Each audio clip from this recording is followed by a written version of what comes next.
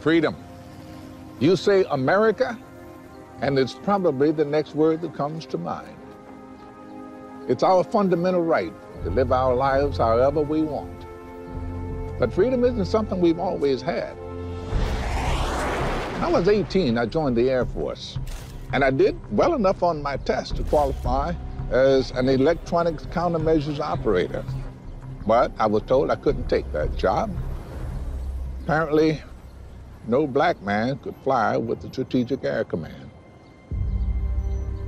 Abraham Lincoln knew that a country could only truly stand for freedom if it applied to all of its people. Around the world, there's a growing tide of freedom. The belief that every person has the right to self-determination is growing stronger and stronger. I wonder if one day we will all be free. What drives people to fight for freedom? 5 months before elections, they told everybody Putin will be the next president. I was just really angry. Can we find liberty even when bound in chains? My mind and emotions were beyond the confines of that cell. And when will everyone be free to be who they really are? I want to wear a burqa so nobody sees me as a boy. That's when I felt what freedom really meant.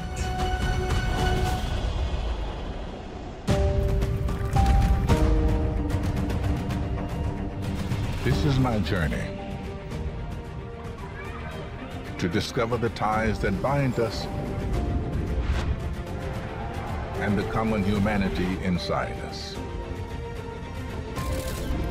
This is the story of us.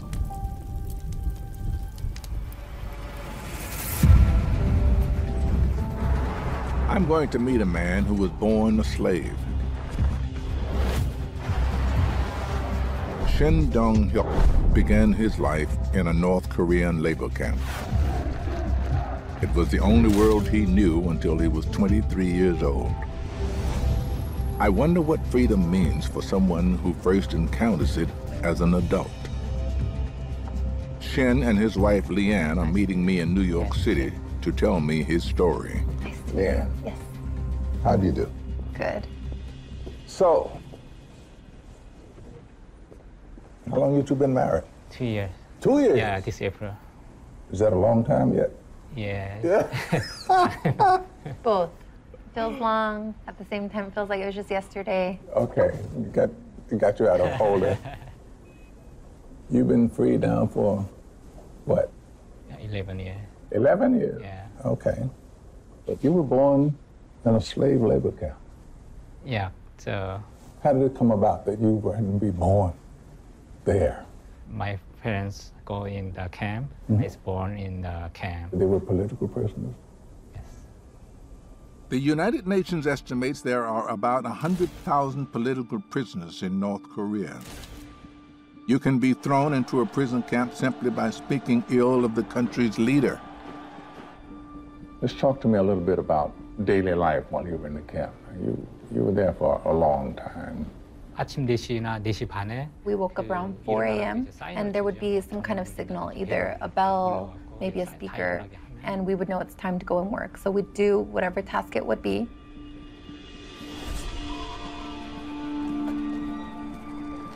It could be farming corn, rice.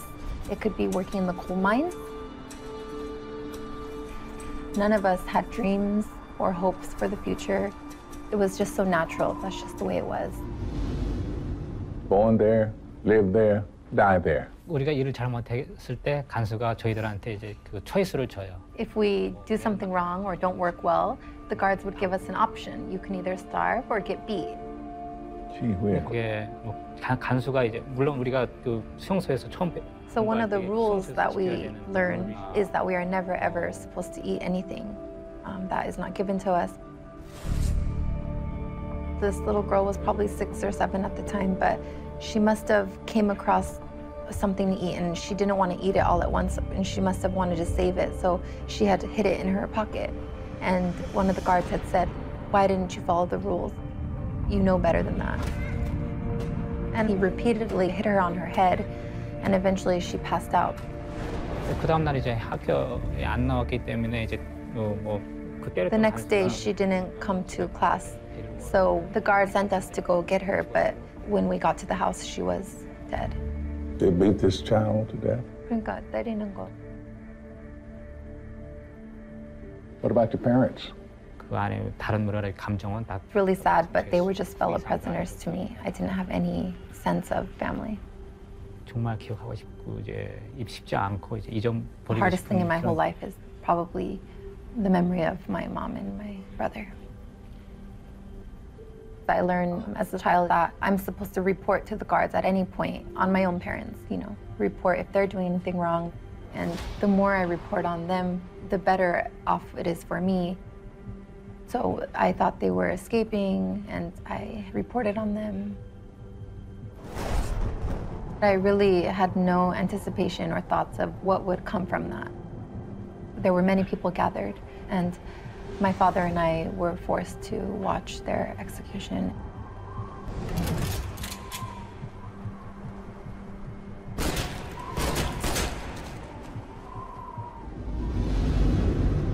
엄마랑 형이 죽을 때 사실 이제 개인적으로는 But honestly, I really had no emotion When it happened? when it happened.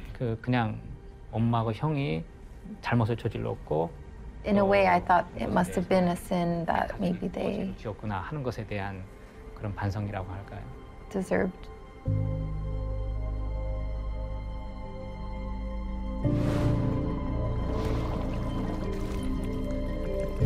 Later, Shin recalls meeting a fellow prisoner named Park, a man who'd traveled throughout North Korea and China. He intoxicated Shin with descriptions of life lived freely and life with food. 이 사람 얘기를 듣다 보니까 너무 재밌었어요. 호기심 나는 그런 얘기들이. He sparked a lot of curiosity with the things he said. 근데 이제 내가 제일 듣고 싶었던 얘기들은 이제. But the things that were the most fascinating was the way he was able to express and explain the foods he ate, like pork. The way he would describe it was so interesting and it just pulled me in. Some might consider it kind of foolish or humorous, but for me, it was something as simple as food. It was that simple thought that kind of drove me initially. To run. In 2005, January 2nd, we were tasked to work near the fence. I had actually been the one to initially say, maybe this is the time we should try.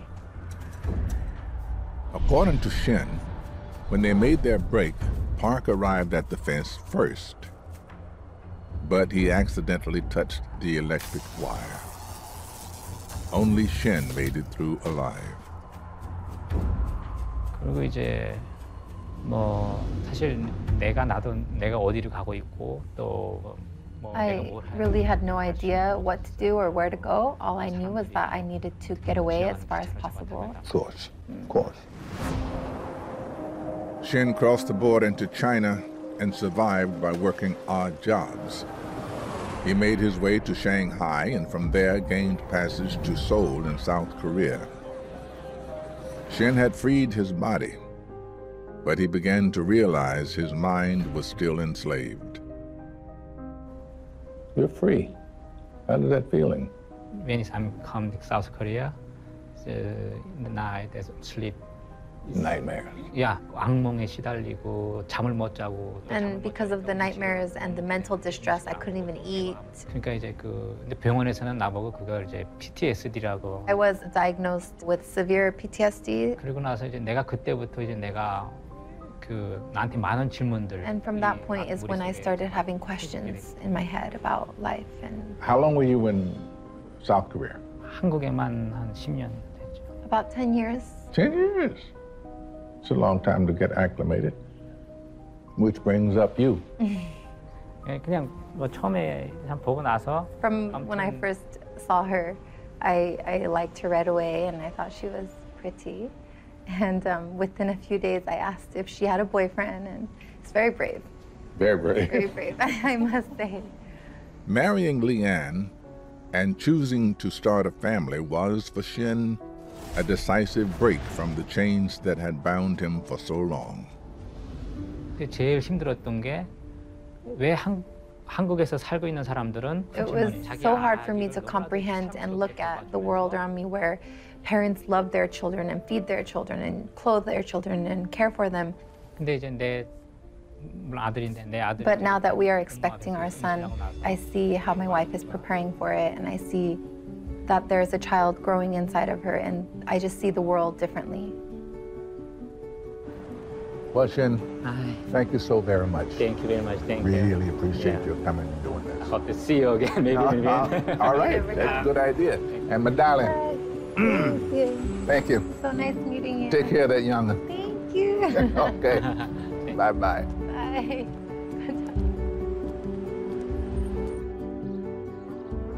Shin didn't suddenly feel free. He had to learn what freedom is, experiencing the joy and challenges of life, all the complex choices you have to make. He has made those choices. He's gotten married. He has a kid on the way. And that's what gives freedom meaning. Freedom is a state of mind, and this man is living proof of that. He found a way to be free, even though his body was utterly trapped. For 43 years. I'm headed to Louisiana to meet Albert Woodfox. He was imprisoned here in Angola State Penitentiary for most of his life. Originally convicted of armed robbery at age 18, he ended up in solitary confinement for longer than anyone else in American history. Aha, aha. Mr. Woodfox. Freeman, welcome to my home. Nice to meet you. I would expect anyone who spends 4 decades in solitary to emerge with a broken soul and deadened mind. But Albert appears healthy and well-adjusted. I've come to find out how. So, what got you in prison? I was a predator in my own community. You know, a petty criminal, a person of the street. I was undisciplined, unmotivated and stuff. But my crime for going to prison was an armed robbery charge. Did you go straight to Angola when you were convicted? No, I actually escaped the very day I was sentenced to 50 years. Okay. All right. You escaped, you're out for a little while. Well, I went to New York. You went to New York. It was a defining moment in my life because while in Harlem, I had a up-close encounter with the Black Panther Party.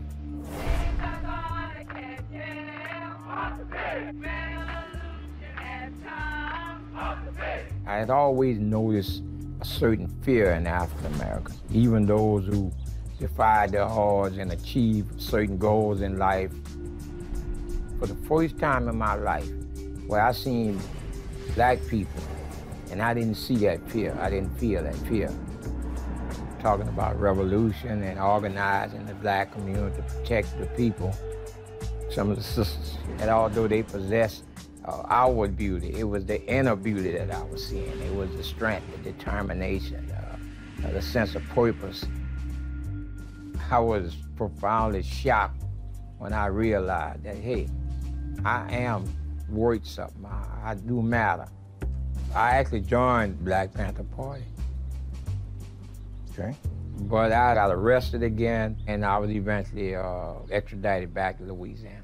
And after that, they shipped me to Angola in '71. But it was an incident a year after his arrival in Angola that would change the course of Albert's life. A prison guard was found murdered. April 17th, 1972, they found a correctional officer named Brent Miller murdered in one of the units. Each unit has 4 dormitories, and I was in the very last unit. Even though Albert's unit was nowhere near the scene of the crime, prison authorities accused him of the murder. Did they ever find out who did it? Well, they could have. They had a identifiable bloody fingerprint on the door. They had the fingerprints of every prisoner in Angola at that time. They could have found out who that fingerprint was for. Albert believes he and 2 other inmates were framed because of their affiliation with the Black Panthers. They labeled me a militant. During that time, a militant meant you was a Panther. I was placed in solitary confinement April 18, 1972, and I didn't get out of solitary confinement until February 19, 2016. Albert and the other 2 inmates each spent decades in solitary confinement. They became known as the Angola Three. Human rights groups around the world declared their punishment cruel and inhumane. Well, this room is a little bigger than the cell to give you some idea of the size of the cell we lived in solitary confinement. The cell is approximately, 9 feet long and 6 feet wide. This is the length of it? Yes. Good Lord. So you have a very narrow path that you can walk up and down the cell.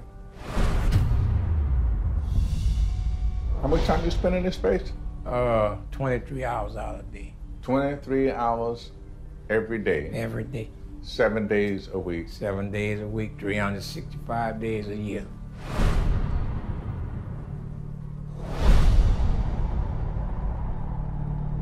It's a living nightmare, filled with one horror after another.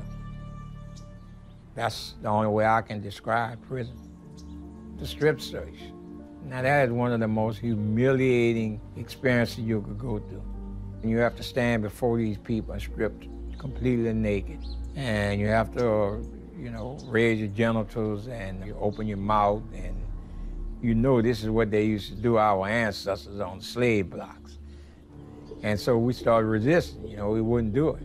They would tell you strip and you refuse, and they'd beat you and tear your clothes off and stuff, slam you down on the desk. I don't know how many times I got beat. Albert's physical world was incredibly small and oppressive, but he refused to let his cage confine him. That would seem to close the mind, Albert. Didn't close yours. I never thought about being in the cell. My mind, emotions, and all that were beyond the confines of that cell. I said that if me dying in solitary confinement, become a better human being and to make those around me better, it would be worth it. I started trying to raise the level of conscience of the prisoners in the dormitory I lived in, educate, agitate, organize against prison corruption, prison brutality. Albert had freed his mind, even though his body remained confined. We are deeply disappointed that Mr. Woodfox will not be released today. Twice Albert had his conviction overturned. Twice more, the state imposed new charges. Finally, government officials offered to release Albert if he pleaded no contest to lesser charges. On his 69th birthday, after 43 years and 10 months in solitary, Albert Woodfox became the last of the Angola Three to be released. Albert's body finally followed his mind to freedom. He's finally reunited with his family, and he gets to enjoy being a great-grandfather. He's also an advocate for prisoners' rights. You were amazed at people who were black but not afraid. And I think part of your freedom while incarcerated is freedom from fear. Because if you had been afraid, you wouldn't have done any of that. No, I don't think I could. Every time, I had to take a stand, and knowing that there would be some retribution, but still overcoming the fear, finding the strength to say, I still got to do this. I have to do this. That's spelled C-O-U-R-A-G-E. Thank you. Albert Woodfox had 4 decades in solitary confinement to think about freedom. In prison, he learned to cast off the chains that bound him physically, found an inner freedom. Nelson Mandela said, "To be free is not merely to cast off one's chains, but to live in a way that respects and enhances the freedom of others. Something we must all strive for.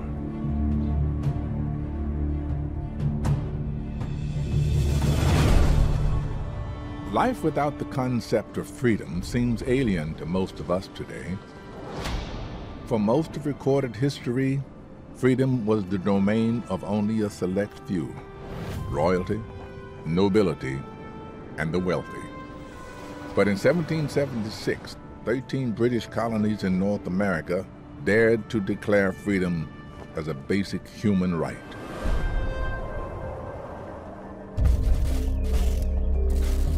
I'm headed to the American Philosophical Society in Philadelphia to meet with its librarian, Patrick Spiro. He studies documents dating back to the time of the country's founding. What you're looking at here is one of the first printings of the Declaration of Independence. The first section is the preamble. Yeah. And this is where they talk about life, liberty, and the pursuit of happiness.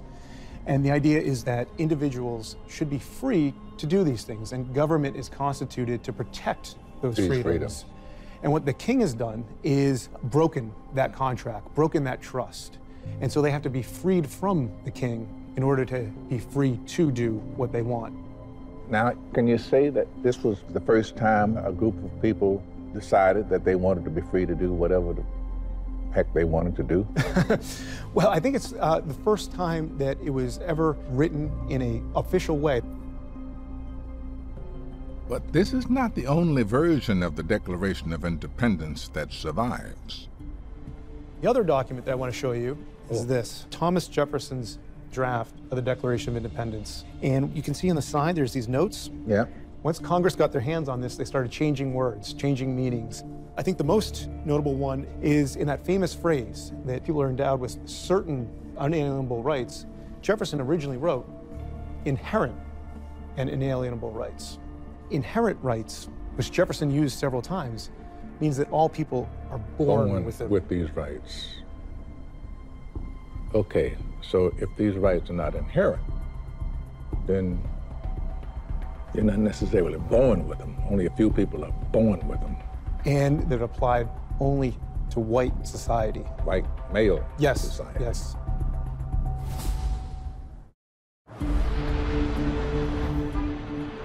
It never occurred to me that the rights to freedom spelled out in the Declaration of Independence were deliberately phrased to exclude slaves and women. Thomas Jefferson's original draft, preserved here in the American Philosophical Society, describes the rights as inherent, meaning they should apply to everybody from birth. But the final signed version only describes certain unalienable rights. In other words, only rights landowning white men already had couldn't be taken away. The Declaration of Independence, it says that all men are created equal. That's not what it meant? They aren't writing for the enslaved. They aren't writing for women. The thing is about this document is that slavery existed in this period, but the word is never used. And they're purposeful about not using it because they know that it does not comport with the idea of liberty, that there's that contradiction, that paradox. Is it safe to say that Jefferson was probably one of our most enigmatic presidents? Yes. Well, you know, the thing is Jefferson was imperfect, you know. Jefferson had slaves. Jefferson's imperfections got at the American paradox. Okay.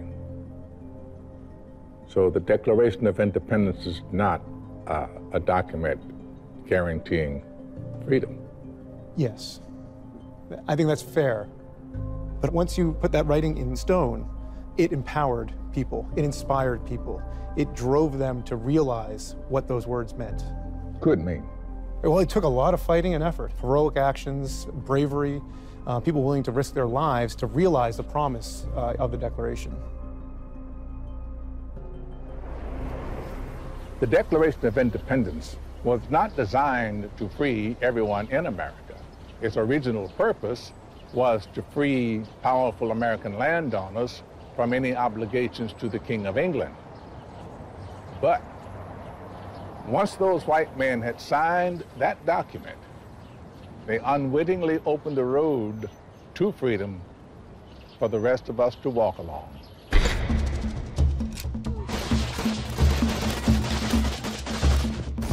Freedom doesn't come without a fight. What American revolutionaries fought for over 2 centuries ago, other revolutionaries continue to battle for today. I've come to Guatemala to meet freedom fighter and Nobel Peace Prize winner Rigoberta Menchú.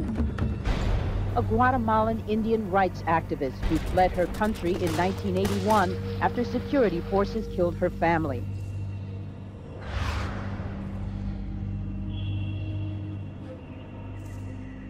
She has dedicated her life to securing a better future for the indigenous peoples of her country.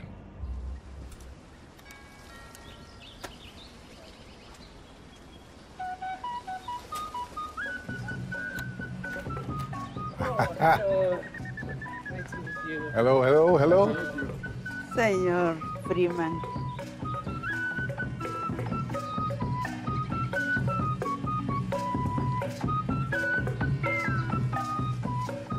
Rigoberta belongs to the Quiche, one of over 20 indigenous groups of Mayan descent, which make up about half of Guatemala's population.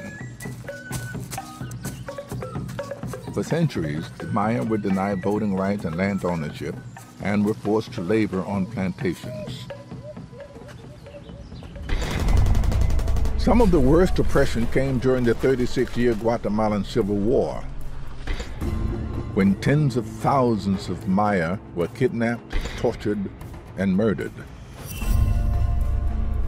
Rigoberta gave voice to the plight of her people with an oral testimony that would become her book, I, Rigoberta Menchú.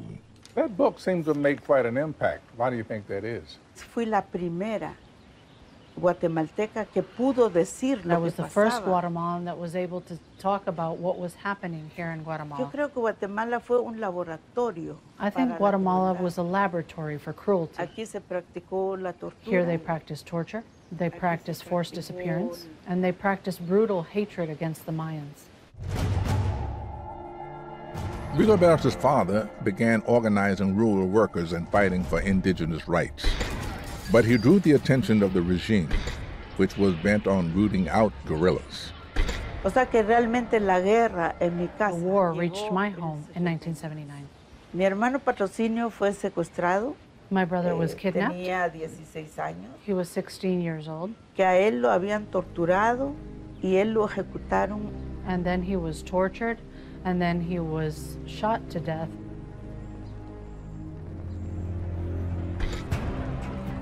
On January 31st, 1980, Rigoberta's father joined a group of activists occupying the Spanish embassy in Guatemala City.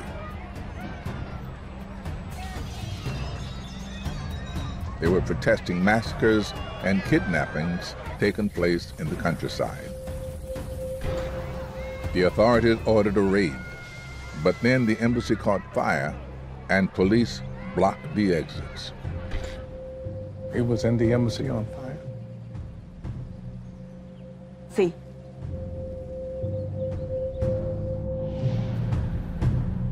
Después, 3 meses después de la muerte de mi padre, fue secuestrada mi madre. 3 months after the death of my father, my mother was kidnapped, Ella vivió lo más cruel de la tortura. and she suffered the worst of the torture. Después, otro de mis hermanos había sido fusilado. And then another one of my brothers had been shot to death. Your father, ¿Tu papá? your mother, Ajá. Tu mamá, 2 brothers dos hermanos, killed. Sí, matados. sí, sí. They never caught up with you? Las hermanas de la Sagrada Familia The sisters of the Sacred Family brought me to Guatemala City. colocaron con religiosos en México. They were able to get me out, hide me with religious orders in Mexico How long were you there? 14 años. for 14 years. 14 years in Mexico. 14 años. Yo hice la promesa de luchar. So I made a promise to fight against impunity for the rest of my life. Me convertí en un vocero. And I became a spokesperson for Guatemala. Rigoberta traveled around the world, spreading the story of the Maya's quest for freedom.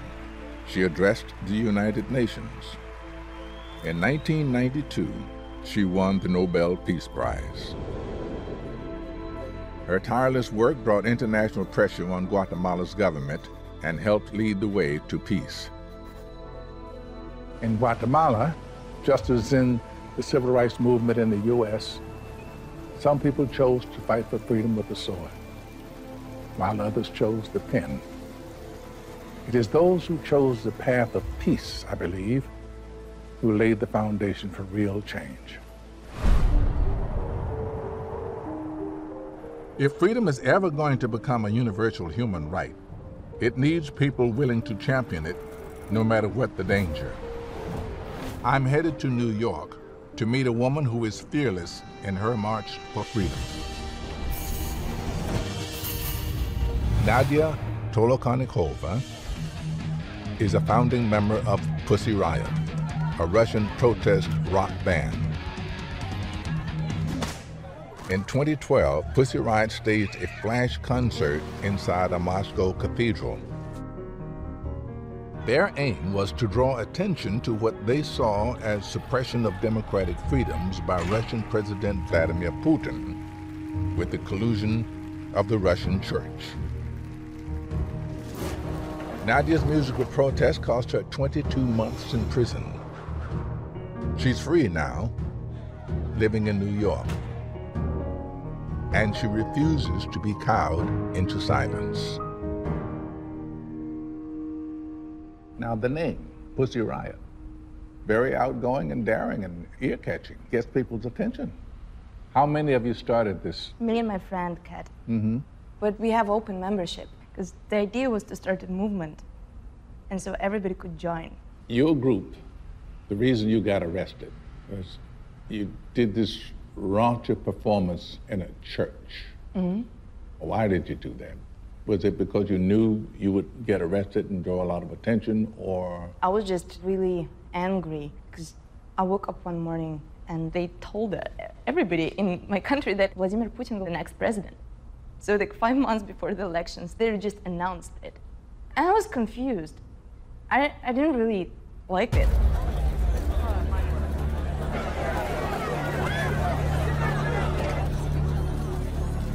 You went to jail. What was that like? It made me more stubborn. I was stubborn before, but it made me more focused. If you're able to find inspiration in everything, then you could find inspiration in jail too. But it doesn't change the fact that you don't have any medication, the conditions are terrible. I was approached by a lot of women in my camp, and they told me, like, look, you're the only one person who could actually help us. You have media, and you have lawyers, and you have voice, so just tell what's going on in this prison. Nadia now had another oppressor of freedom to target: Russian prison authorities. She staged multiple hunger strikes and drafted letters of protest. So I was writing these papers to all these different prison officials about what I want from them. I wanted them improve the food. I wanted them to improve our conditions. Well, I mean, make enough noise, it seems to me, that they would want to shut you completely up. Stick a needle in your neck and you die. You never worried about that? It could happen, yeah. It could happen.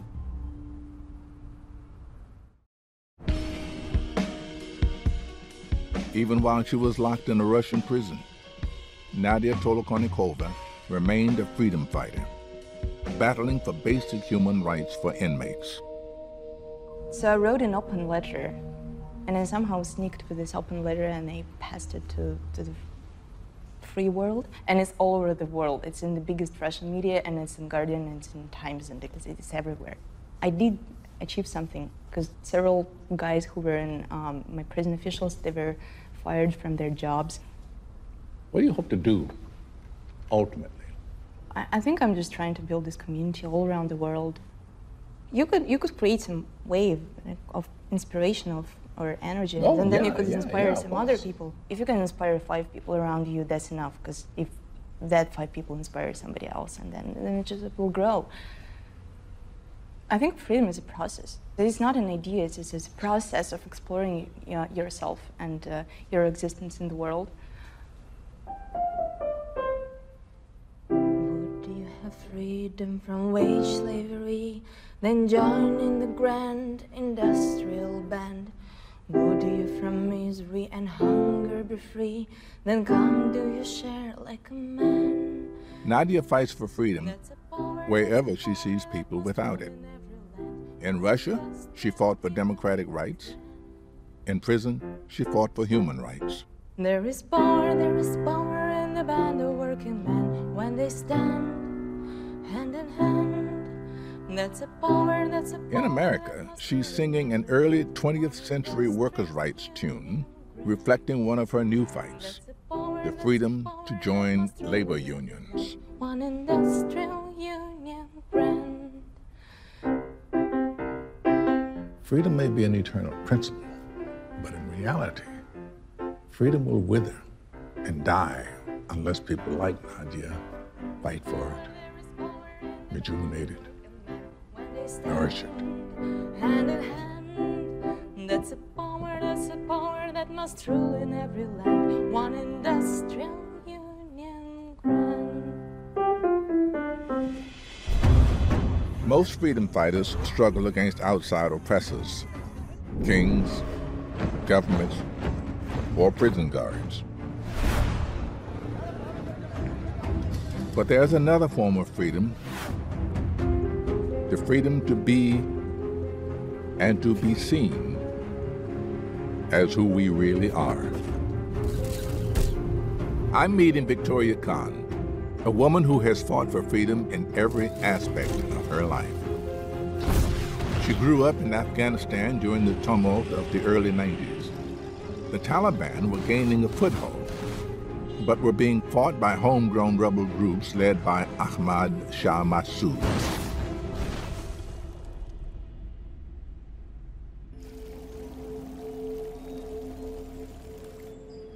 You have quite a story to tell me.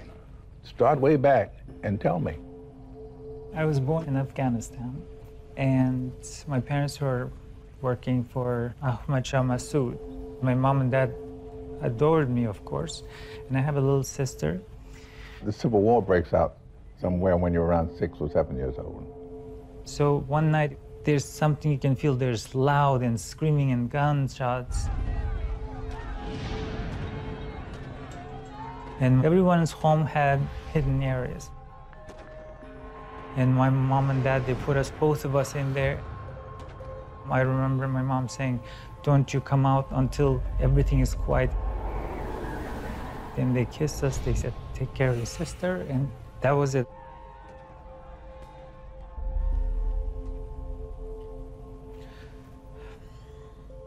Can you tell me what happened when you came out?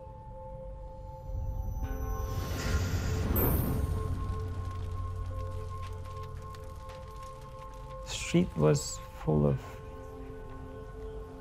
dead bodies, blood. It's impossible to recognize who's who.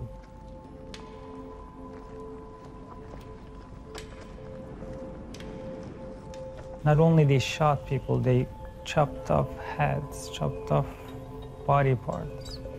Did you find your parents? No. After the parents were killed, all the children were taken by mullahs.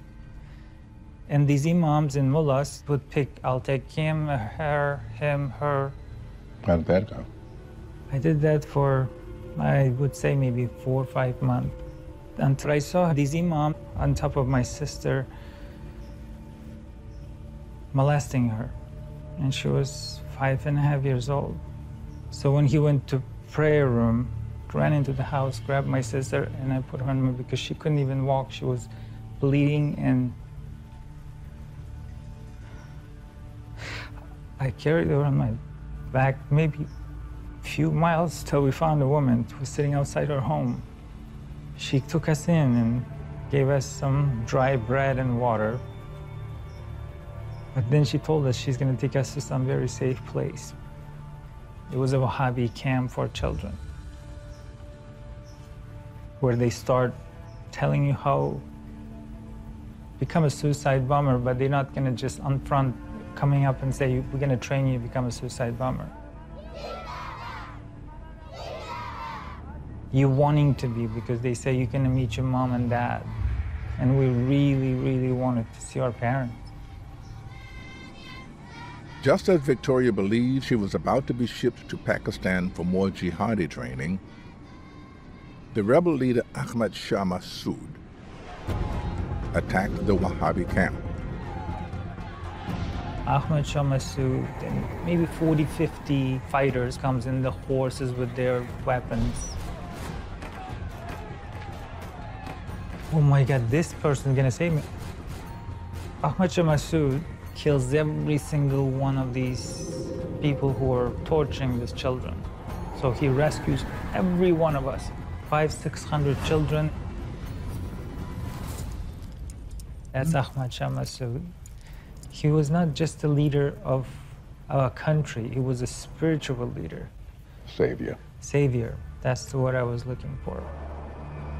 After Victoria and her sister were liberated, a woman offered them safe passes to Tajikistan. So get this woman, she's taking you now to Tajikistan. Yes, we're crossing a border. I'm crying, I said, I don't want to be separated from my sister. I want to wear a burqa so nobody sees me as a boy. Wait. You were not a girl. I was in the You were boy born body. boy. I looked skinny little Persian boy physically and beautiful girl inside.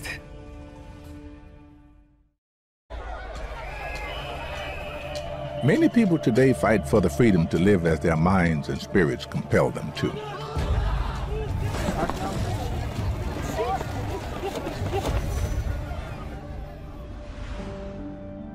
But Victoria Khan's struggle to free her true self was coupled with a long battle to stay alive.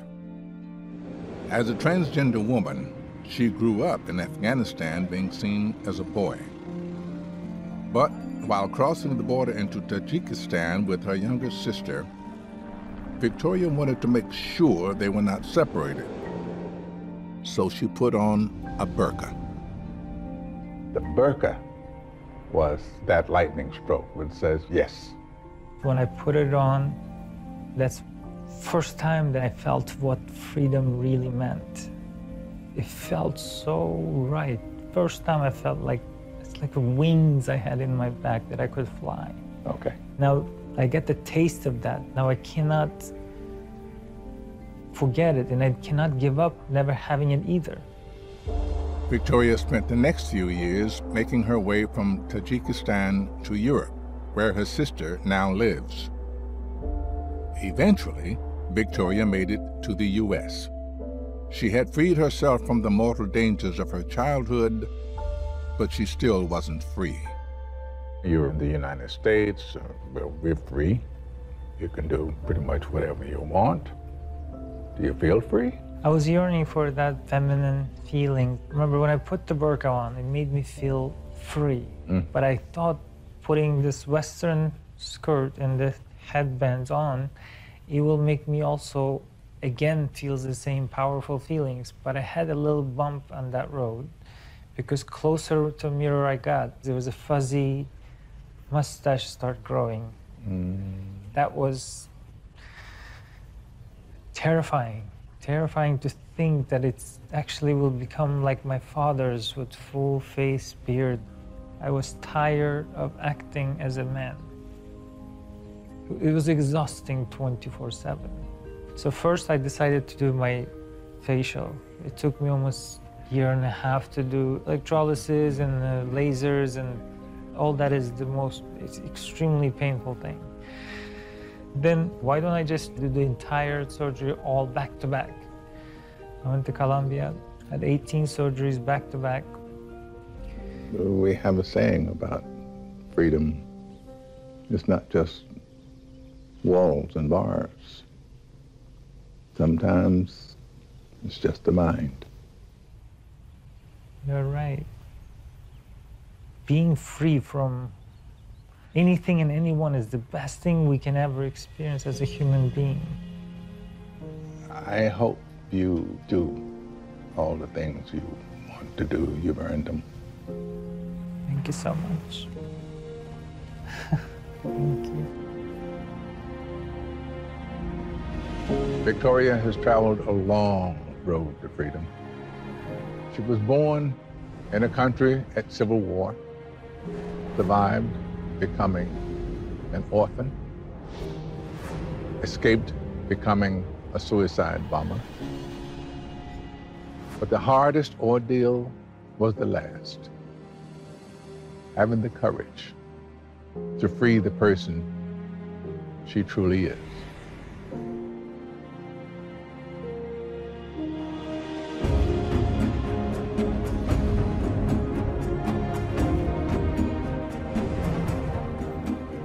Abraham Lincoln said, "Those who deny freedom to others deserve it not for themselves."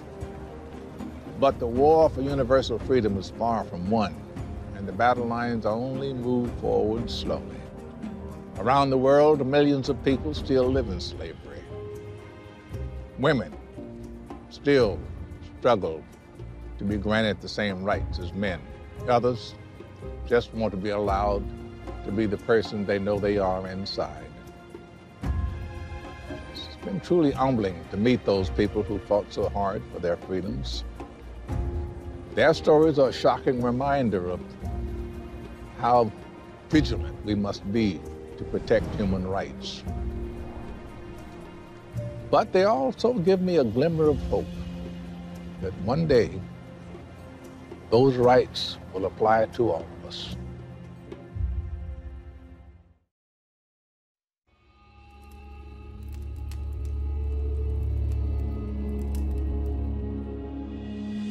As a kid, I loved war movies, especially anything having to do with airplanes. So as soon as I graduated from high school, I enlisted in the Air Force. I was fascinated by the technology of war, jet engines, radar, but I never saw action during my service.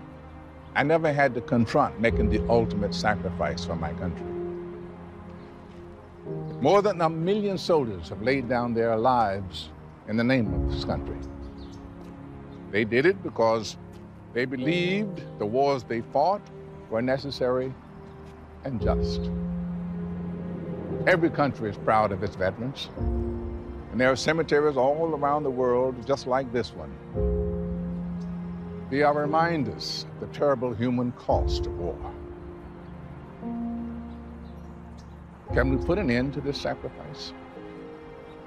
Is war inevitable? Or can we ever hope for a lasting peace? Is technology making war more likely and more deadly? I killed 3 people. 2 of them were obliterated into pieces. If one nuclear weapon is used, it would be mutually assured destruction. Is peace simply the absence of war? So this is the peace wall. Is put up for protection? Yes, because violence does flare up. And can we ever move beyond our urge to fight?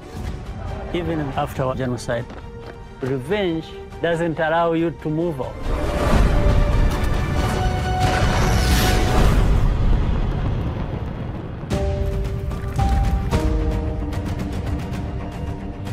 This is my journey to discover the ties that bind us and the common humanity inside us. This is the story of us.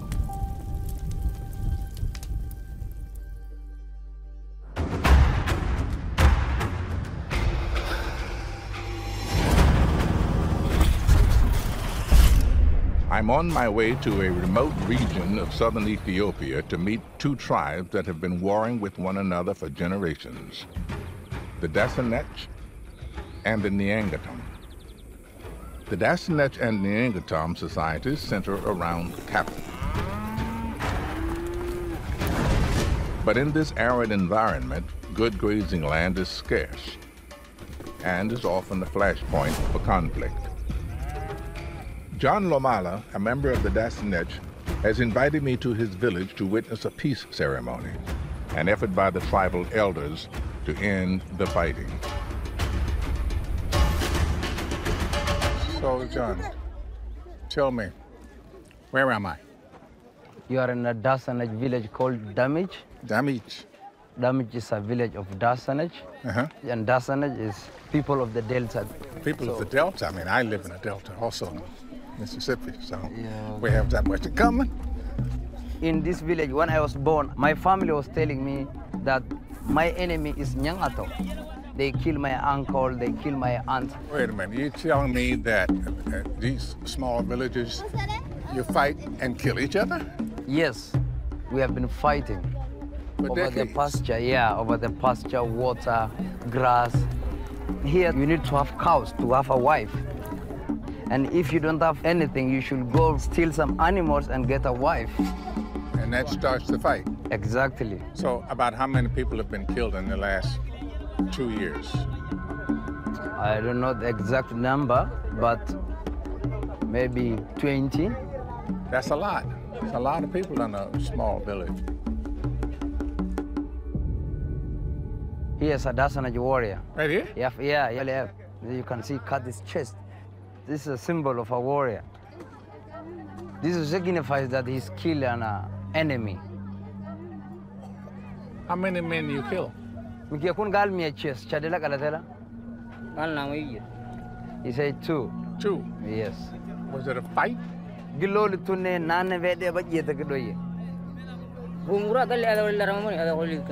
say with AK-47, not spear, not he's used AK-47. How does he feel about that? He's happy because he's a warrior, you know, everybody afraid of him. John explains to me that there is tension between the young men who want to prove themselves and get married and the elders who want to end the killing. People are losing their lives, people are dying. Okay. So the elders decided to have peace ceremony. So now the elders have said, it's enough, we've got to get together and stop this. Peace and bring people together. So how does it work? What is the first thing? So the first thing is we give a message to the young warriors. Message is, tell the Nyangatom, we want them to come to our village. We have a peace ceremony. If the time comes, the Nyangatom will come.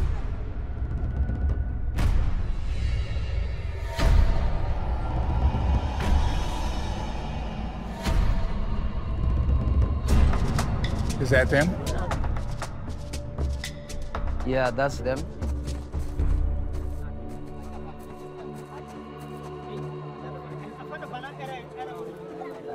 All right, now, what are they doing? Now, the Dasanech elders, they are with a calabash full of clean water.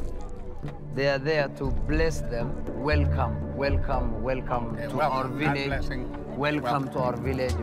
They are washing the sins.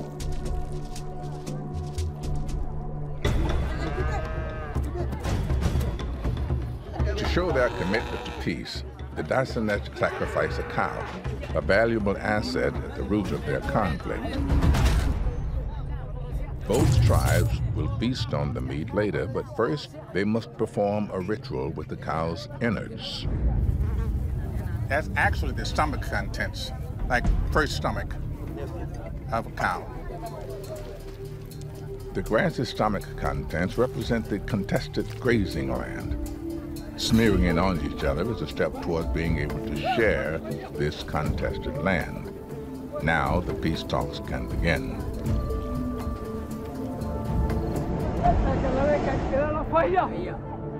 Saying that the last piece was spoiled by this tribe because of the stealing. So from now on, we want to stop this kind of activities. May God support us. So he's cursing also the thieves. And the people who are answering are saying something like, amen. Amen, exactly. The elders persuade the young warriors that the cycle of cattle raiding and killing has hurt both tribes. But I want to ask the elders how confident they are in this new peace. We have two people from different tribes. From Dasanay tribe is this elder is from Yangatom. Okay. When was the last time you had a peace ceremony? 7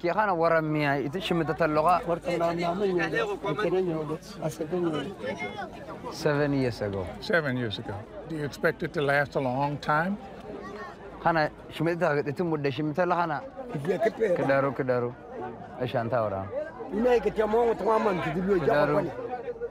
He's saying that when we are one, when we come together and we pray God, of course he will give us a peace. Of course.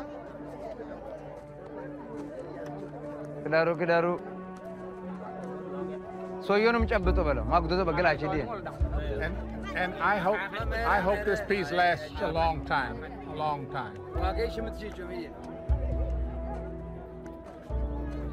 Thank you. As the ceremony ends, I notice a Neangatom and a Dasanech elder leaving the village together. Where are those two men going? They are going to bury a spear. They used to use the spear to kill each other. So we are brothers, then why cannot we bury what we used to kill each other? They are saying we are enough, enough is enough, so no more conflict, no more war.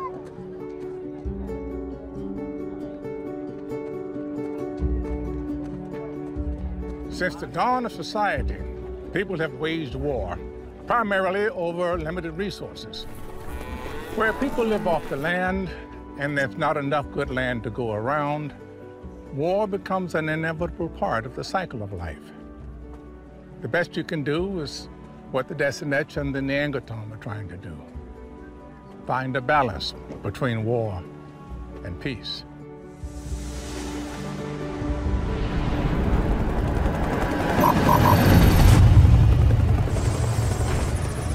Around the world, we continue to fight over land and other natural resources, as we have done for millennia. And, like the Ethiopian elders, we long for peace because of the horrors of battle. But technology is causing a fundamental shift in the balance of war and peace.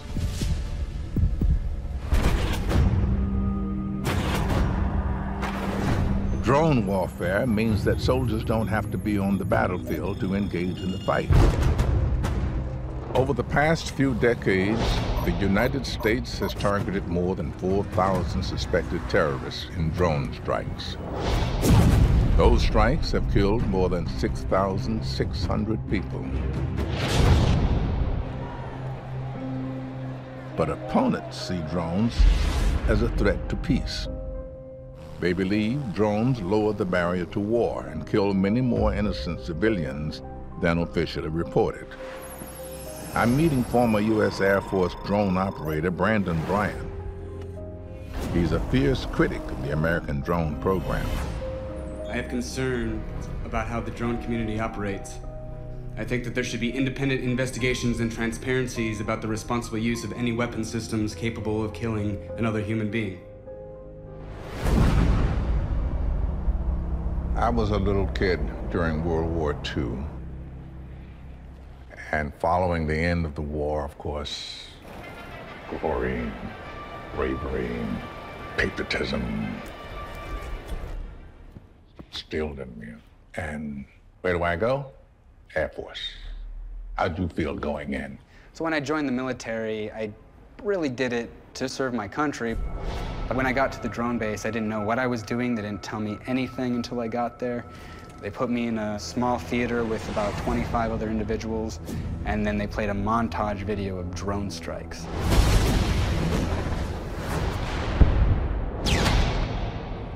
And Sergeant, after it's done, he's standing at parade rest, and he's like, your job is to kill people and break things. And I was just like, holy what am I doing? What is it like flying a drone? I was an MQ-1 Bravo Predator sensor operator, so I control the camera and the missiles. Like, that's my job.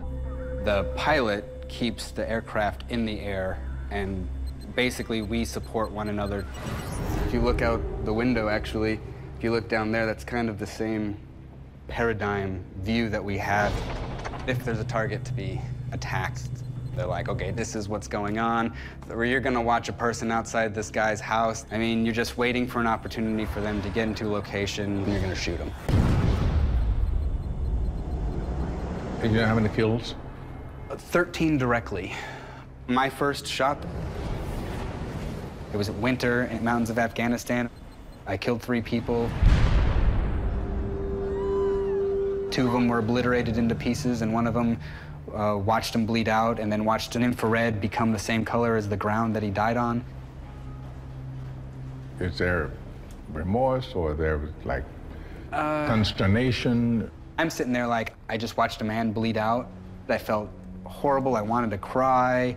I felt, you know, you feel this is what I just did, the adrenaline rush. I mean, it was all sorts of weird feelings.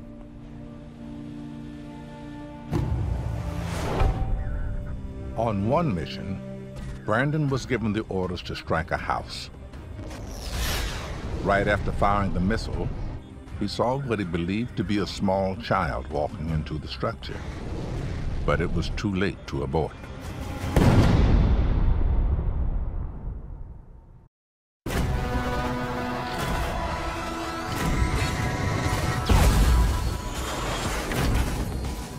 Technology has shifted the delicate balance between war and peace many times in human history.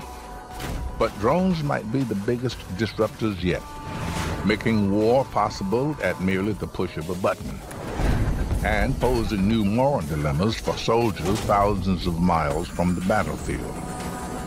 Air Force drone operator Brandon Bryant is sure he killed an innocent child who walked into the strike zone he had just targeted. His superiors insisted he killed a dog. You get into that position where you just don't feel like you have any power to change anything. I felt the helplessness, and that is another sense of post-traumatic stress. I don't know how I survived it mentally or spiritually. It was hard. Survivor's guilt. Mm-hmm. When Brandon left the service after 6 years, he received a certificate. It stated that over 2,300 people had been killed due to intelligence gathered on his drone missions. How did you feel when you saw that number? Once I had that sheet, I recognized that the background noise in my dreams was a legion of ghosts. I was haunted by every tally mark on that piece of paper. It really hit home with how much we can know and how little we actually know of who these people are. Like, they're just numbers. They're just a tick in a database. Successive U.S. administrations have maintained that drone missions are effective and reduce civilian deaths. These strikes are legal, they are ethical, and they are wise. But Brandon thinks America's increasing dependence on drones is fundamentally changing our attitude to war. You know, I've heard all the justifications for doing what I've done. Maybe if it was used ethically or more responsibly, I could be okay with it. But we were just told our job is to kill people and break things. That's what we're going to do. And that doesn't sit well with me. You think this is a worse way to fight a war than conventional warfare? I think that we need to reassess how we're utilizing this technology, because it's so easily abused. You no longer need to train someone to go into combat. You just need to train someone to control a joystick and press the button and take another person's life. Brandon thinks he's seen the future of war, and he doesn't like where it's headed. He dutifully completed thousands of hours of drone missions for the Air Force. But now, he has a new mission. He believes that by revealing the inner workings of the drone program, we can all come to understand the consequences of using such high-tech killing machines. With our ever-growing population and our ever-developing technology, humanity's long tradition of fighting over limited resources seems destined only to intensify.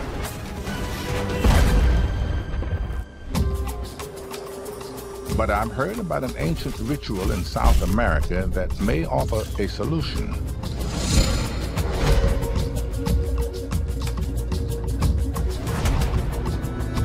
Anthropologist Kate Centellas is traveling to the town of Macha in the highlands of Bolivia to witness a celebration called Tinku. She's meeting Wilba Garnica Fajardo, a member of the Quechua, an indigenous Bolivian group. Oh, welcome to Macha.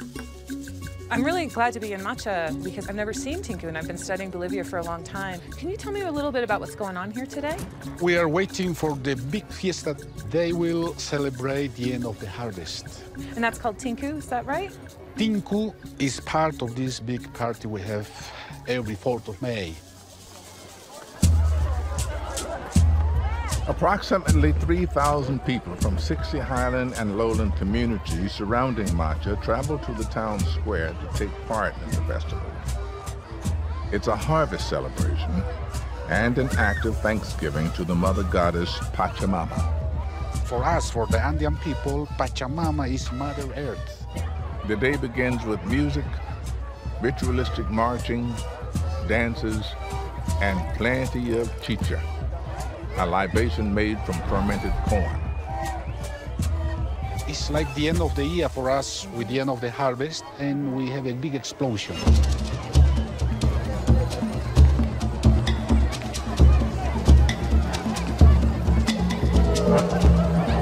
The energy and excitement builds until right on cue.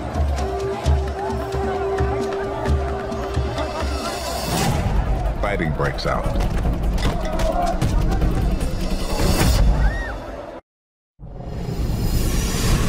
Every year, on the 4th of May, a town square in the Bolivian highlands becomes a battlefield. Tinku is a ritual war in honor of the local Quechua people's mother goddess. The Tinku has started, so there are fights 1-to-1. If in this day you are bleeding, means you are giving to the gods, to Pachamama. Are they really angry with each other? No, no angry. They are 100% with a high emotion. So how do they know who to fight? No, always between a guy from the lowlands against a guy from the highlands.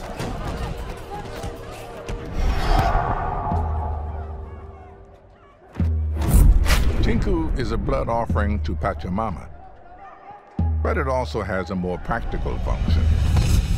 It's a release of aggression between rival groups that might otherwise get into deadly disputes over land.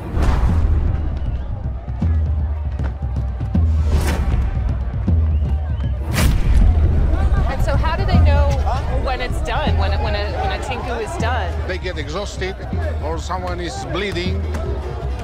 In that case, they stop. As the day and the drinking go on, larger groups start to brawl. Eventually, the police step in, firing tear gas to stop the Tinku from getting out of control. So there was a lot of aggression out there, and it looked really chaotic, and there was a lot of violence. Do you think that that helps the communities maintain peace between one another over the year? Yes, of course. If they don't have the Tinku, they go out without liberating their energy. So today, people return back home satisfied. And that helps prevent these other uncontrolled acts of violence in some ways? Yeah, it helps, yes. Tinku may sound brutal, violence for violence sake, but it gives the Quechua a way to work with human nature. It provides an outlet for the aggressions that build up inside all of us. I think it's pretty ingenious.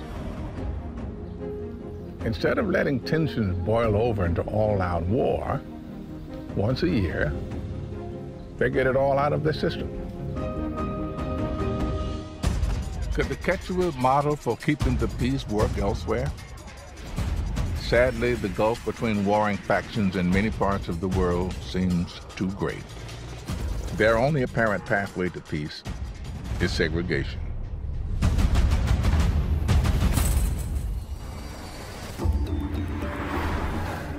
I'm on my way to Belfast, to Northern Ireland.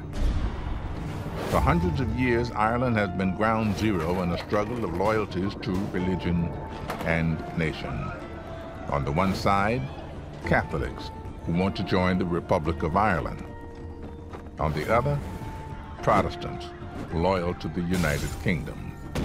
Between 1968 and 1998, in a period known as the Troubles, more than 3,000 people were killed. To stem the terrible violence of the Troubles, over 100 walls like this were put up across Northern Ireland, segregating Catholic and Protestant neighborhoods. When the war ended in 1998, the walls remained. Warring sides divided brought an end to war, but is that the same as peace? I'm meeting a man who has lived his whole life in the shadow of one of these walls. His name is Daniel Walsh. Hi, Morgan. Hi, Dan. Nice to meet you. How are you, man? Yes, all good, yeah. That's great.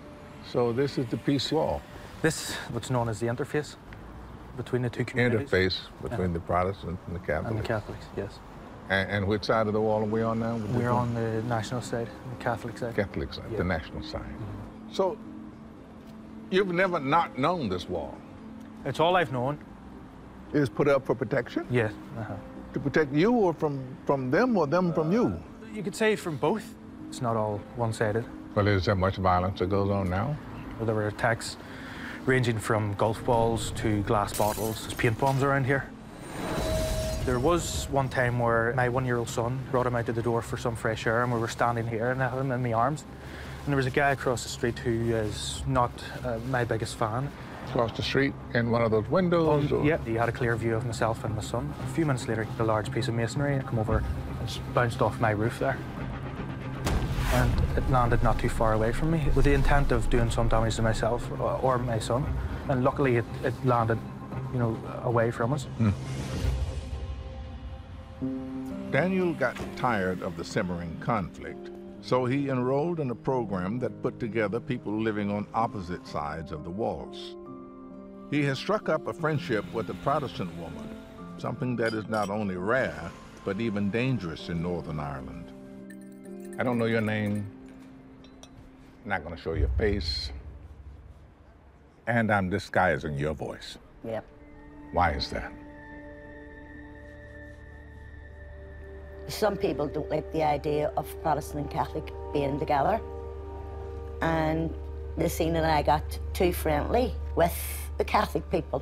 They came to my house and threatened me. I was homeless for 6 months. I had to move.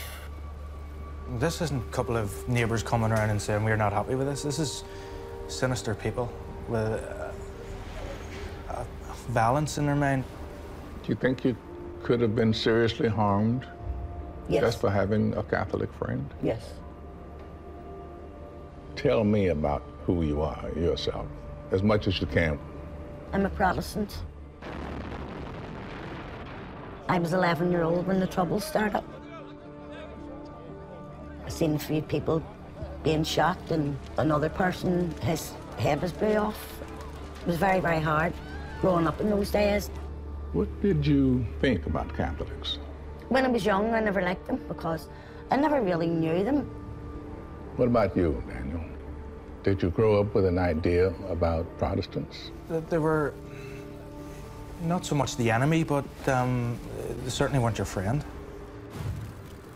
The Good Friday Accords, signed in 1998, to all intents and purposes, that would end the violence between Catholics and Protestants in Ireland. But it didn't. Why do you think it didn't? That should have been it. But you still have elements who don't want to be seen as giving in to the other side. And there was families that their loved ones was murdered through the Troubles, and it's harder for them to forgive. Good Friday Agreement was a nice idea on paper, but totally left behind were the people in the communities who were suffering and are still suffering. There was no effort at all to bring those people together. What do you hope for Ireland? It's education and having both communities being and working together from the very outset of life. It's much, much harder as adults to bring people together when they're brainwashed to think a certain way. Catholic and Protestant are not enemies. We're human. Well, I can see that that would be a big wish on both of your sides.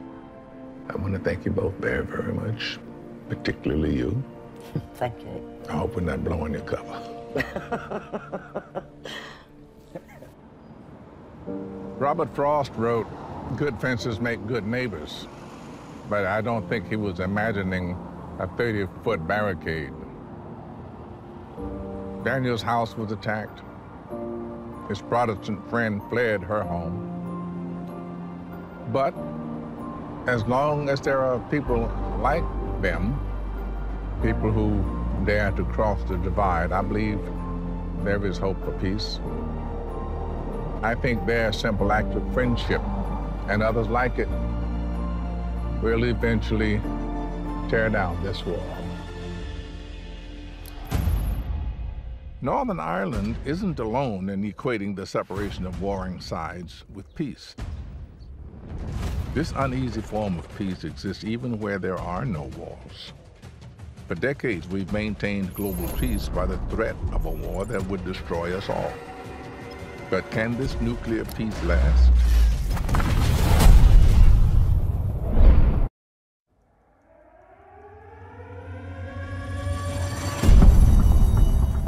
I went to a school like this back in the 50s, the dawn of the Cold War.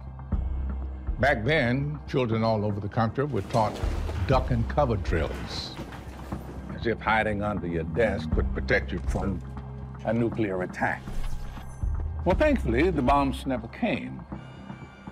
Many would say that that's because nuclear weapons were entirely too destructive. The threat of total annihilation kept global peace. Well, it worked during the Cold War. How long will it keep working? To answer that question, I'm traveling to London to meet Nobel Peace Prize winner Dr. Mohammed El-Baradei. As the director of the International Atomic Energy Agency, he was responsible for UN nuclear weapons inspections. This included determining whether Iraq had nuclear weapons in 2003. We have to date found no evidence that Iraq has revived its nuclear weapon program since the elimination of the program in the 1990s. We decided to meet for our discussion of global brinkmanship at Bellaby & Company, a maker of handcrafted globes. Could you just show me how many countries we know have nuclear weapons? We have 9 for sure. We have the United States, then Russia. Together, they have 90% of the nuclear weapons. 90%. Each two. And then United Kingdom, France, and then we go to China, India, Pakistan, then Israel, North Korea. So these are the 9 we know for sure they have nuclear weapons. We have 2 or 3 we have discovered they were cheating, like Iraq and Libya. Unfortunately, they try to do what the big boys do, which is develop these horrible weapons. Get a big stick. Absolutely. Now, there are some politicians, generals, who will say that we are ultimately safer in the world because of nuclear weapons. Nobody dares use them. The risk that they will be used through miscalculation, through human error, through unauthorized use, through extremists getting their hand on a nuclear weapon is higher by the day. But what are the odds of us surviving as we are with the nuclear weapons?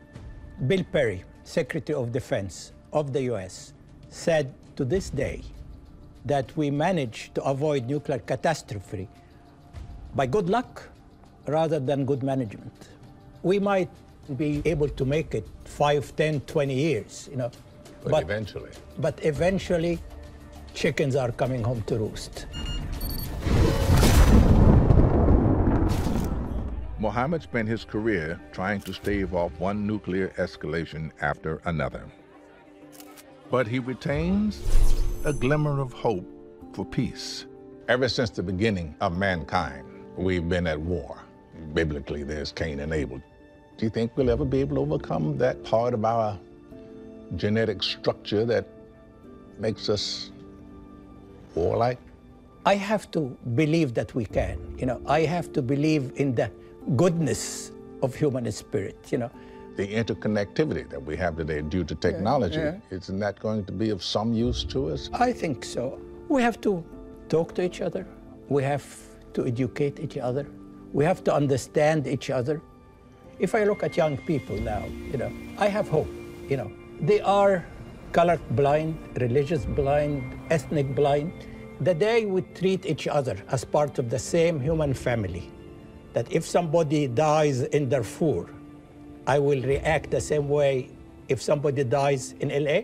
The same day, we will end nuclear weapons. I'm in agreement. Thank you so much. Thanks. Thanks a lot. I find Dr. El-Baradei's perspective on nuclear conflict very sobering. We are only here because of good luck, not good management. But Mohammed has hope that our children and their children will bring about fundamental change, that they will create a world not of fear and oppression, but of hope and dignity.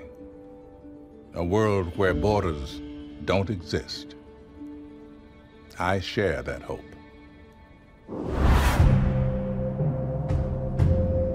But how do we make this monumental transition from war to peace?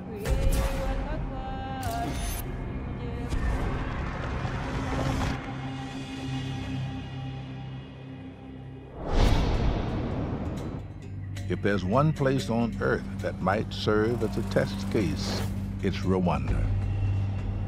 Just over 2 decades ago, a horrifying genocide took place here. On April 6, 1994, Rwandan President Juvenal Habyarimana was killed when his plane was shot down.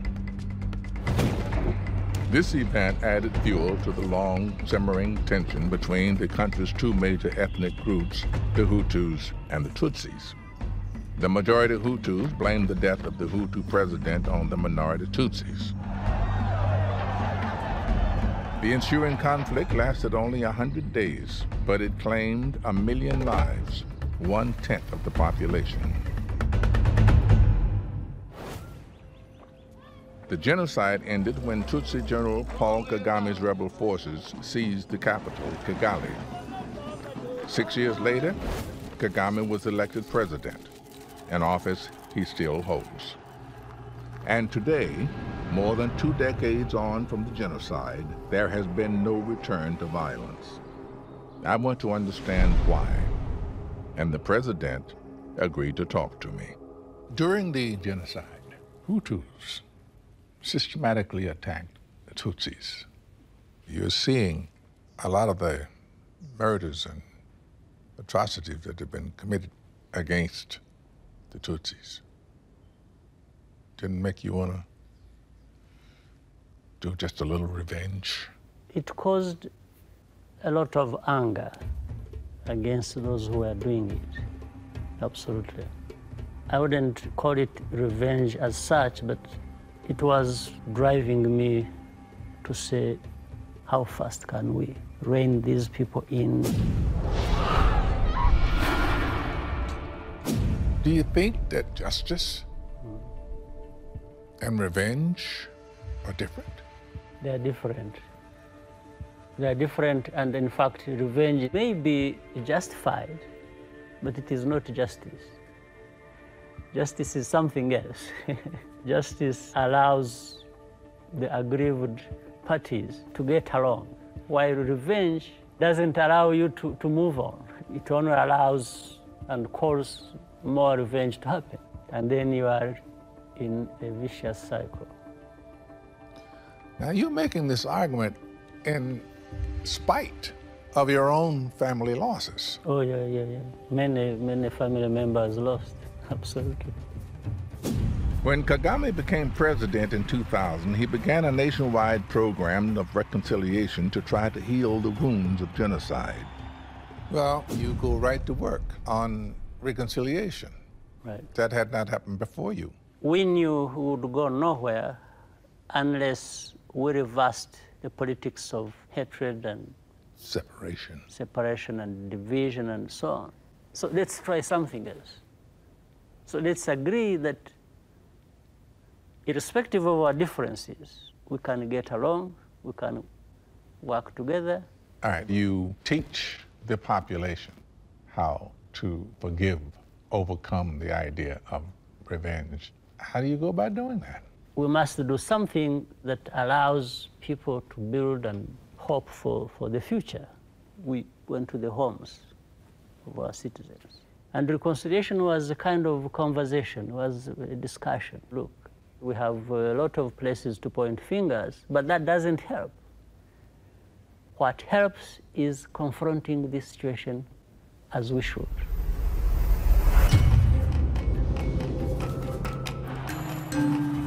President Kagame's bold efforts to bring peace to Rwanda have included limiting freedom of speech and the press and suppressing political opponents. But I am told his reconciliation program has touched the lives of millions of Rwandans. I want to meet some of them. I was connected with Maria Izagariza and Philbert Tezerizaza, who were introduced several years ago by Bishop Deo Gashagaza. I'm meeting them at the Kigali Genocide Memorial.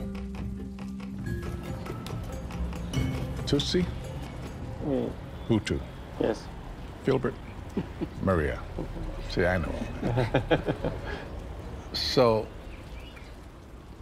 I would like you, Maria, to tell me as much as you can remember about what happened to you in 1994. Kujya kwiwe yaratunzwe n'ikiziba cy'imvura cyo mu Masaka. She said it was a very difficult time. It was a group of killers came and they started to burning all houses of Tutsis. As they fled from the killers, Maria's family got separated. Her husband and brother-in-law ran off with two of their sons. Maria took her infant daughter, young son, and her stepdaughter. During the night, they went under a bush. You ran and hid. You hid in the bushes? Is that right? Yes. Maria spent 5 days in the bush with the children before they escaped. They walked for a week until they made it to safety in neighboring Burundi. Did you ever see your husband and family again? No one was survived.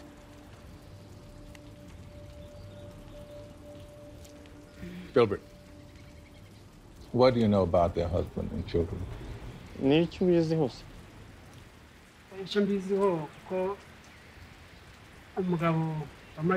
He's involved in a group who kill a family.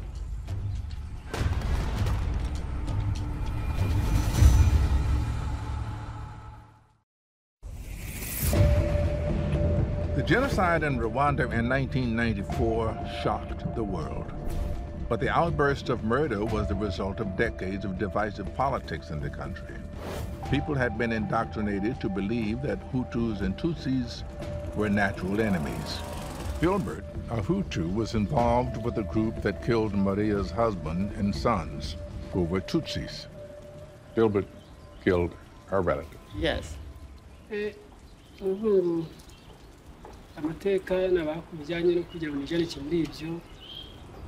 received the teaching.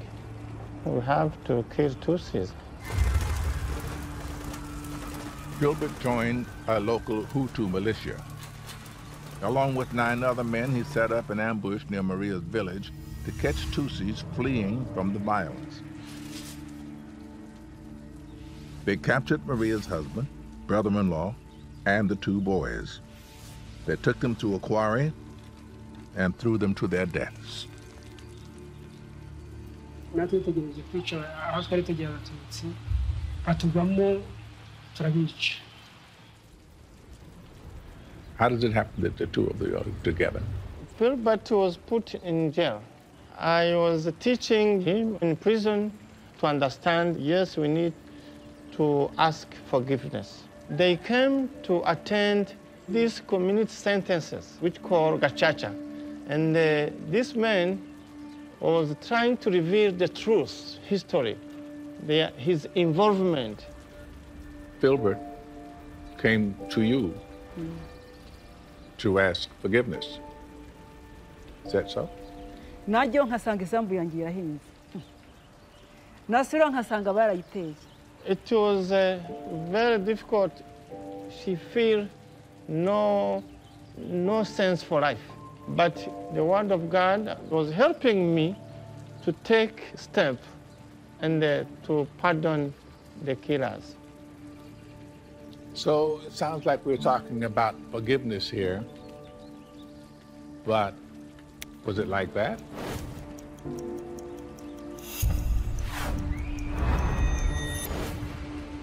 This was a journey of 2 years. 2 years. Yes. Here we are today. What do we have? Ese ubu noneho mugeze mu ruhe rwego mumeze mute? She smiles. Kagiye nkubwire. She feels very happy because they have now a new community where she found this peace. Same with you? Cyaha ndengakamere naba narakimukoreye ubu twabaye inshuti zisanzwe.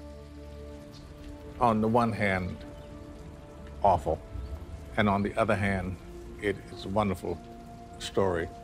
It gives hope to all mankind.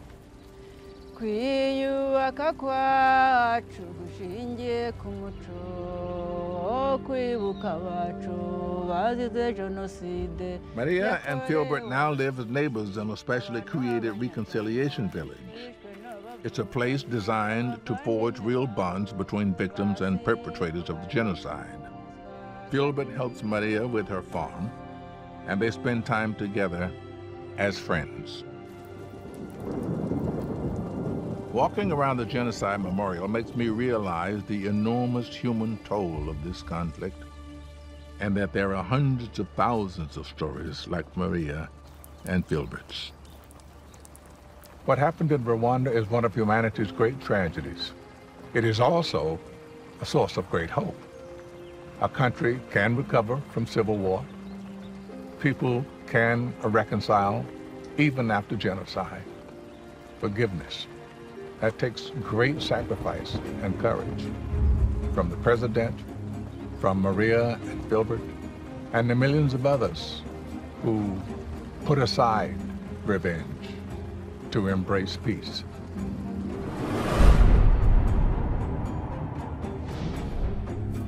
War has been around ever since we've had to share resources like land, food, water.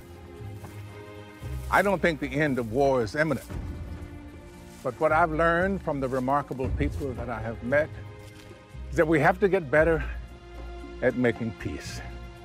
When the bloodshed ends and the dust settles over shattered homes, we must do everything we can to resist taking revenge and instead search for our own humanity. After all, we are a species that thrives on cooperation. It's what we've always done best.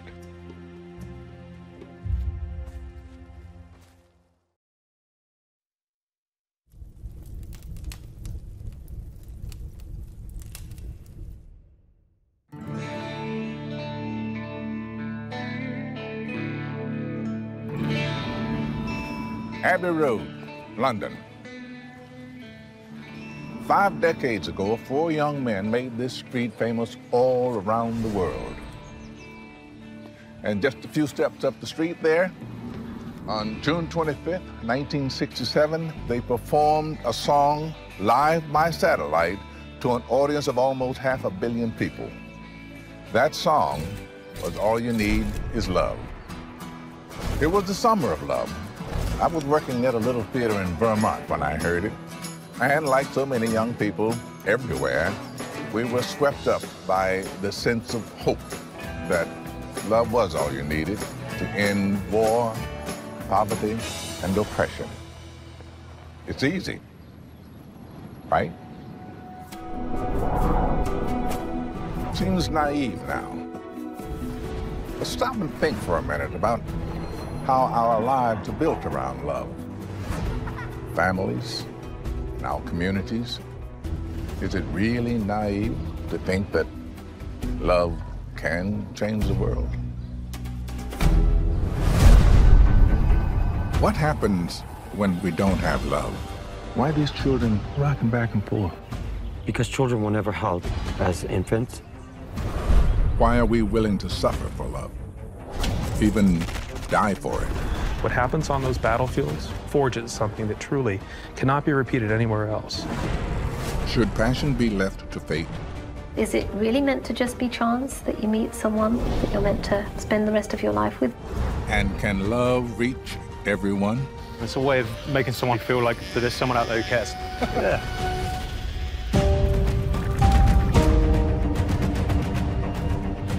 This is my journey to discover the ties that bind us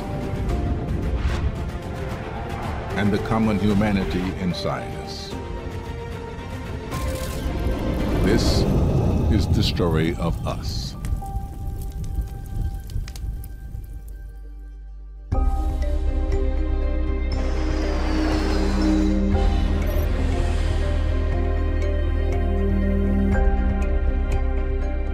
I'm in Southern California to meet Isidore Ruckel. Isidore grew up in a Romanian orphanage and didn't experience the love most of us take for granted, the love of a parent. You were born in Romania. That is correct. But you wound up in an orphanage at an early age. I did. My parents took me to a hospital to be treated for my flu or cold. The doctor gave me an injection, and instead of the needles being sterilized and disinfected, it was used time after time on children after children, and I contracted polio. So my parents said, "What on earth did you do to his leg? His leg is dead, can't move it anymore." The doctor said he'd have to stay here for a couple of weeks. Once my parents left me there, they never came back. At the age of 3 years old, I was put in the hospital for the irreconcilable children and grew up there until I was 11 years old. In the 24 years that Nicolae Ceausescu ruled Romania, many children shared Isidore's fate. Ceausescu decreed that every family must have at least 5 children or pay an extreme tax penalty. If you couldn't afford to feed 5 children, often the only option was to give some of them to one of Romania's overcrowded state orphanages. So, Izzy, you spent 8 years growing up in an orphanage. What was that like? There are moments where you wonder, am I going to survive this? None of us were taken outside. No sunlight? No sunlight.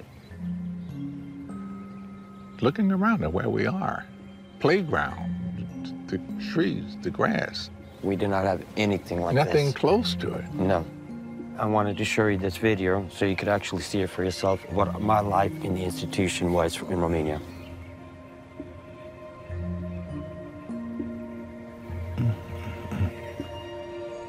I mean, even the building from the outside looks intimidating. When you walk into the building, it smelled nothing but soaked urine and feces.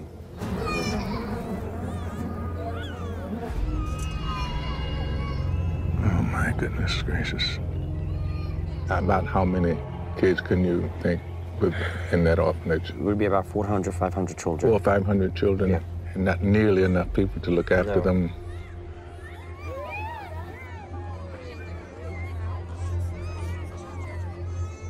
Why are these children rocking back and forth? Because children were never held as infants. And They were developing ways to nurture themselves, and walking back and forth was one of the ways. You experienced it? I experienced. I used to walk back and forth for a long time, and I grew out of that eventually. Who was that kid? That was me. That was me in 1990. I had more opportunity than others. I had a worker named Onisha, and I actually still have her picture. And I will never forget this woman. She was one of the most amazing workers that worked there. Onisha took me home for one night. I forgot about the institution. My experience at home was the greatest gift. She cared for me like I was her son. From that moment on, other workers saw my potential. Okay, I want to take him home too. And from there, it just gradually grew till I went home with almost the entire staff that worked there. It's because of them that I learned how to love, how to have compassion, how to care, how to have sympathy. I mean, I had never done that before. I never could hug someone. Did you see this happen with any other kids? No. I was very fortunate and lucky, and because of their love, I believe I was able to grow and develop a lot better than others. So how did you get out of this orphanage? And these workers called out my name and another boy's name, Ciprian. Isidore and Ciprian, come here, you're going to America. Just like that? Just like that. And we were shocked. So they put us in a nurse's office, and I asked, who's gonna be my mom? And Marla said, I'm gonna be your mom. And I said, then that's who I want my mom to be. So your parents are here? Yes. Mom and Dad, come right in. Good morning. Daniel. Good morning. I am Marlis. How do you do? But you got your own kids. Yeah, you got 3 lovely children that you're going to bring this mud into. All 5 of us really wanted him. I thought he was the most charming thing. Pretty much I've ever hooked. seen. Yes. Okay. At first, life in America was new and exciting for Isidore. He went to school, played sports, and experienced something he'd never had before, a family that loved him. But then things started to go wrong. They started to go bad. I wasn't used to the family. I didn't care for them. They were not my family. They were nothing. I hated them. All the bitterness, I held it in, and when I exploded, I took it out on them because they were the closest to me. There are times where I was so out of hand, the police had to come over. Do you have any clue why? I don't know. It didn't make sense to me. I mean, I couldn't understand it. I think there were just some attachment issues as a result of, growing up without, someone coddling him and hugging him and loving on him. When a child grows and develops, they need to be nurtured, cared, and loved. Without it, they're mentally affected. By the time Isidore turned 16, his rejection of his adoptive family reached a boiling point. He moved out of the house, severed all ties with them. But then, when he was 18, he learned that Marlis and his adoptive sisters were in a serious car accident.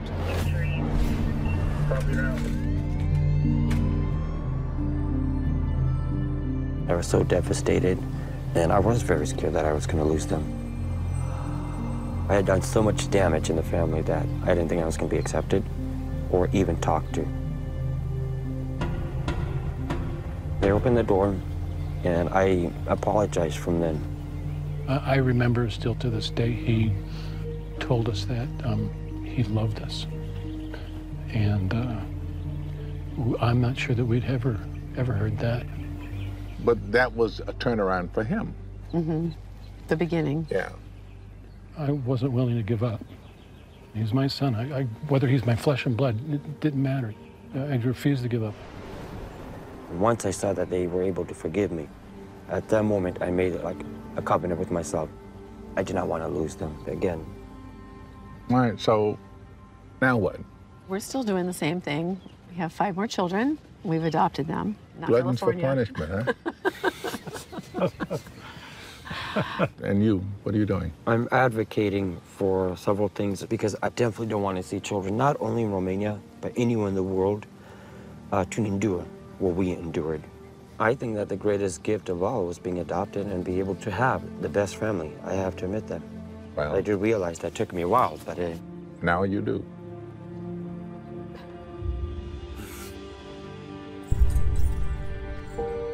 When I was a little boy, I had all this. Trees, grass, sound of birds. I had a loving family. It is heartbreaking to learn what Isidore and so many young Romanian children had to live through. Isidore himself was lucky. He had his nursemaids and his adoptive parents. Now he dedicates himself to helping other orphans, securing for them something that was as vital to their well-being as food and shelter. Love. All of us need to receive love. But giving love often requires sacrifice. Many parents stop putting themselves first. They sacrifice their careers, work second jobs, or give up their social lives to care for their children. In some cases, the sacrifices we make for love cause physical pain and leave lasting scars.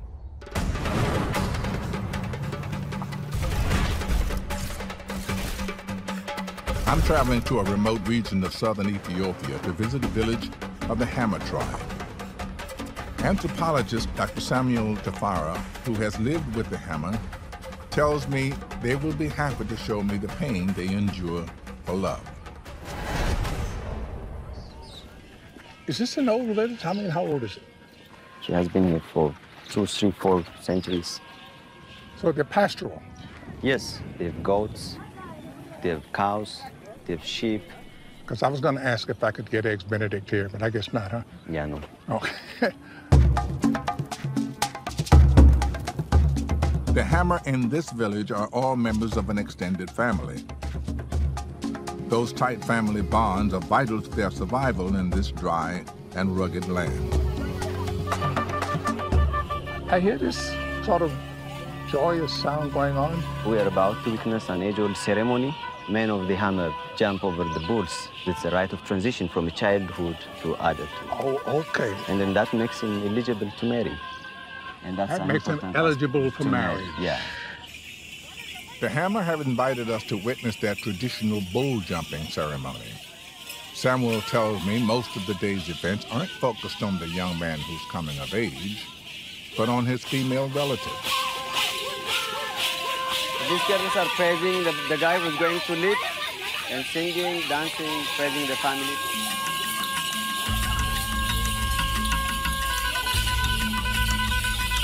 A crucial part of the ceremony is the display of love the women make for the young boy.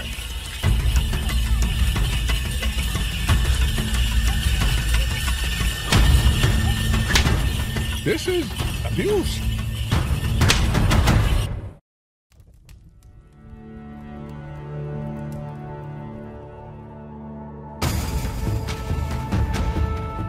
The Hammer people have been holding coming-of-age ceremonies for young men here on the banks of the Omo River for hundreds of years.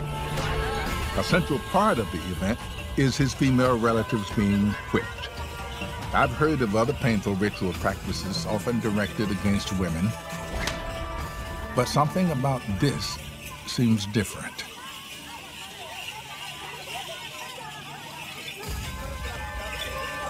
She's calling for the one. She's provoking the men. None of the whippers are trying to whip. It's the girls. They choose. They choose to do it, yeah. Hard for me to fathom because I don't understand why the woman wants to get whipped. It is abusive, of course, to the eyes of us. But from their own perspective, they're doing it to show and to express their love. No matter what comes, or no matter what happens, she loves her brother. So this is a kind of return for the love that he has for her. Samuel explains that these women know the boys who are coming of age will make sacrifices and face dangers herding cattle in Ethiopia's rugged landscape. Being whipped is their way of declaring that they are willing to endure hardship as well. But this is all so shocking that I want to ask the women directly why they are doing this. I've been watching for a good while, and I see women getting whipped. It seems painful and cruel. Why do you do it? Because it's a culture. When your brother lips or when your uncle lips, then you have to get whipped. For them to feel like he's jumping, they have to be whipped. Okay. And they cannot separate the two. Fresh cuts laid down on top of old scars serve as proof of the women's love for the bull jumper. It's time now for him to show his bravery. These are the cattle. These are the cattle. And the young man is going to come the male will jump over a bunch of them. Yeah, he's going to jump. He's very young. Yeah, very young. The whippers will be lining them up around there. And then once they are lined up, they will hold tight their horns and their tails. Okay, so they don't move. Right, so that they don't move. And then the boy can run.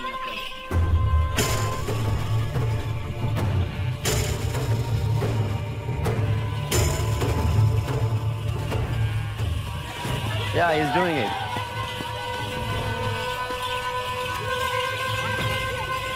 What happens if he falls? He'll be eliminated. The young man must run over the cattle at least 4 times to complete his transition to adulthood.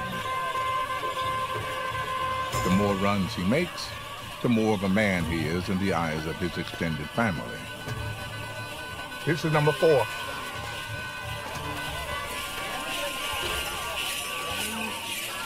He wants to read more? Yeah, he's coming back for number 5.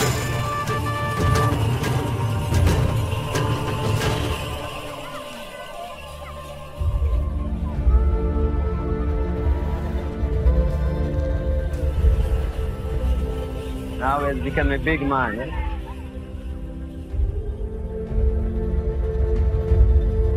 How many cows could you jump over?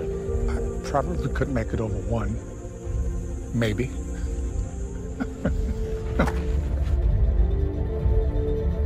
The strength of the Hammer women is remarkable. They manage to take something painful and turn it into something that empowers them. The scars that they carry are like a signature on a contract that says, we are bound by love. It strikes me that human society may not have made it without this kind of love between siblings, between parent and child. It's the basic glue that holds humankind together. The bonds of family are cemented by this form of sacrificial love, but they are also built on another type of love, the passion that strikes 2 people. Anthony and Cleopatra, Tristan and Isolde, Romeo and Juliet.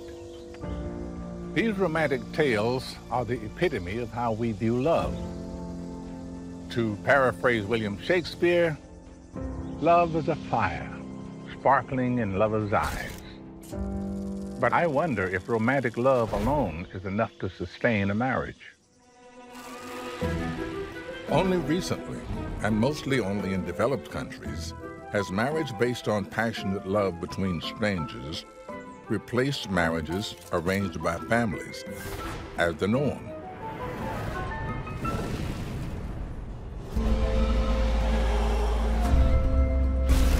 I'm on my way to Hertfordshire, England, to meet lawyer Hina Belitz, whose Pakistani heritage presented her with a choice between both forms of marriage. Come on in.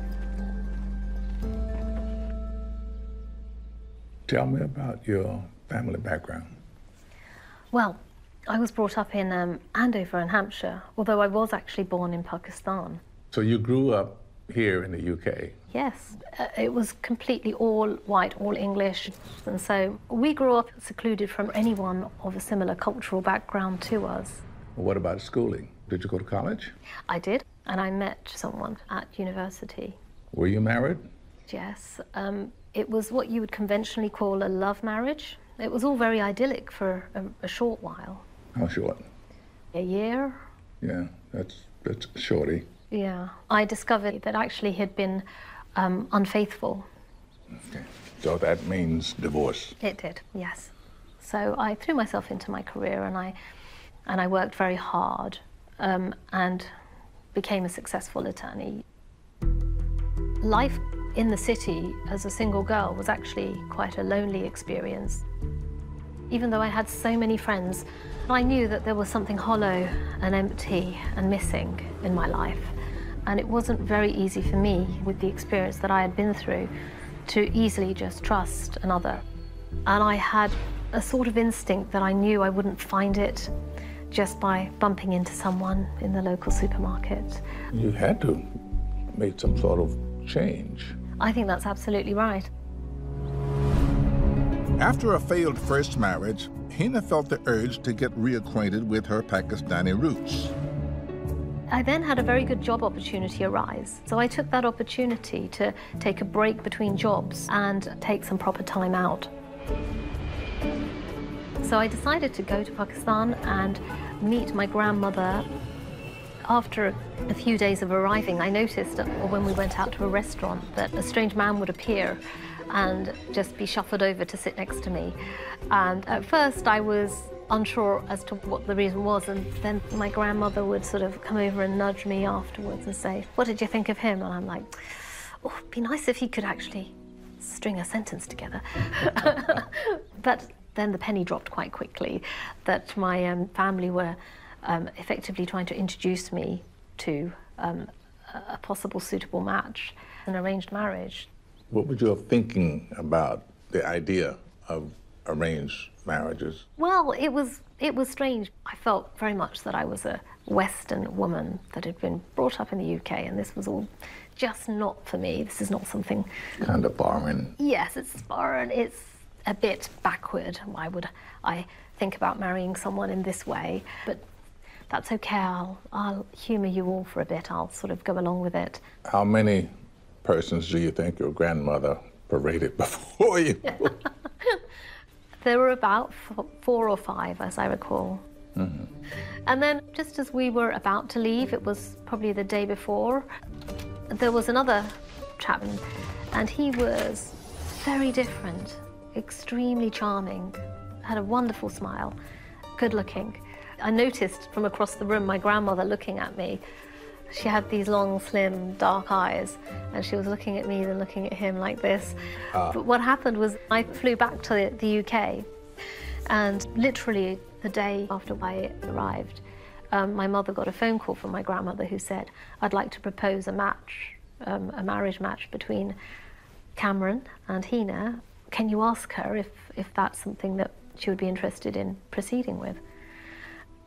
On the one hand, I thought, dive in, jump off the cliff and have a go. On the other hand, I was thinking, what's gone wrong with you that you're considering this? So there was conflict in my own mind because, of course, I'd only met Cam for about half an hour to an hour. Then what?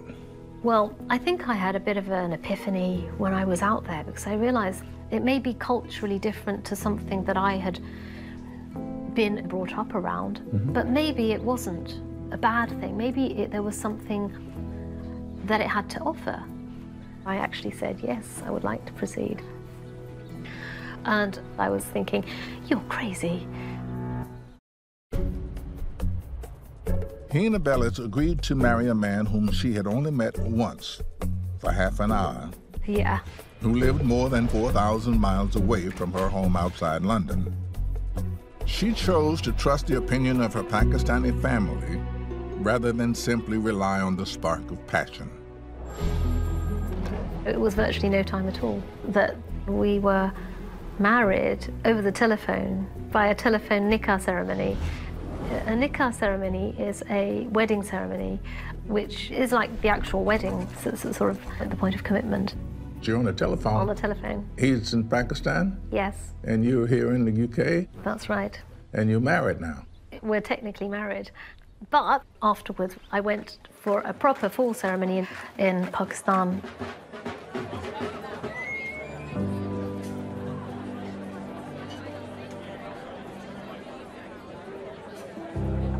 It worked out wonderfully.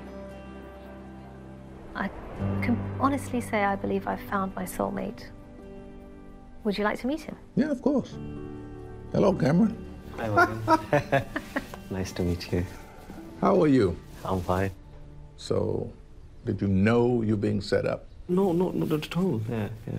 My father, he said, "Come, what do you think about the girl you saw?" And I said, "Wow." Mm-hmm. I said, "I wish she'll be my wife." So, how long have you been together? 15 years. 15 years. Yeah. We have an 8- and a 10-year-old now. 2 beautiful sons.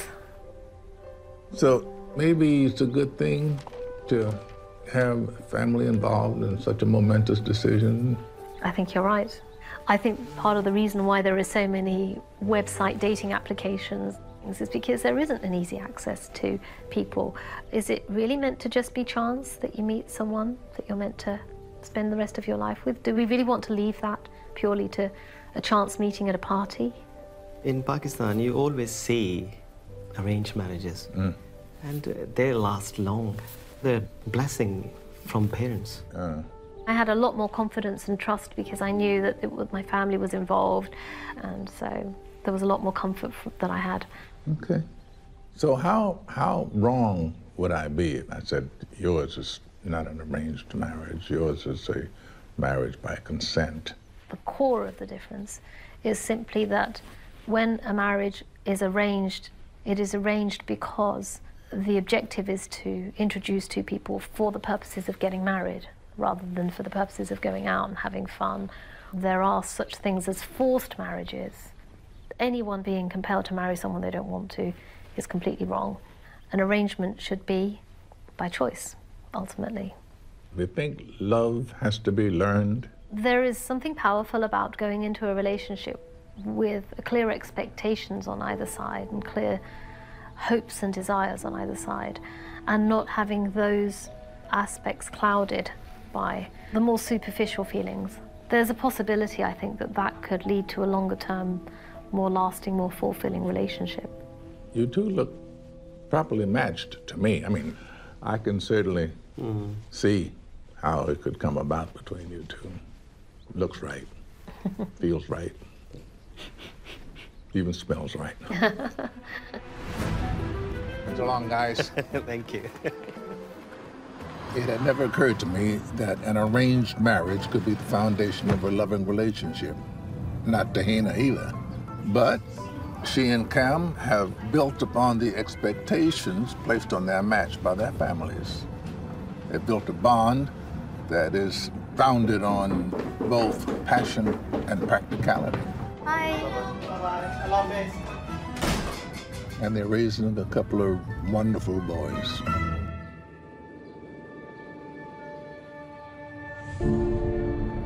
Love has so many forms. It's passionate, it's painful, it's nurtured. Love binds people together, even when love is the last thing on their minds. I'm meeting Army Major William Swenson, who received the Medal of Honor for his bravery in Afghanistan. Will Swenson was there for his brothers. He was there for us all. The story of how he risked his life for his brothers in arms is a true story of love. Brothers in arms. What does that term mean to you? It's a term that's always defined our relationship to one another in the military. Friendship, a family that's forged, whether it's basic training or whether it's an experience that was forged in war. Now, you were in Afghanistan? That's correct. We had U.S. Army U.S. Air Force and U.S. Navy assets, all participating in a joint operation to help pacify a troubled part of our region. We were all collectively working with respective Afghan partners. Sergeant First Class Kenneth Westbrook and I were working with our Afghan Border Patrol. Sergeant Westbrook was, in effect, my right-hand man. Sergeant Westbrook is a friend of yours? We had not known each other prior to this deployment. We got to know each other very well. I could rely on him. We were very different in every way. However, we ultimately saw that we had an objective, a goal, and that we were going to get there together. On September 8, 2009, Major Swenson, Sergeant Westbrook, and their Afghan Border Patrol unit were tasked with escorting a contingent from the Afghan Army and the U.S. Marines. They were headed to a meeting of elders in the village of Ganjagal. But this was not a mission that intended on being combat. We were there to support that operation. Okay, so what happened? You pick your battles, but sometimes your battles pick you. The mission came under fire? That's correct. We never entered the village before we were fired upon. And it rapidly escalated into a significant amount of direct, accurate, lethal fire.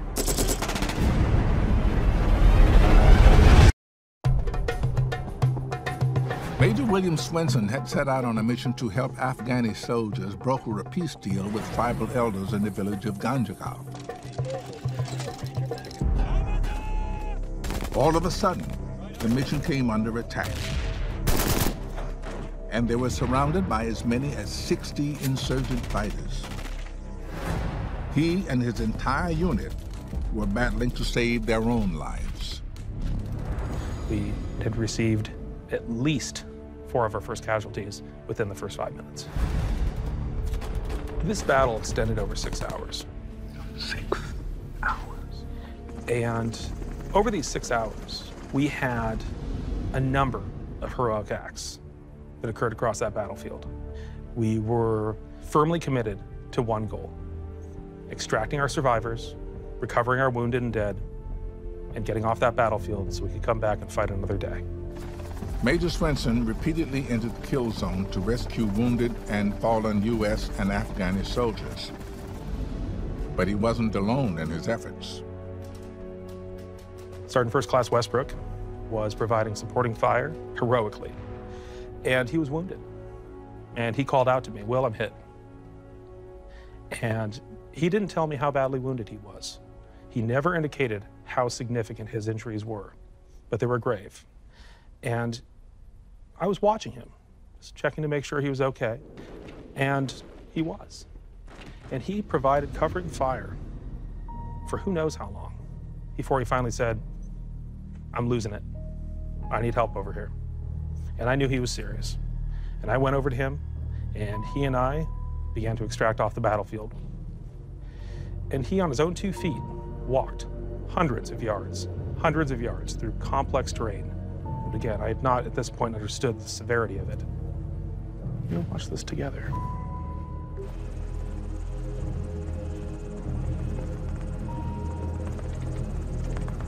This helicopter crew was under fire at this time.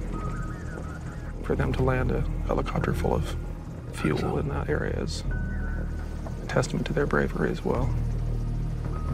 This is me. The dust you see is providing some level of protection from direct fire. You can see here that Sergeant First Class Westbrook coming up. The bullet had destroyed his shoulder. Significant internal damage and bleeding. At this point, he had lost so much blood that it was difficult for him to maintain consciousness.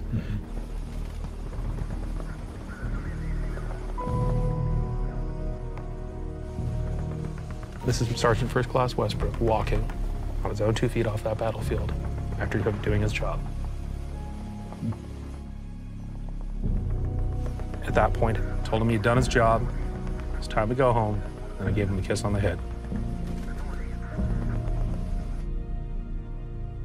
Your brother in arms, you gave a kiss on the head. Would you agree it qualifies as love? does qualify as love. The people you serve with, the people you go to conflict with, the people that you have an experience in that intensity forges friendships, it forges bonds, it forges something that truly cannot be repeated anywhere else. What happens on those battlefields, what happens amongst our service members in those situations, creates something that really cannot be described. It can be seen, it can be witnessed, but it really has to be felt. It's powerful. And it extends beyond just the soldier, just that sailor, that Marine. It extends to even their families. You feel like you've forged a new family, a new bond. So Sergeant Westbrook was rather severely wounded, but not mortally, right? What happened to him? Sergeant Westbrook had the opportunity to go home. He didn't want to. He wanted to stay, keep fighting. He got to go home. He got to see his family. Unfortunately, as a result of complications, he passed away a month later, back in the United States, with his family by his side. So out of all of that, he died. This is war. It's not fair. He would have returned to that battlefield if he could have. He would have returned right by my side, and he and I would have continued our mission. But he gave everything for what he loved, for what he believed in. And I take some solace in knowing that he got home. Yeah. Rough talking about it, isn't it? Thank you. The courage that Major Swenson showed on that fateful day is inspiring. But what strikes me most is that kiss and what it reveals. It's not romantic. No. It's a kiss of fellowship, a profound bond with someone you have no blood ties with. How could we ever have moved beyond small tribes without that bond? Our cities, our entire nations could not exist without love. Love has built our world, but not everyone receives the love they need. Around us, there are people who are excluded, who feel invisible to the rest of society. Can we help bring them back simply by offering them love?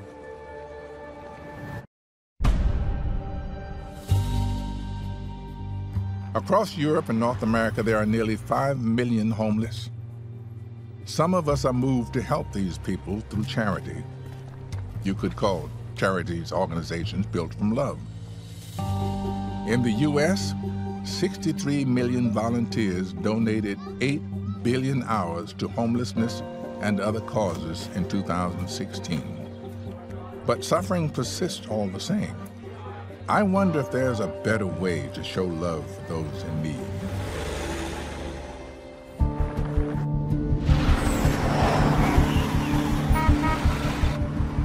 I'm in London to meet Joshua Coombs.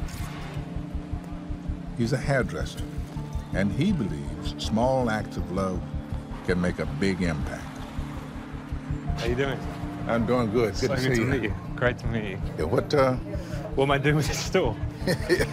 I'm going to show you. Okay. So I'm going to take you around Peckham. Peckham was once one of London's most downtrodden neighborhoods. Today, it's in transition. On the same block, you can find trendy coffee shops, street gangs, and the homeless. I'm going to go talk to this guy down here quickly. Okay. Just a sec.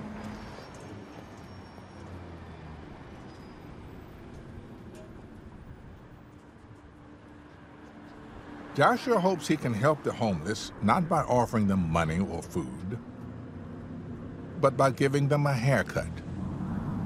Okay, Stuart. When was the last time you had a haircut?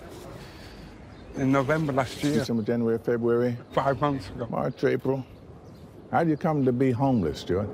I broke my hip, and they stopped my benefits. And at the time, I was like, I'm stupid. I was getting involved with drugs and things. I didn't really care. And next thing I know, they came out and said, right, you're out. That was 24th of January, 2016. And I've been homeless since. Because there's another world on the streets. You can't go home anymore. Now you're alone. Well, I came close once in 1962. Couldn't pay my rent, and I had 4 roommates. But I couldn't pay my rent for a couple of months, and they said, well, you got to go. I had my duffel bag on my shoulders, thinking, now, where am I going to go? Whereabouts was that? San Francisco. San Francisco. Luckily, I had friends, somebody who took me in. A lot of people look at you, they think, it's your fault you're there. You deserve it, you've done something wrong. It wasn't my case. I mean, it just built up. How long have you been doing this, John? For a couple of years now. So what got you started? I think it was feeling a bit helpless, really, if I'm honest. Like, it came from a feeling of helplessness of how can I affect a problem that seems so big? How do I even begin to start? From that feeling of helplessness came, like, I have to start with one person. Just talking to one person, finding out about them, and I think that makes you feel empowered to make bigger changes. It's a bit more than giving a haircut or getting a haircut. Yeah, exactly, right? Just because we're not related, I feel like there's got to be those support for the people who don't have that. And look, I know a haircut's not a big thing. I know it's not going to change somebody's world, but for me, it's just a way of spending time with someone. It's a way of making someone hopefully feel like that there's someone out there who cares, even if that is a stranger, right? So. Yeah. This is it. Well, it's just coming off. I've got a chin under there, I think. Probably got 2. Okay, you ready to say goodbye to this moustache? It's gone. It's going, going, gone. Well, I must say, Stuart, you look human. Oh, thank you. But I must say, when you say Stuart, you say my name, you're talking to me, and I recognise your voice, it's like... Oh, do you now? Do you have a special sleeping place, or do you, I do, wherever you... in Covent Garden. Ah, okay. It's a doorway that I've slept in a few months now. The security don't bother me. On the street, your day-to-day, what would you say love means to you? Usually it hits me like the first person to say good morning to me. Yeah? I'll be lying there, just undoing my sleeping bag, just climbing out, and somebody walks past and says, morning, and whoa, lovely. But when you don't hear a good morning from anything, it's like, nobody cares. Yeah. Another big reason for doing this, when people walk past and they see someone helping another person, I think it's infectious, it ripples, and I think that's part of this, to try and inspire other people. So we've created a social media movement, hashtag do something for nothing. And people are using this hashtag in different places to perform goodwill acts, so it's not just about hairdressing. So, Stuart, I'm thinking now what's got Josh here with you is his sense of love thy neighbor. Do something for someone for nothing. What do you think about that? There'll be a lot more done. Wouldn't there? Yeah. Yeah, man, and final touch. We ready? I think, yeah, there you are. I think Bet you don't ready. recognize this guy. I don't yet. In 5, 4, 3, 2, 1, ta-da!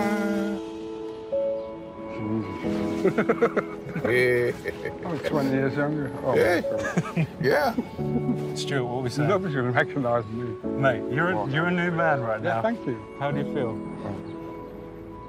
Like a new man. Like a new man? Yeah. Do you recognise yourself then?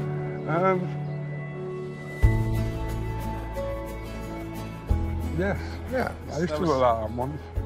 I was a lot younger. All right, so what I want to say to the both of you is thank you very much. Thank you very much. Thank you. Quite a new experience. Someone like you walking around the city doing good stuff like that. Thank you. And thank you. It does. It really does. Stuart.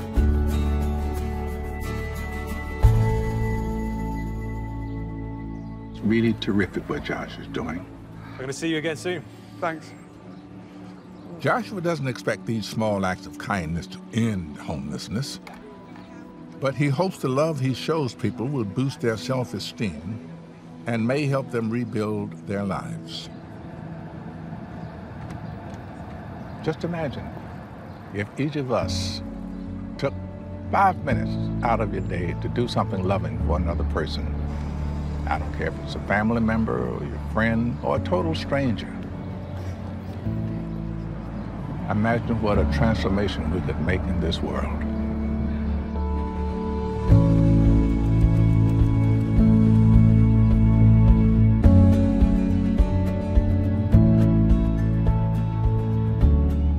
Love is the most powerful force we know.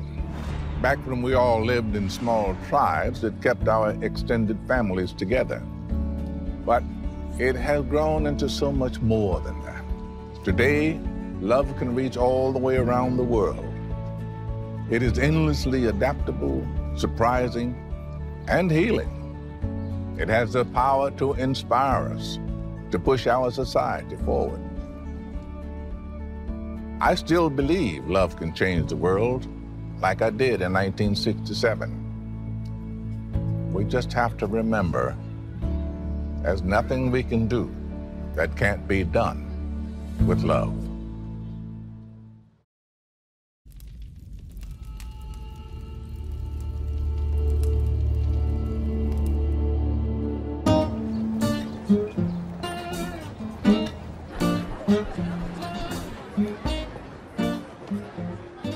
I'm proud to call myself a Mississippian. I've always felt a profound sense of belonging here.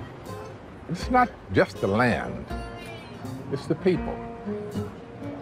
The way we talk, food we eat. Thank you, Brittany. The way we treat one another. That doesn't mean that I agree with everybody who lives here. This state was segregated. It was us and them.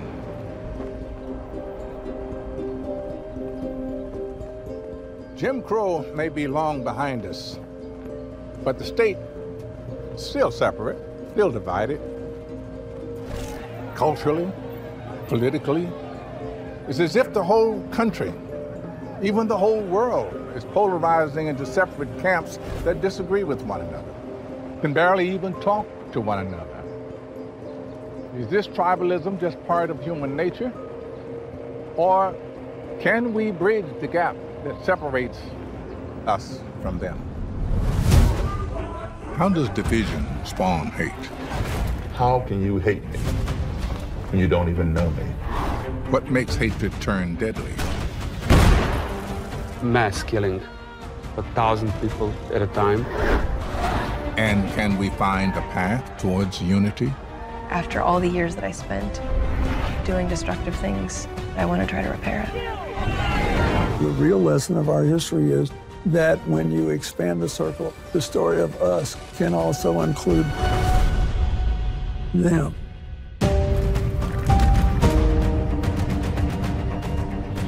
This is my journey to discover the ties that bind us and the common humanity inside us. This is the story of us.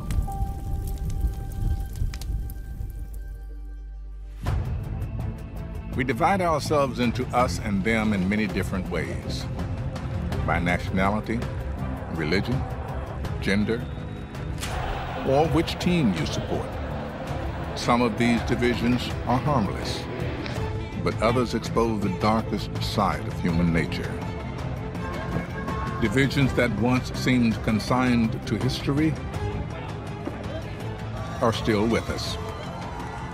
In fact, they appear to be on the rise.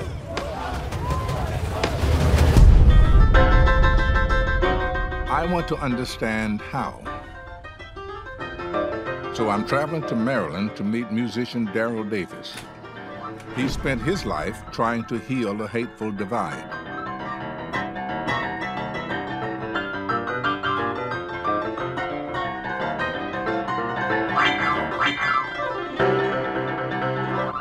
Yeah, man. Thank you. Music is the thing. Thank you. It brings people together, man. You made yourself some very interesting friends. Yeah, I'm telling you. Why? Why? Well, you know, in the 4th grade, I was one of 2 black kids in the entire school. Consequently, all of my friends were white. Most of my guy friends were members of the Cub Scouts, and they invited me to join. So I joined the Cub Scouts. On Scout Day, we had a march from Lexington to Concord to celebrate the ride of Paul Revere. And I was the only black scout in this march. And somewhere down the parade route, there was a small group of white spectators, a couple kids, a couple adults, and all of a sudden I began getting hit with bottles and soda pop cans and rocks, debris from the street by this particular group of white spectators. And my first inclination was, oh, those people over there don't like the Scouts. So when I got home, my mom and dad, who were not at the march, asked me, how did you fall down and get all scraped up? I told them I didn't fall down. I told them exactly what happened. For the first time in my life, my parents sat me down and explained to me what racism was. I literally thought they were liars. I did not believe them. I could not get my head around the idea that someone who had never laid eyes on me would want to inflict pain upon me for no other reason than the color of my skin. It made no sense. And I formed a question in my mind, and that question was, how can you hate me when you don't even know me? So I figured in my adult life, who better to ask than someone who would join an organization whose whole premise is hating those who do not look like them and who do not believe as they believe. So I began seeking out members of the Ku Klux Klan. Okay, now listen, but how do you know where to go to find these people? I mean, well, they're not hard to find. They're not? No, they wear masks, they wear hoods. Absolutely, but you know what? When they have a rally in a public park, yeah, they have to apply for a permit. Yeah. So that's public information. Yeah. So I can go there and get the name, get the number, and call them and ask for a meeting. How many people have called you crazy? Everybody. But it's a good kind of crazy, because you know what? If I can walk away with changed hearts, we all need to be crazy. How do you know that a person who has had one set of beliefs has changed that set of beliefs? When a Klansman or Klanswoman sheds that clothing, they have shed their ideology. And given that robe and hood to their enemy, a black man, yeah, they're done. What do you mean, they've done that to you? Yeah, I have a bunch of robes and hoods. Man. So these are a couple of the Klan robes that I have in my collection. I have quite a few more. This Klan robe, Grand Dragon robe, was owned by a fellow named Bob White, Robert White. And he was sent to prison for 4 years for conspiring to bomb a synagogue, and went back to prison for 3 years for assault with intent to murder 2 black men with a shotgun. He went on to become one of my best friends. His day job, Baltimore City police officer. Under the color of the law. Now, the gentleman behind you here, I use the term gentleman loosely. Shouldn't put him there. All right. How did this come to be a way of life? Well, because we all have to have a belief. You got to change that culture, you know, and show them other things that they can believe in. They can be somebody without believing that I need all this around me. The mindset of racists seems so entrenched, it's hard for me to believe they could ever really change. So I'm traveling with Darrell to Memphis to meet one of his ex-KKK friends. Scott Shepard. Hey, how you been, man? Good to see you. My friend Morgan Freeman. Hey, Scott nice Shepard. to meet you, sir. Scott, how did you happen to get involved with the Ku Klux Klan? Being from the Mississippi Delta, you know, the Klansmen all around me. I didn't have any self-confidence. You accept the land of Christ? I do, yes. And I got sucked in by some of their recruitment tactics, you know, that they use to get young people in that are troubled, just like gangs in the big cities. For God! God! For country! For country! For the family! Family! For the Klan! Klan! From the very beginning when I joined and took the oath, there was an immediate feeling of importance. How long were you involved? Almost 20 years. Do you think that period in your life, it was a way to get attached? Find a home, yes, sir. A meaning? I grew up in a dysfunctional family. A alcoholic father, where he was very violent, but I can't blame it on that. I take full responsibility for the decisions I made. The Klan absolutely bound by the rules of no them, no blacks, no homosexuals, no Jews. Did you have any sense that that wasn't quite the way it should be? I always had an internal battle within myself because I was raised by a black lady. So many of us in the South were. Yes. Rebecca raised my mother, my brother, my sister, all of us. And, you know, I distanced myself from her. And it was a constant battle within myself, knowing that I really wasn't doing right. What made you break from the KKK? I left the restaurant one night from having dinner, and the police pulled me over. I failed the sobriety test. That threw me into the court system. Well, when I got inside the Alcohol and Drug Treatment Center, there was people in there of all color, religions, sexual preferences. I mean, just, you know, the whole gamut of different people. And I got to know them, sat down, we had intimate conversations with each other, talked about our lives. The seed had been planted. I was changing. How'd you meet Daryl? I was stuck between a rock and a hard spot, you know, trying to figure out where my life was. And I needed guidance. I sent him my phone number and said, sure, you know, I'd be happy to talk with you. I had heard about Daryl and saw what he was doing. And of course, I told him before, I thought he was a nutcase. You know, I have an obligation. He's looking for somebody to trust. So why would I turn my back on someone who's looking to trust me, looking for something different? And I've always believed, if you sit down with your worst enemy for 5 minutes, you will find something in common. If you sit down with them for 10 minutes, you'll find even more in common. And if you build upon those commonalities in that relationship, it will turn into a friendship. And then those things that you have in contrast, such as trivial things like skin color, will begin to matter less and less. I felt trust. I felt trust with, you know, Daryl. And what he said, it made sense.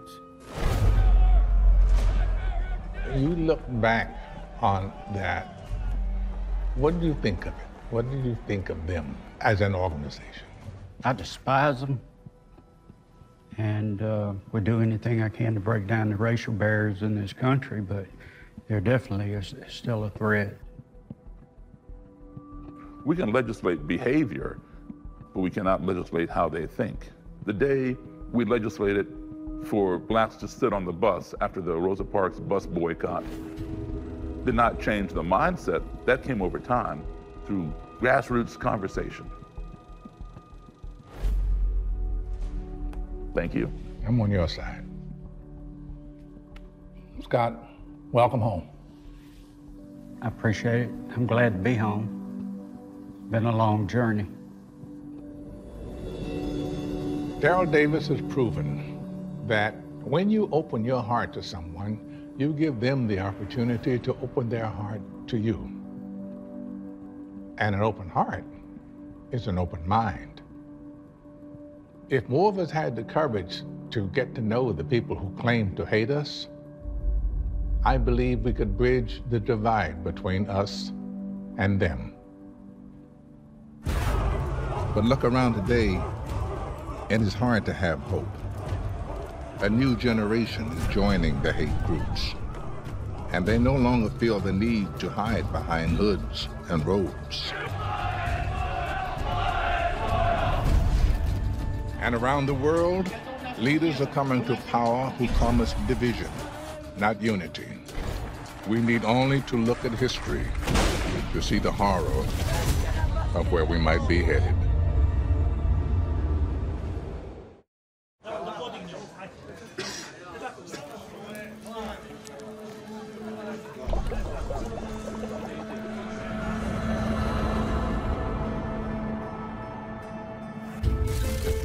I've come to the capital of Bosnia and Herzegovina, Sarajevo, a city where 3 different cultures have lived side by side for generations.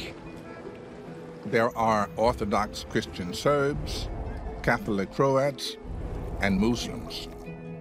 But in 1992, that peace came to an end. Civil war and ethnic violence rage across newly independent Bosnia and Herzegovina, despite all peace efforts of the European community. For 50 years, Bosnia had been a part of the communist state Yugoslavia. But in the early 1990s, Yugoslavia broke apart into 5 separate states.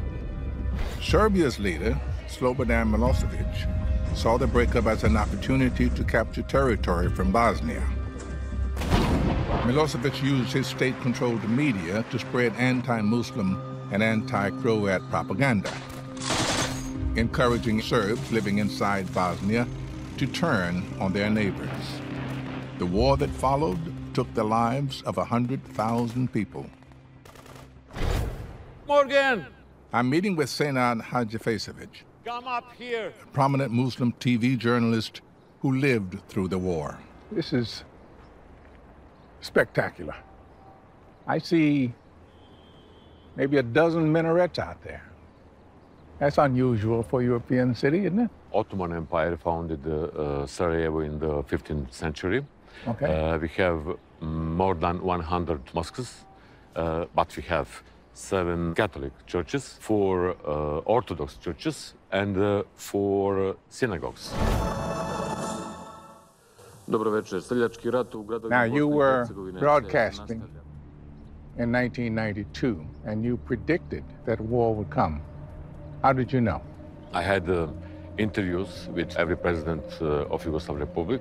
Everyone knew, but I am first who said, ovo je već rat.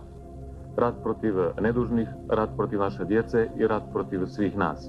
After 3 days, April 5, war starting in Sarajevo. We were sleeping. Citizens, media, politicians, when war starting. You mean you had Serbian tanks and stuff in the streets here overnight? First grenades from this position. Grenades, snipers directly attack on the city. Front line around Sarajevo. And we stay under siege for years.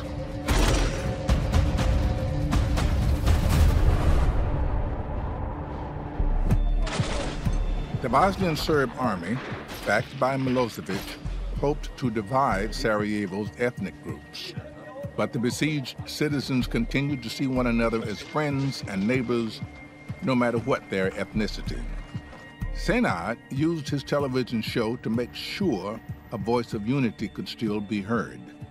U Sarajevu su srpske porodice u muslimanskim kućama, muslimanske u srpskim, hrvatskim muslimanskim I srpskim. We was together. Serbian, all Croatian, Jewish from Sarajevo, all Bosnian or Muslims, together. Senad even tried to end the war when his studio phone rang live on air. A leader of Bosnian Serbs called me live in program. And I said, I have one question for you. You are leader of Serbians. Can you call all Serbians who hold guns to stop fire in Sarajevo? And he said, okay. Okay, and after that, I said live in program, President of Bosnia and Herzegovina, can you call us?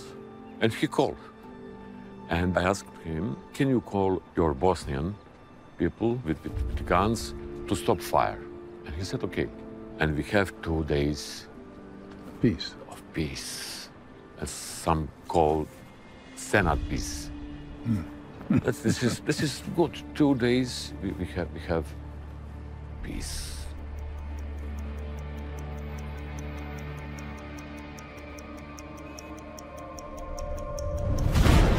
But the peace did not last. Outside of Sarajevo, the divisive rhetoric of Slobodan Milosevic was tearing Bosnia apart. Ethnic cleansing began. And soon, there came the horror of genocide.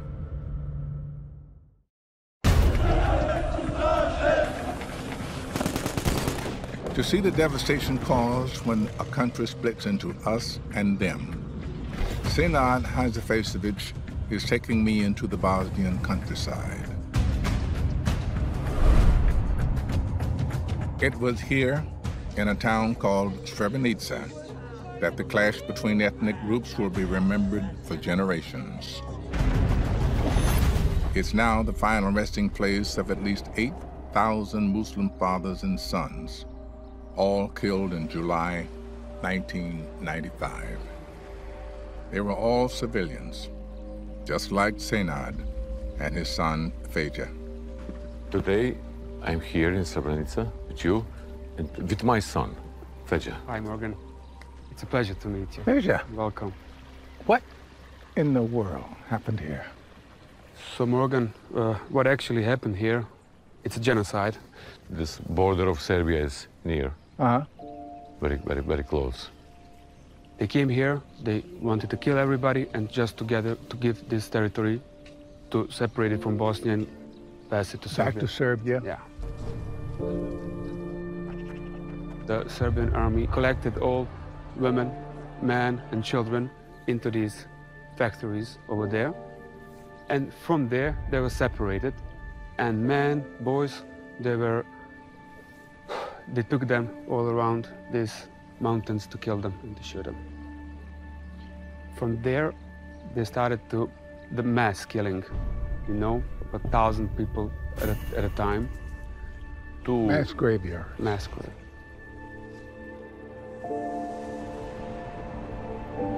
Soon after, NATO bombing helped end the war, but it was too late to save the victims of Srebrenica. So you were 5, 6 years old when this happened? I was 6 years old, and there were a lot of boys my age that were killed that day here. And I still can't believe, like, how is it possible for people to be blind because of their own belief, and how can they not see this humanity? For me, it's like unimaginable that there exist people who can do this kind of ethnic cleansing. Entire family lines were wiped out here. The Serbian nationalists hoped to kill off the very idea that Bosnia could be a melting pot of ethnic groups. But that belief is still alive in Senad and his son Feja. This is flower of Srebrenica, and this represents mothers around one coffin of a small child. So this is like the mothers from the top with the scarves, and these are like their hands on the coffin. On the coffin.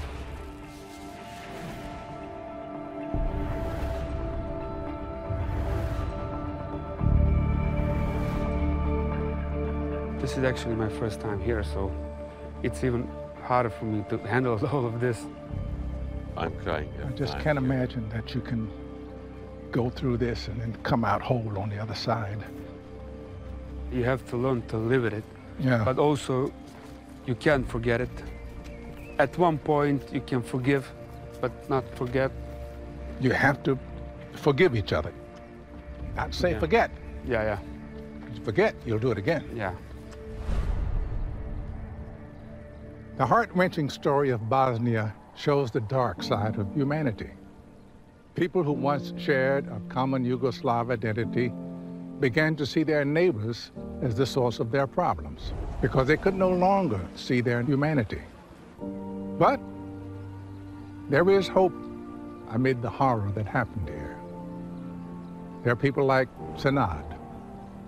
He's proud of his Bosnian Muslim identity, sees himself as a global citizen, happy to live alongside Serbs, Croats, Christians, and Muslims. And he's using his voice in the media to promote that belief. That's the kind of voice the world needs. One that inspires us to believe in our common humanity.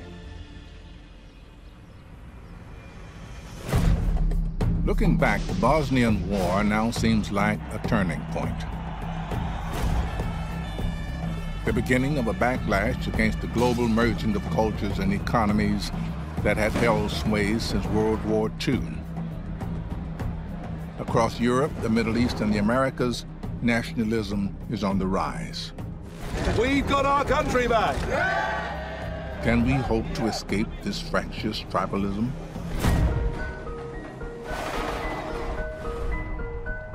To find out, I'm headed to Manhattan to speak with a man with a rare insight on national and global politics.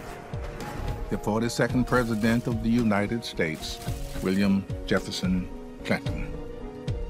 It seems like at one point the world was kind of coalescing, coming together. On the other hand, we're getting now towards a kind of tribalism.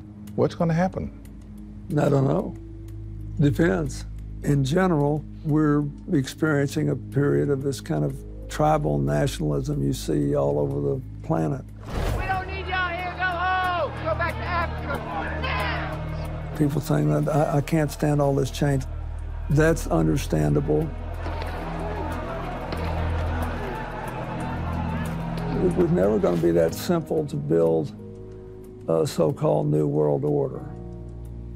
Dominant groups, whether ethnic or racial or religious or economic, tend to see the world in zero-sum games. That is, if somebody gets more, I must be getting less. And nobody gives ground willingly. I believe the real lesson of our history is that when you expand the circle of opportunity, you have multiplication, not just addition. And when you shrink it, you don't just have subtraction, you get division. And you, in the end, do way worse. President Clinton gives the example of Europe, a continent devastated by the bitter rivalries that caused 2 world wars, is now a prosperous, united economy. Former enemies have turned their back on division and embraced unity.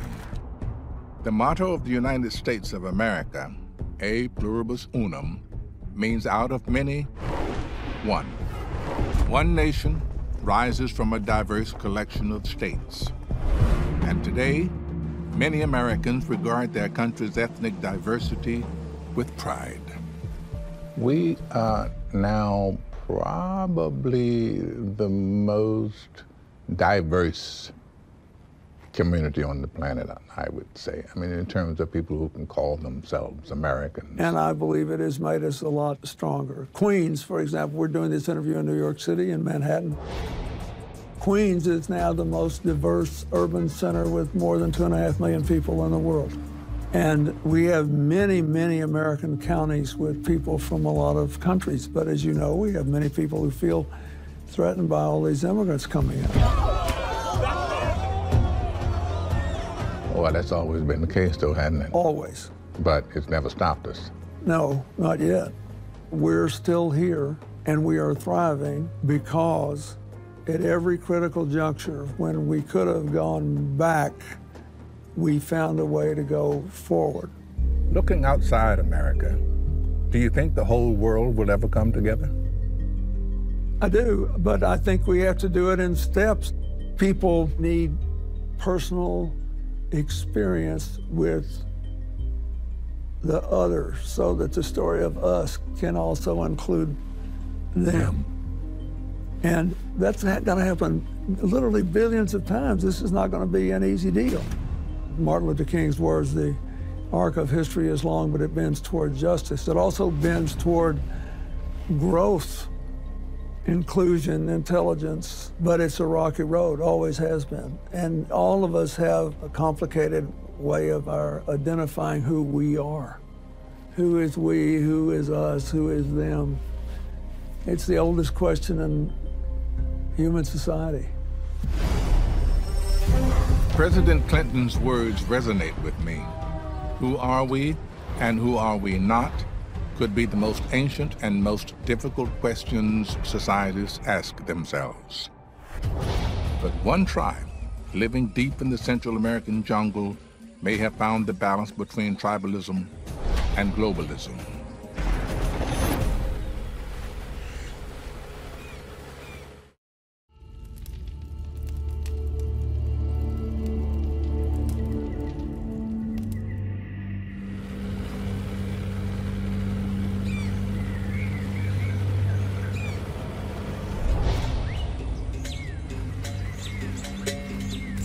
I'm in Panama, headed upriver from Panama City and into a different world.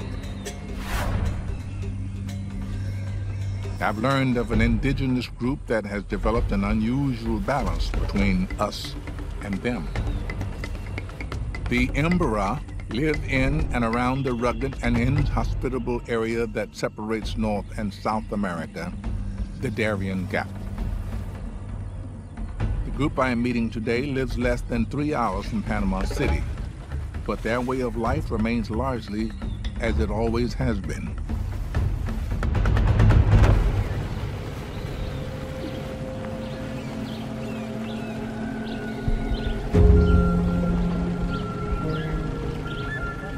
Sí.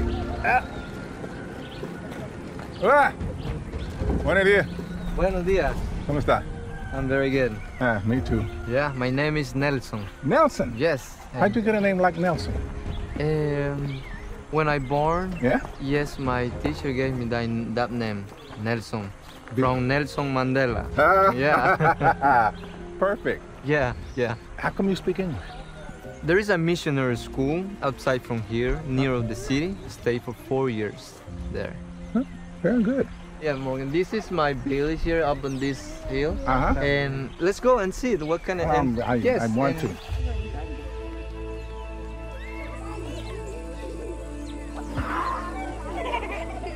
How many structures? We are around 134 people here, between kids and adults. So it's around 28 houses. Each house is one family. Ah. Life here may look to be free of Western influence, but look deeper and you find signs of contact. The village has a thriving jewelry and carving industry that caters to weekly visits from tourist boats. And it looks like we're busy. Right now, he's carving little boats. Yeah, little canoe. This kind of wood is we call a cocobolo. It's kind of like a rosewood. Yeah. For the Embera, regular tourist business is a sign that their culture is valued by others and worth maintaining. It's also a source of revenue with which to buy a handful of Western goods that make their lives easier.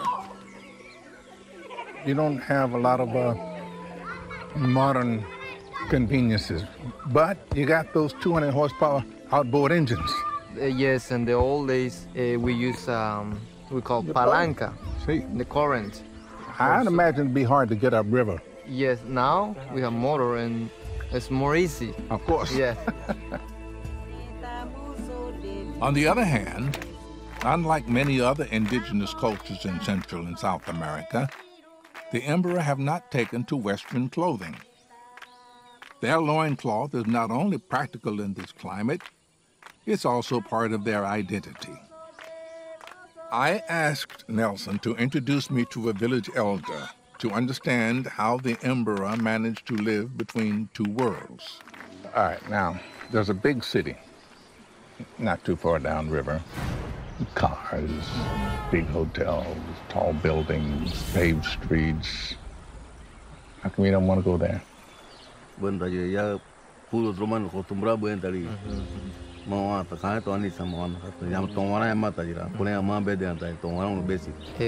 the big things that the Emperor people have is the Emperor people like to live in the jungle, you know, live together like a family. Because he can eat, he can work in the jungle, and all the people here, they love the jungle, you know. What traditions you have that you're holding on to that we wouldn't see in the city? This is one of them, paint. We used these many years ago, the fruits that we call hagua, which is this tattoo you can see. And also this can work for mosquito net, for sunblock, for your hair. We use this paint, the ink for the baby can be safe, you know, from the different bugs around. That's fantastic. It's amazing to me that every culture, particularly in yours, you have knowledge of plants, what they're good for. The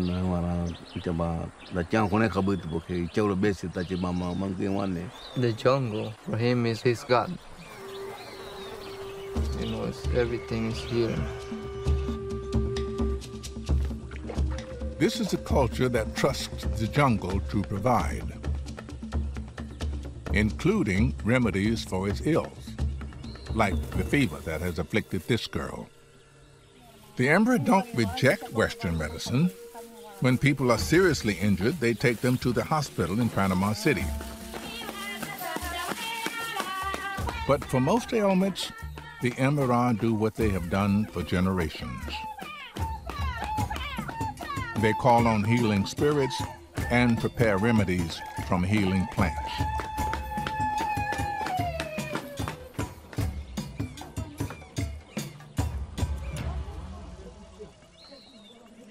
Not bad.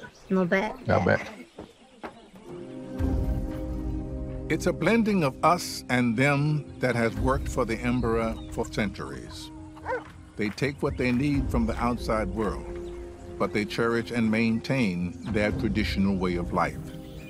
The Emperor are completely connected to the natural world around them. The forest, the river. Living for centuries surrounded by the jungle, they've developed a deep spiritual connection with it. That's why they're still here, thriving, even as the modern world creeps closer and closer.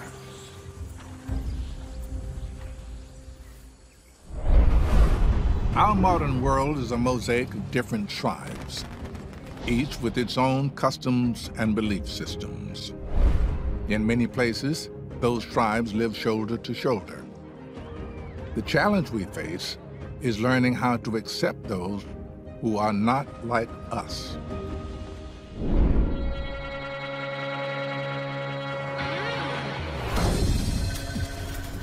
I've come to Los Angeles to meet someone who has faced that challenge head-on. Megan Phelps Roper was born into the Westboro Baptist Church, a religious cult notorious for its hate-ridden interpretations of the Bible. Members of a fundamentalist Kansas church believe U.S. deaths in Iraq and Afghanistan are punishment for the nation's tolerance of homosexuality. Megan grew up indoctrinated into these divisive beliefs. Where did Westboro Baptist Church come from? It was started by my grandfather in 1955. God hates fags.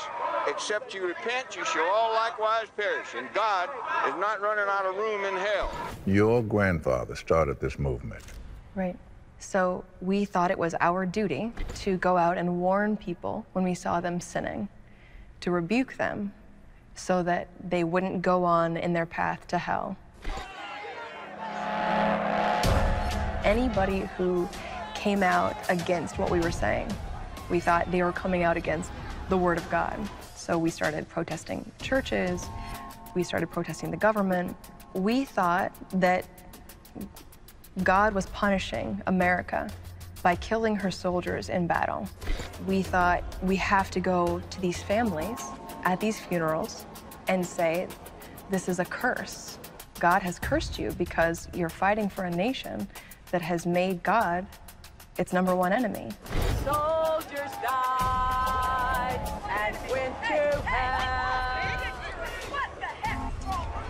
Because of course we believed that outsiders were all evil or delusional. And so Megan, have to stop a minute. Mm-hmm. There are about 80 people in your church, and you think 80 people are right, and maybe 7 billion are wrong. Right.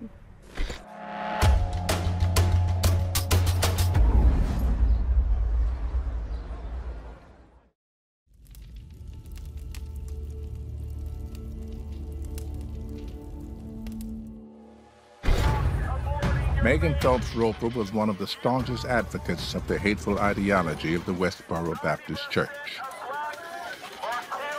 She spent her days preaching division, condemning those outside her cult to damnation in hell.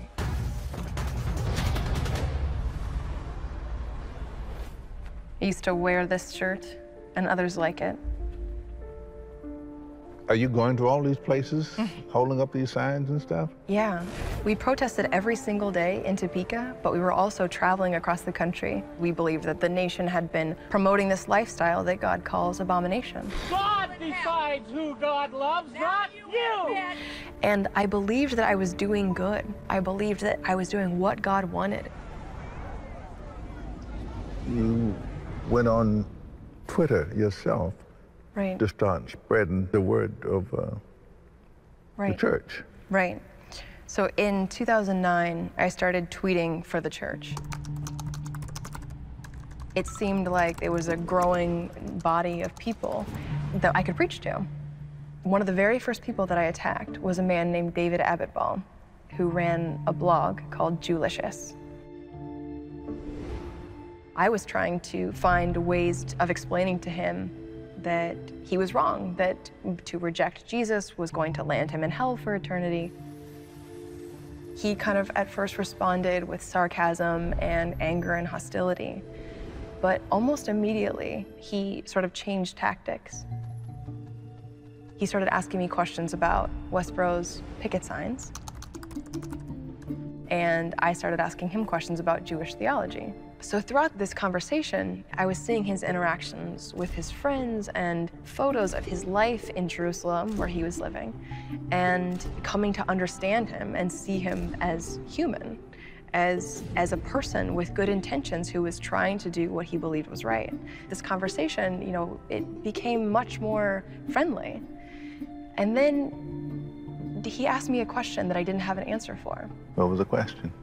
He was asking me about one of our picket signs that said death penalty for fags. And that, you know, comes from Romans 1:32. That was the penalty prescribed. And David said, didn't Jesus say, let he who is without sin cast the first stone?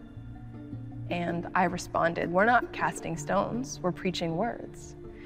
And he said, yeah, but you're advocating that the government cast stones. And I was kind of, you know, shocked at that point, because I had never connected that if you kill somebody, you completely cut off the opportunity to repent and be forgiven. And that's what we were advocating. We were telling people to repent. So as time goes on and more of these situations come up, the weight of that, of all these contradictions over time, became so heavy. Well, now that's not going to make you leave the church. It just makes you start to think. Exactly. I stopped holding the sign, but it was the first time that I thought that the church could be wrong about something. It became more terrifying to stay and less terrifying to leave. So now you're in a quandary. Right. You're sort of half in and half out. The day that I actually first thought of leaving, it was agonizing and excruciating.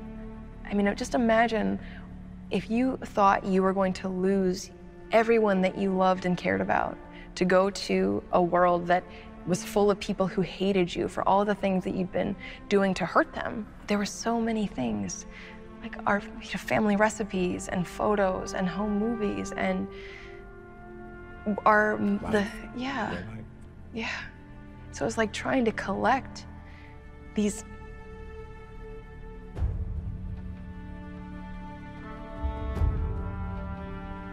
like, once you leave, you're gonna lose everything and everyone. And it was like, where am I gonna go? Yeah. Where am I going to be? Yeah. The idea of losing all of them. And it was just, it was awful. It was terrifying. Not long after I left, I actually met David Abitbol, and he told me about this idea, this concept in Judaism. It's to see the brokenness in the world and to help repair it in as many ways as you can find. And he said, you and your family have added to the brokenness of the world, and you should try to do what you can to repair it. After all the years that I spent doing destructive things, I know I can't undo it, but I want to try to repair it. Megan went through a complete reversal of her lifelong mindset.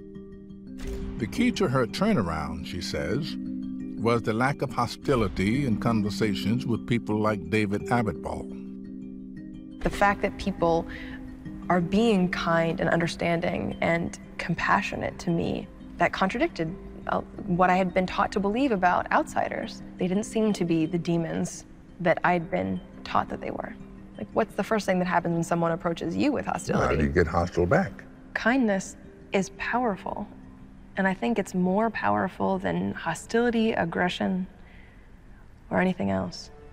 It's so important for us to learn how to reach out across these intense divides.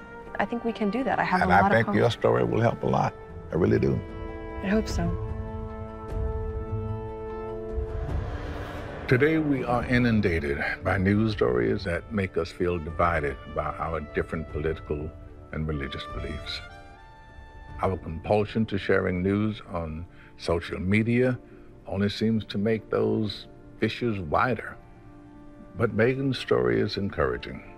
It shows that we can harness the power of social media for good, that it can be a medium for gentle and patient conversation that can help us to find our shared humanity.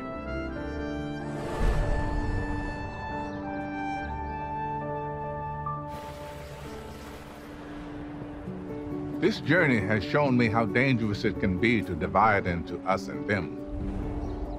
But the people I've met give me hope that these divides are not impossible to bridge. We are a species that thrives on working together. I mean, look at the city around me.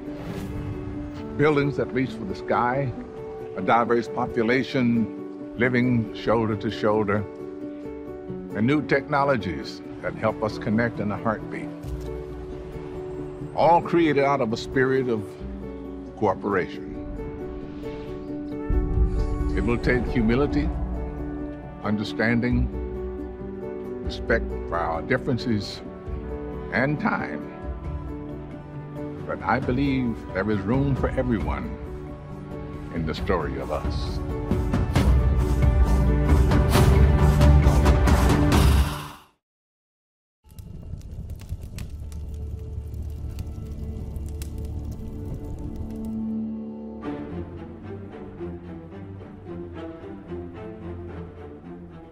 Don't tell me you haven't imagined doing this. Sitting behind this desk, occupying the most powerful seat in the world. I've done it. And even when you're playing the role of the President of the United States, you get a sense of the awesome power we entrust to one person.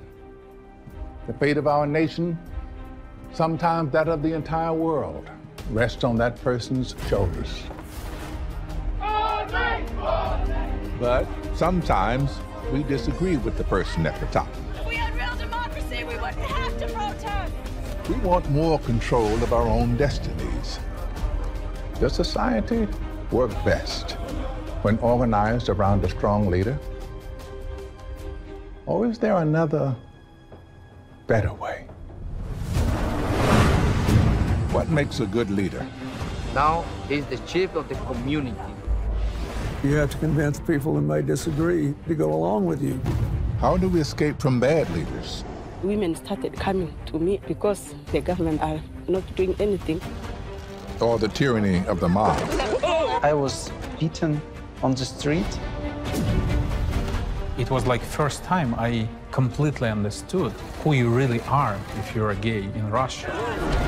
And is democracy really the best way to run society? Washington doesn't like to say this. Lobbying, it's bribery. Everyone's biased, so everybody actually having to vote to make laws would be pretty crazy.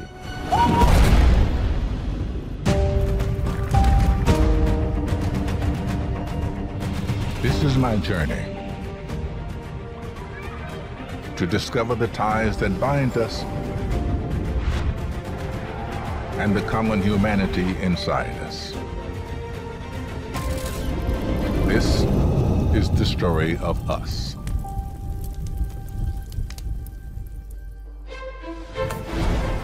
Society is made up of individuals like you and me. Each one of us living our lives, chasing our own hopes and dreams. But it's not everyone for themselves. We turn to leaders to help us work together, enforce the rule of law, and protect us from harm. We give up some of our individual freedom for the sake of the common good. It's a social contract we've been making for thousands of years. I'm heading into the jungles of Panama to witness this social contract in the making. Today, an indigenous people known as the Embera will hold their traditional ceremony to select a new chief.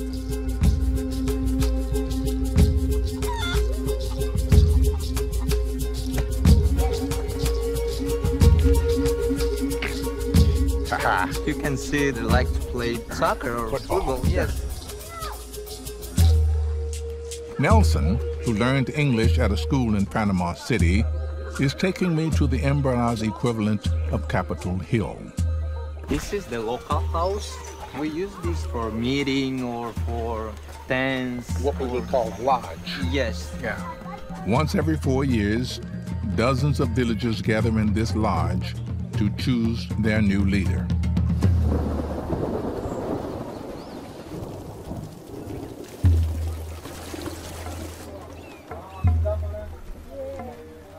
Today we are looking for another person to be that we call El Noco. El Noco. El Noco is the chief of the community, okay? So right now we have two people in front. That's two persons, the candidate. The people This is are, like the nominee. yes. The only requirements to run for office are that you have to be over 30 and have a calm demeanor. You see, all the people are gonna make a line. So the longer lines is the winner. Okay. So we're gonna see right now who's gonna be El Noco. That's pretty straightforward. There's no secrecy. No, no secret. Who votes for who, Yeah. or who you want. Yeah.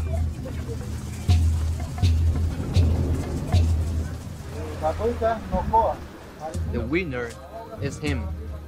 Now he's the chief of the community, El Noco. Okay. The election is simple and transparent. There's no mudslinging, no hard feelings on the losing side. In fact, the runner-up serves as a kind of vice president. And everyone joins the victory celebration. Now, what do you have to do as chief? Well, can't already no come. The person that's gonna be the chief has to be very responsible and I don't know how to say paciencia. Patience. Oh, yes. See, patience. Feeling for the village. Yes. I vote for him. I can see that he's a smart man. And of course, he's my father-in-law. So, got it. yeah.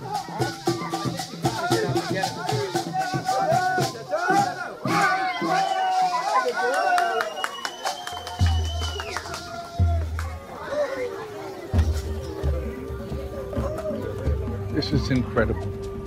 To see something like this, true democracy in action. Of course, the MRI need to work together to survive. So it's necessary for one person to coordinate the group to get things done. That's why they entrust power to the chief. This kind of cooperation has helped human societies flourish all around the world. It's a reminder of what's at the core of our own political system. It's how simple it could be.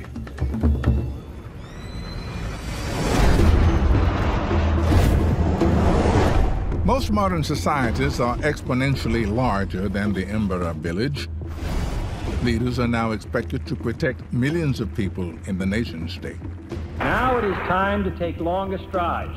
Let us then move forward together.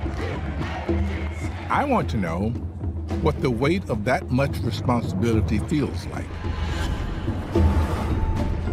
I've come to New York City to meet someone who was leader of the free world for 8 years, President Bill Clinton.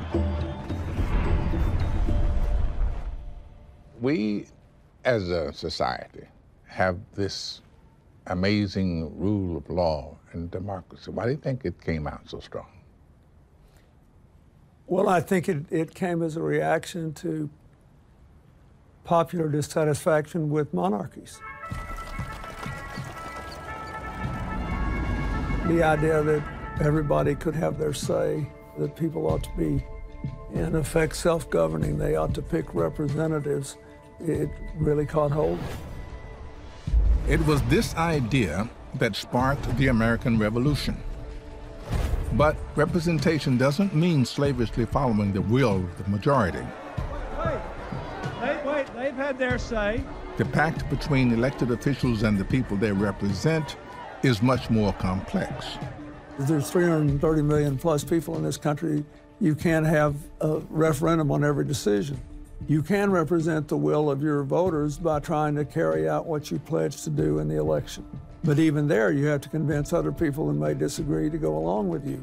Then you have to deal with things that were never discussed in the election, both emergencies and things that you know about that are going to have a huge effect 5, 10, 15, 20 years down the road.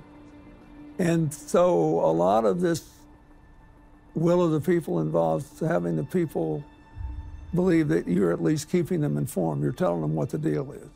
And if you do something that seems today to be unpopular, you explain why. Give me an example of two of the really roughest decisions as our leader you had to make. I remember when Mexico was about to go under in 1995.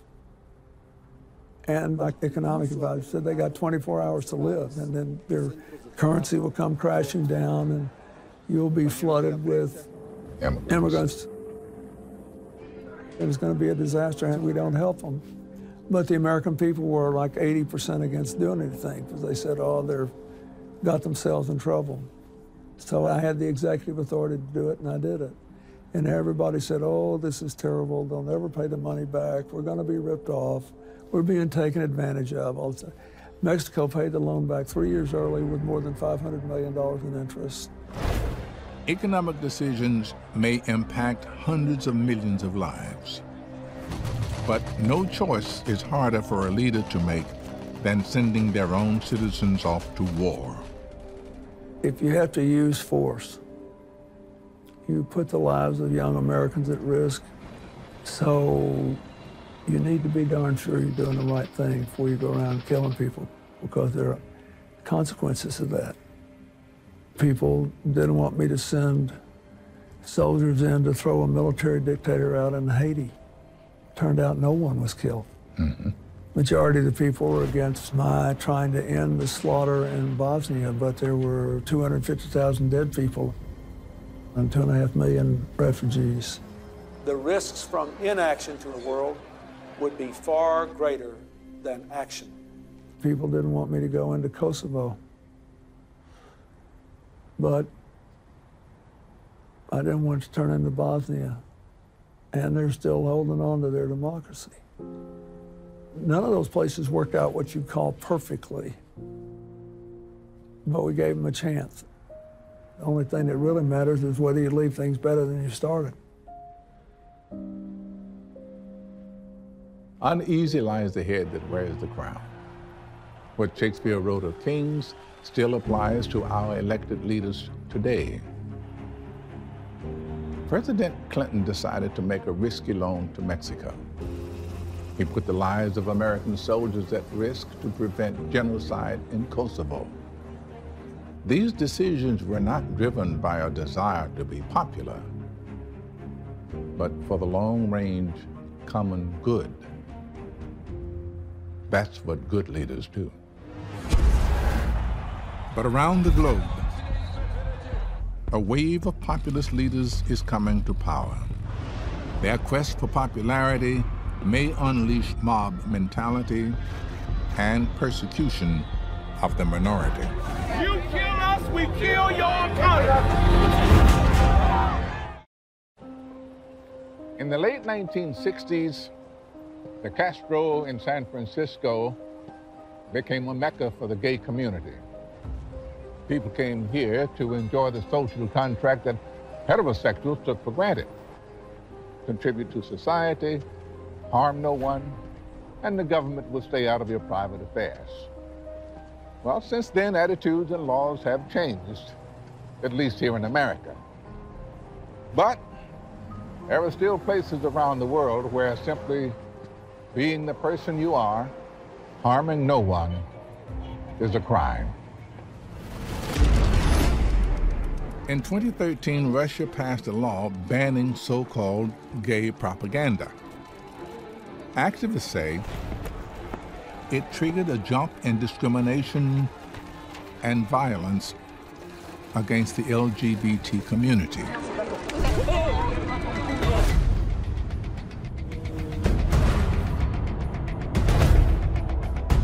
I'm on my way to meet a Russian immigrant couple, Oleg Dusayev and Dmitry Stepanov.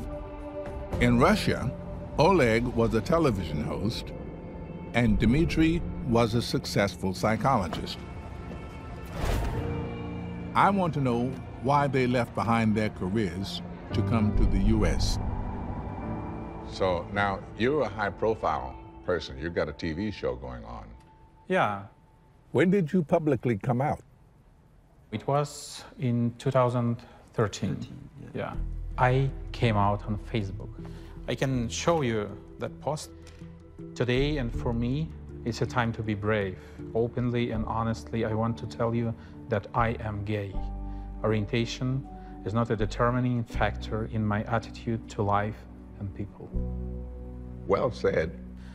World changed. Because I was on my work, I posted on Facebook, and I just went to the hall.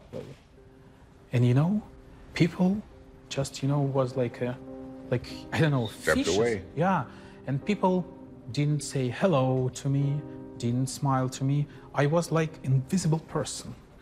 And so after that, it was like 2 weeks. My contract just was not renewed. Not renewed? Yeah. And I felt how dangerous is it. We have threats. It was nightmare, It's many messages, Facebook, texts, that story, this story. We were overwhelmed. It wasn't dangerous. I know we cannot hide our body language, and maybe sometimes my body expresses who am I. And I was beaten on the street.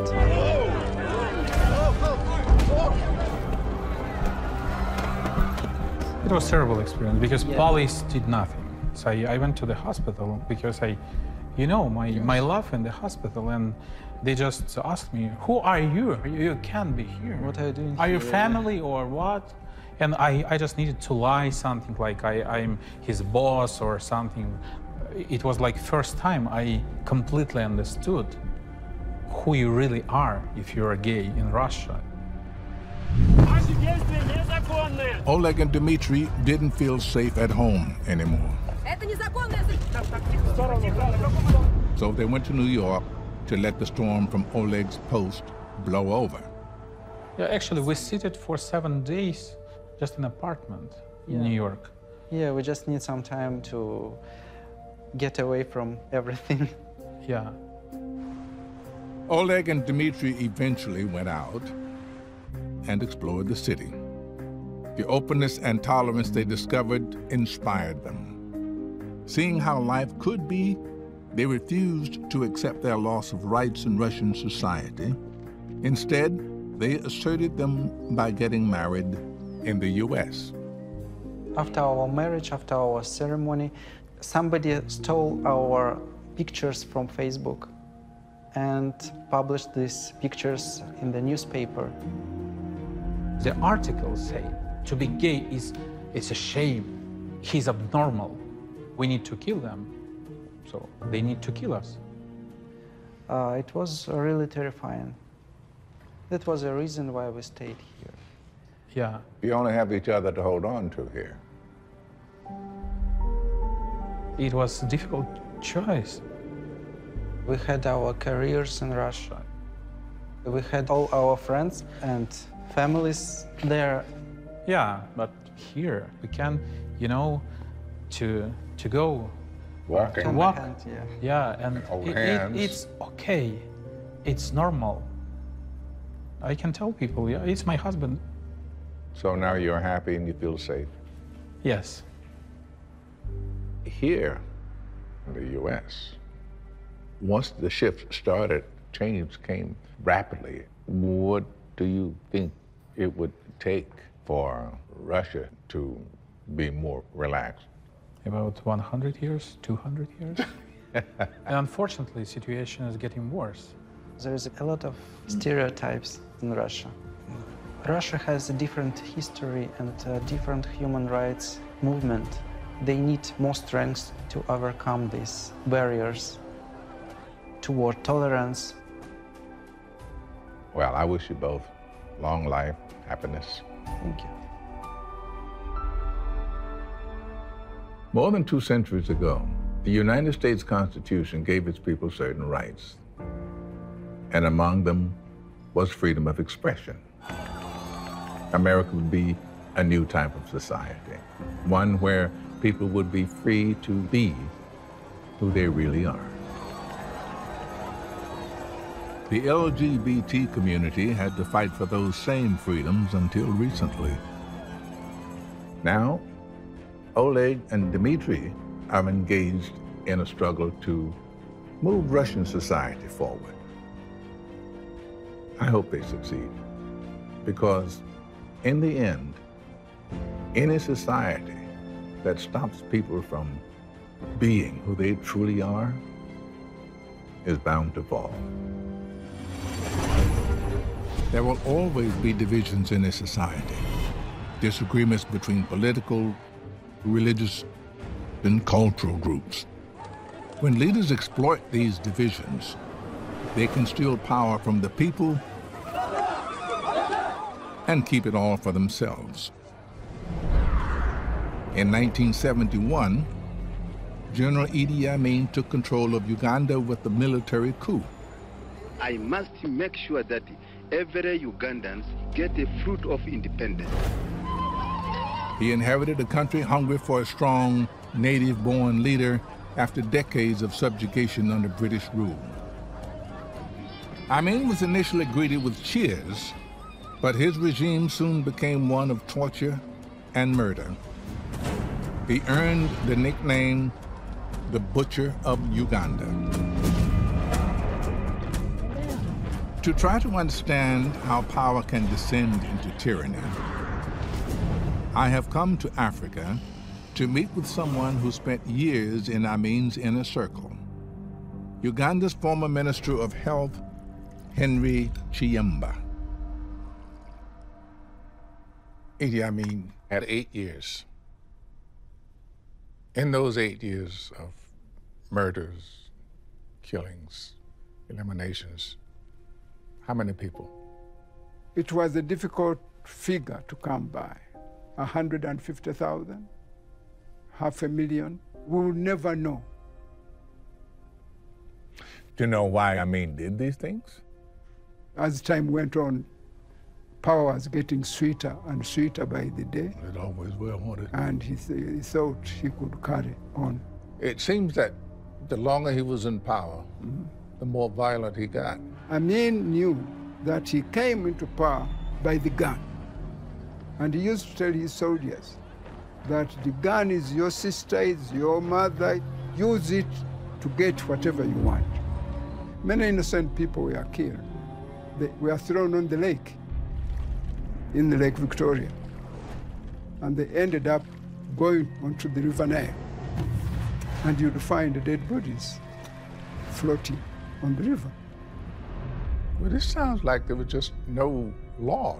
They are using prisoners to beat their fellow prisoners to death, not knowing that the others will come and do the same to them. It is the kind of brutality you can't explain. They use detainees to commit these atrocities. Yes, I was advised, in fact, that my own brother was also killed in that way. What was your reaction to your brother's death? It's not something nice to talk about.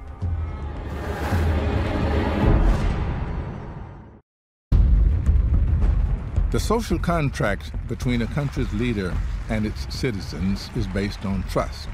The solution must be determined by the people themselves. The leader protects the citizens in exchange for the power to make decisions that affect everyone. But a dictator betrays this trust and is only out for himself. Idi Amin robbed hundreds of thousands of Ugandans of their lives in his mad quest to hold on to power. The government of Africa is strengthened. Thank you very much. When Amin began targeting members of his own government, Henry Chiemba started to fear for his life. What will you do to them? You will see.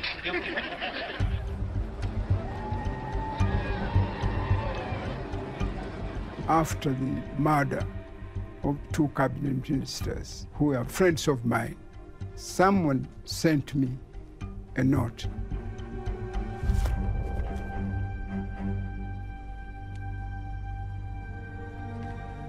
UVS 335/6. What is that?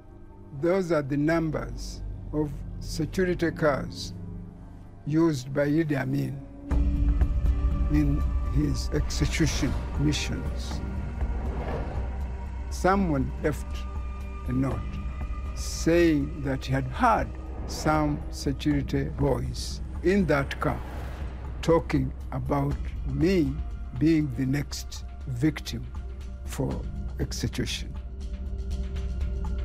I felt it was time to go.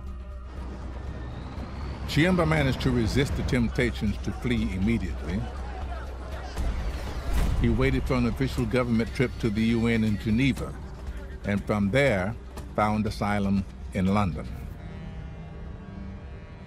You went to work after that to spread the word about him. I decided to fight Amin in a way that he could never fight me with a gun. I said I would use a pen. I gave interviews to senior journalists about what Amin was doing to the country. I also worked on the book, The State of Blood, for them to know what was happening in our country.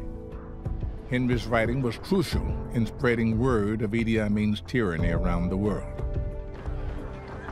Amin's ever-increasing lust for power led him to invade neighboring Tanzania. Foreign powers began to take action. Amin's ironclad grip began to loosen. What is actually happening in Uganda now? Troops are deserting the army, and Amin is in hiding. On April 11, 1979, Idi Amin was overthrown by Ugandan rebels and Tanzanian forces.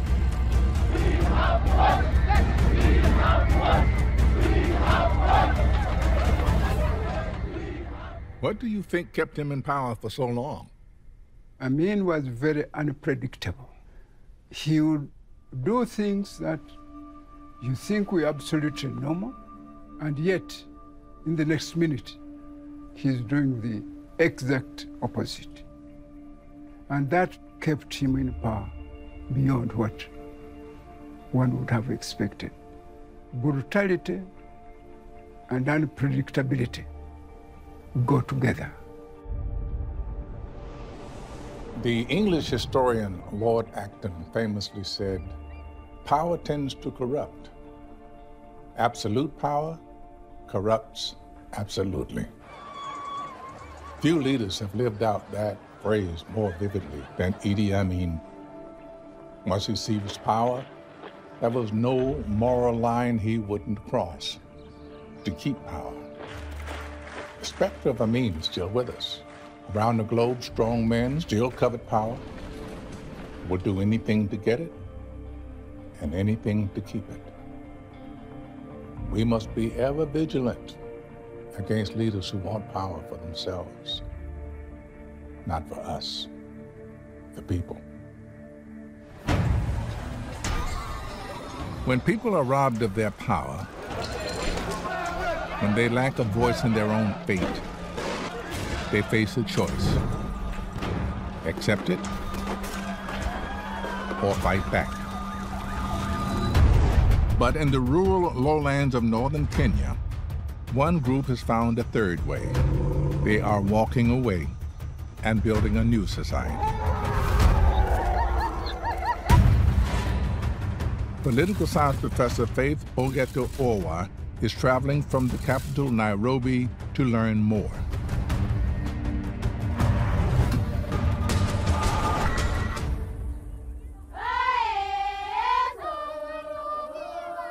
Welcome. Thank you very much. You're It's a pleasure to be here.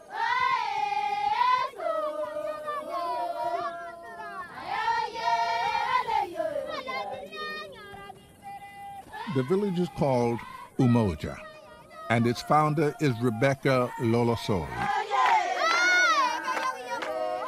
She and the other women here have created a society without men.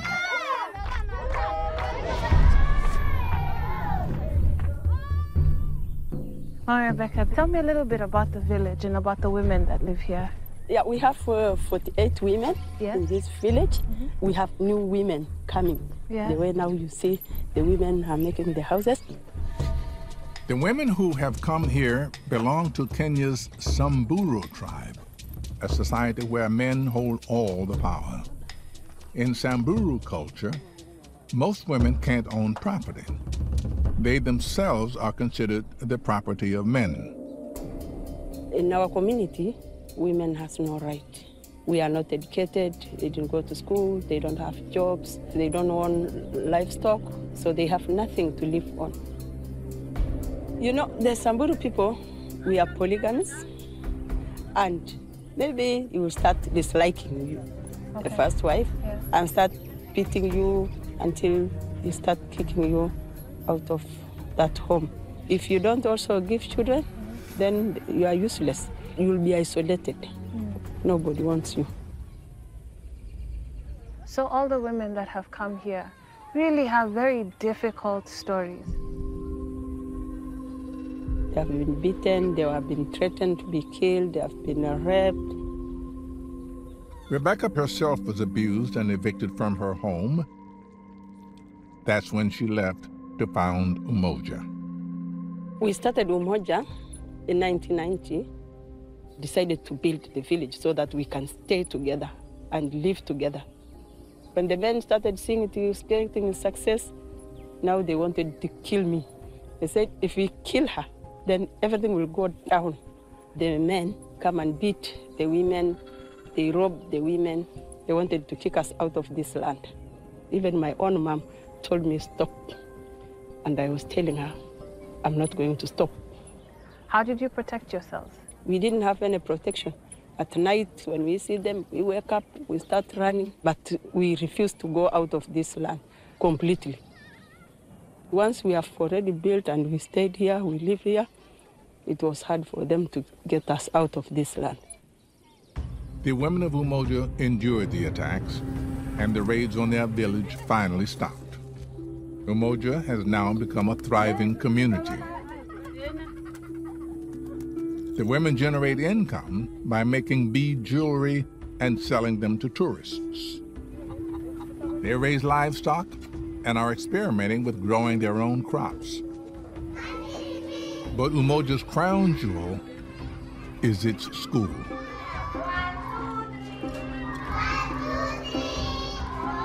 This is where the women are creating a new society, different from the one in which they were raised. They hope the boys growing up here will learn to treat women as equals and take that attitude with them when they leave the village as adults. We have seen education is the key for everything. This village is like a training center. We teach our boys to respect the rights of the women. We are proud of our sons. If Rebecca has her way, Umoja is just the beginning of a new, broader culture where women have a say. You always move forward. I'm always moving forward. Whether they say they are killing me, I'm not scared. I'm always going forward. So our life is always improving. The women of Umoja were born into a society where they had absolutely no power, where the men treated them like cattle. So they built a new society. They are rewriting the social contract, giving women a voice in the new order, and imbuing their sons with the belief in gender equality. Theirs is a young culture, but the future looks bright. New societies begin with the hope of solving old problems. Ethics and corruption concerns at the center of a federal bribery investigation. But human nature means that certain challenges arise again and again, like the influence of money. Can it be stopped from eroding the very foundation of democracy?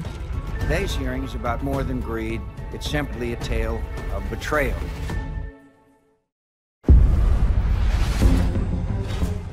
In a democracy, power is ultimately supposed to rest in the hands of the people. But it doesn't always work that way. Lobbying, greed, and corruption strip voters of their power, selling influence to the highest bidder. No one knows this better than former lobbyist Jack Abramoff. Great to see you. Thanks so much. Thank you. Got a table back here. Okay.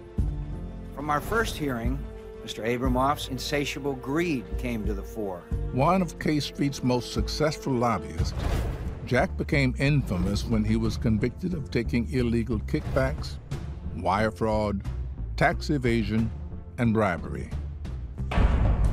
He spent nearly 4 years in jail for his crimes. Some races were impacted by lawmakers' connections to disgraced lobbyist Jack Abramoff, part of what Democrats labeled a culture of corruption. Okay, people go to Washington, the first thing they start saying when they're campaigning is, I can't be bought. Right. I'm there to represent you. Right. And it doesn't last that long? No, I think almost everyone shows up like that. But over time, and sometimes it's only a few hours, and sometimes it takes a few years, eventually the lure of the political money, which they need to get reelected, becomes so strong that, in fact, they get affected. So what happened with you? You were obviously very good at it. Well, I was deep in the game. I opened up a couple of restaurants where I let them eat like it was a cafeteria. When they wanted to go play golf, I would put them on my airplane and fly into St. Andrews to play at the old course. And ultimately, what happened was an article got written in the Washington Post about my lobbying practice on the front page, and I became the great villain of Washington. And I at first didn't think I did anything wrong, but I decided to go back and reread the million emails that I had sent in the course of being a lobbyist. And I started rethinking myself and started thinking, you know what? I cooperated, I pled guilty, and away I went. At the end of it, I realized it was wrong. This system where people pay to play in Washington. Paying to influence government is all too common for the powerful corporations that can afford it. It's estimated that they spend over $9 billion lobbying our elected officials every year. City of about 535 people between House and the Senate. How many of them are clean? Well, clean in the sense of not allowing people to give them money, very few. Maybe a dozen on both houses. Maybe. But most of them unfortunately do, and they excuse it by saying this is the system we live in, and this is how things are done. This is not the way a democracy should work. No. And it wasn't the way this country was supposed to work. What should we be doing to make things a little easier, a little better? If the money were removed, it would have an immense effect not only on the system in terms of our political system, but on the individual congressman. There are other things also. For example, term limits. I was against term limits. When I was a lobbyist, I wanted every congressman to die in office when they're 150 years old. Because the same way when you have a car, right? You have a car, you run out of gas, you don't go get a new car, you go to the gas station and put some gas in, right? Yeah. So if you've bought a congressman and you're a lobbyist, you don't want to have to go buy a new congressman, you just want to put a little more gas in the tank. And people, when they get there at the beginning, they're not really corrupt, they're not part of the system. Get them out of there before they become corrupt. Well, I'm going to tell you something. I'm glad you went to prison because you had time to think. And now you're on a great crusade. You're on the high road. Thank you. Money is power. So many people in this country feel they don't have a voice, that the government isn't listening to them, that their vote doesn't count. And that's the truth. As Jack knows all too well, you have to pay to play in our American political system. I believe if we're going to make our democracy work, if we're going to make it truly representational, we're going to have to take money out of the equation and put people back in. But a seismic shift in the balance of power is already underway. The explosion of social media means everyone can express their will 24/7. Will technology make leaders more accountable? Or will it make leaders obsolete?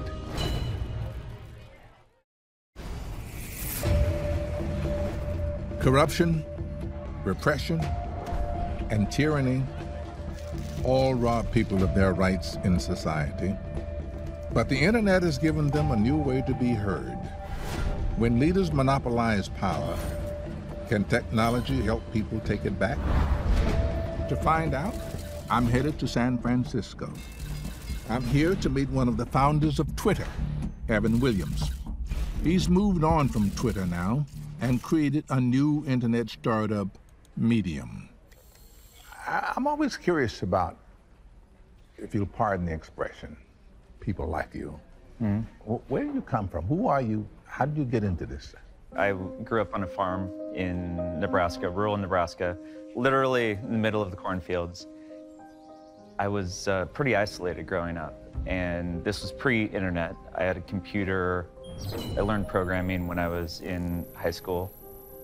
And when the internet started emerging in the late 90s, what I believed at the time was once everybody had a voice, we would all be smarter because good ideas would rise to the top and truth would rise to the top, and we'd be able to say, well, that's wrong, this is good, let's talk about it.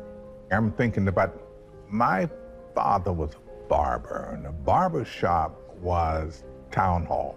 Mm-hmm. So everybody even heard it on the radio or they read the paper and they came to the barbershop and discussed it. Is Twitter the extension of that? Yeah, we've used that analogy before of the global town hall. Turned out it was more complicated than that. So when we built Twitter, it was with the ethos of we want to connect as many people as possible and let information flow as freely as possible, and with an assumption that most people are going to use that in a good way, which is true, but the degree to which people who are the bad actors can spoil it for other people, we didn't really design in well enough. And so I compare it to the real world and saying, even if you believe most people are good people, you still may lock your door when you leave your house. So the internet is a good thing. We can all know more about each other and perhaps be smarter. That's the hope. On the other hand, we have the dark side. Which side's winning? It's really pretty equal match right now. I think what we found is that what gets rewarded on the internet is attention. It doesn't reward quality of attention. It doesn't reward accuracy of facts. And people have figured out, well, what's the cheapest way to drive attention? Have a car crash. And it gets this self-reinforcing cycle. So if you look at a car crash, then the internet thinks, oh, you like car crashes. Here's more car crashes. Evan sees these digital car crashes, clickbait, trolls, and fake news as threats to the internet's promise of giving power back to the people. Have you come up with any idea about how to go about this, I'm going to call it cleanup? The way that I now think about the internet is it's neither good nor bad. It's a technology that makes it easier for people to get what they want. It's not that dissimilar from other technologies. If you think about agricultural technology, help people get what they want and need, nourishment and food with less effort. But then the technology kept going, and it feels like it's probably gone too far. The fact that we have access to these cheap calories at all times, and that feels good in the moment, but is way beyond nourishment. What are you doing with your new company to change what people get from the internet? With Medium, we're definitely trying to move things in the right direction. We're trying to create a space for nuance and depth. I think that's the nourishment that may not be there in the junk food, and we're trying to make that really work. If we can get to the point where internet forums and social media truly reward thoughtful engagement, a new form of democracy could emerge. We could all vote all the time on every law. Representatives could become obsolete. But Evan believes direct democracy is fraught with danger. What we're seeing today is the ability for everybody to at least have a say. And it's, in many instances, been phenomenally powerful. Online activism has been incredible, but it goes both ways. The alt-right movement, which was really powered by people getting together online and who may have fringe ideas in their local community, but they find someone who agrees with them, and collectively they get critical mass, has been pretty scary as well. So the idea of direct democracy today, 10 years ago, I would have said, well, that's going to be awesome because the right things will happen. And now, I don't know. So is there hope for direct democracy in the future? I think today's information environment underscores the importance of representative democracy. Things are so complex today, much more than they were 200 years ago, that the idea of let's all vote on the healthcare bill, and like the complexity of that, to understand it, we need to elect people who we trust to make those decisions for us. But if everyone can vote on the laws themselves, you can't stop me from voting just by gerrymandering my district. I think what we're unhappy with is the representatives, not necessarily the representative democracy. But what I think the internet will drive us toward is demanding more transparency from the representatives and being actually responsive to their constituents' needs. And I think it's more possible to make that happen now.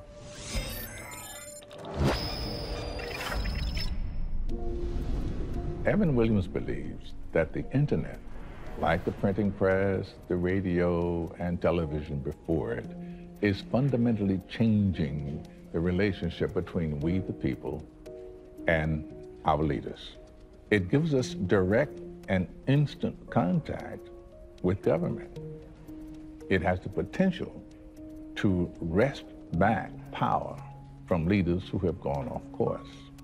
But it could also take democracy in a frightening direction, steered by hateful hackers, vengeful trolls. The task ahead of us now is learning how to use our new power wisely.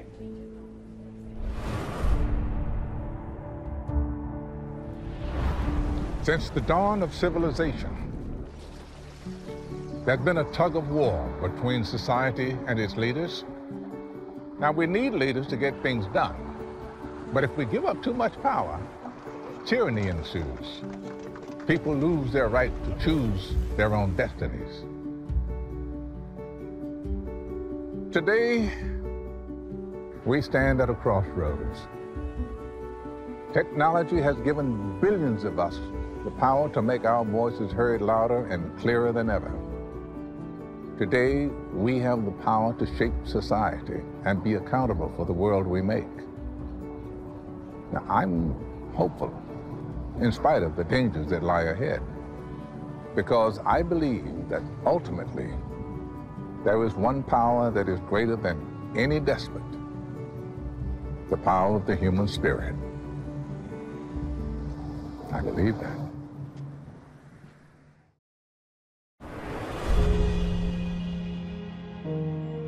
Growing up, I never dreamed of going to college here at the University of Mississippi. But James Meredith did dream and decided to make that dream a reality at a school that had never admitted a black man. In Mississippi in 1962, that was an act of rebellion. When he showed up for class, there were riots. 2 people were killed. But James Meredith insisted on his right to change the way society worked, no matter what tumult it might cause. He was a rebel, like Spartacus or Susan B. Anthony or Nelson Mandela. These rebels changed the world, but countless others failed. What makes a rebellion succeed?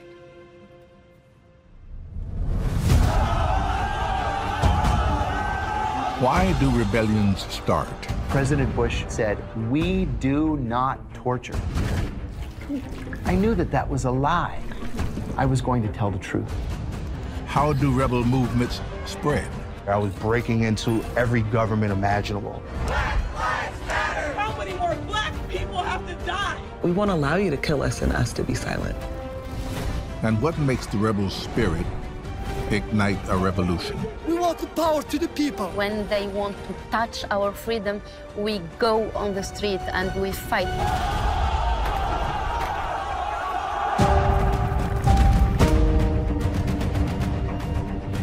This is my journey to discover the ties that bind us and the common humanity inside us. This is the story of us.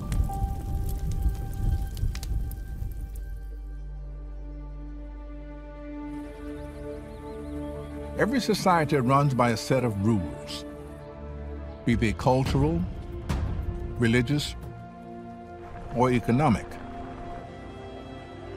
These rules are never perfect. They can favor one group over another. They can be exploited by people in power. Rebellions often begin with shocking revelations that the rules are being broken. In the wake of the attacks on September 11, 2001, President George W. Bush signed a secret directive to allow the CIA to imprison suspects in the war on terror. The loosening of the laws quickly led to rampant abuse and torture of prisoners. The administration denied any official torture policy, but then a whistleblower came forward, CIA officer John Kiriakou. John? Very nice to meet you. We agreed to meet on a Hollywood set that recreates the type of facility typically used for covert interrogations. This is an interrogation room? This is what it looks like? It's pretty accurate. I mean, the paint job is nicer, but it's pretty accurate. All right. So you were in the CIA. What'd you do? After the September 11th attacks, the CIA's Counterterrorism Center made me the chief of counterterrorism operations in Pakistan. And so my job was to hunt for the Al-Qaeda leadership and to try to capture as many Al-Qaeda fighters as I could get my hands on. And then we got word one night that Abu Zubaydah, who we believed at the time was the number 3 in Al-Qaeda, was somewhere in Pakistan. Coming up. We broke down 14 doors simultaneously and grabbed everybody, and we got him. After his capture, Abu Zubaydah was handed over to the FBI for interrogation. The FBI agents were actually collecting actionable intelligence that was being used to save American lives and to disrupt future attacks, but the pace was very slow. That's the process. The process is you sit across the table from the prisoner, and this could take weeks or months. You establish a rapport, you establish a relationship, maybe you offer him a cigarette, you offer him a piece of fruit, and eventually, exactly, he's going to open up to you. But the CIA said this was taking too long. And so the CIA took over the interrogation of Abu Zubaydah and they began to torture him. What method were they using? The most famous one is waterboarding. Waterboarding is where a prisoner is strapped to a board, but with his feet elevated to his head. And material of some sort, cloth, burlap, is put across the mouth, and then water is poured on his face. Well, it gives you the feeling of drowning, which is a terrible, terrible thing. In the case of Abu Zubaydah, water actually did get into his mouth and into his lungs. He had convulsions. He was crying and begging for them to stop. This cuts to the heart of the problem of torture, and that is that the prisoner will literally tell you anything that he thinks you want to hear just to get you to stop torturing him. I was just as upset about September 11th as everybody else was. I had lost friends at the Pentagon on September 11th, but this just crossed a line. I saw people at the CIA losing their minds in the name of counterterrorism. What do you mean by losing their minds? Doing things that were unthinkable on September the 10th. We're supposed to be a shining beacon to the rest of the world on human rights, and we're supposed to be a nation of laws. I'm actually ashamed to say, though, that I kept my mouth shut for 5.5 years. There was nowhere to go but the media, and I was afraid to go to the media. So I left the CIA in 2004 and still kept my mouth shut. And then finally, in December of 2007, President Bush gave a press conference, and he looked directly into the camera, and he said, "We do not torture." Well, I knew that that was a lie. And so I decided I was going to tell the truth. And so that's what I did. On December 10th, 2007, John confirmed the CIA's routine use of waterboarding on the news program Nightline. Waterboarding is probably something that we shouldn't be in the business of doing. We're Americans, and we're better than this. John's words helped human rights activists raise public awareness of prisoner abuse in the war on terror. What happened after you gave the interview? Well, the CIA filed what's called a crimes report against me with the Justice Department, saying that I had revealed classified information. And then finally, in January of 2012, I was arrested by the FBI, and I was charged with 5 felonies, including 3 counts of espionage. Now, espionage is one of the gravest crimes with which an American can be charged. So I was facing 45 years in prison. In return for a reduced sentence, John pleaded guilty to confirming the identity of a covert officer to a reporter. Since very few people are charged for that type of leak, John believes his prosecution was retaliation for blowing the whistle on the CIA. My wife and I, the night before, sat at the dining room table with a calculator to figure out how long we could make it as a family with me in prison. And we figured we could make it for 2 years. And I got 23 months in the end. John and his family paid a heavy price. But by speaking out, he helped inspire the McCain-Feinstein Amendment in 2015, which bans the U.S. government from using torture. If you had to do it all over again, would you? 100% I would do it again. The American people have the right to know what their government is doing in their name. That's what a democracy is. That's what transparency is. Somebody had to say something. I called my wife one night from prison, and she said, today was a really great day because the Senate torture report was released today, and everything you said was true. And you know, that just made it all worthwhile. Whistleblowers start out as part of the establishment. When a rebellion comes from the inside, there's always a very, very strong institutional backlash. John paid a heavy price for what he did. But his actions eventually led the citizens and the lawmakers to change the law. Whistleblowers with inside access aren't the only rebels who can expose government secrets. The information age may herald a new way to fight the system. A global network of hackers is emerging whose goal is to break into state-run file servers from the comfort of their own bedrooms. Are they the future of rebellion? To find out, I've come to New York to meet a former rebel hacker, Hector Monsegur. How did you become a hacker? I was 13 years old, and I lost my father. My grandmother was arrested, my aunt was arrested, and it was a tough time. My family members were drug dealers, and we're Latino, Puerto Rican, from the projects. I needed some time away from reality. That was the whole point of me getting on the internet, was just kind of escaping a little bit. And I started reading about the different hacker cultures, and I was like, wow, okay, this is interesting. Can I do it?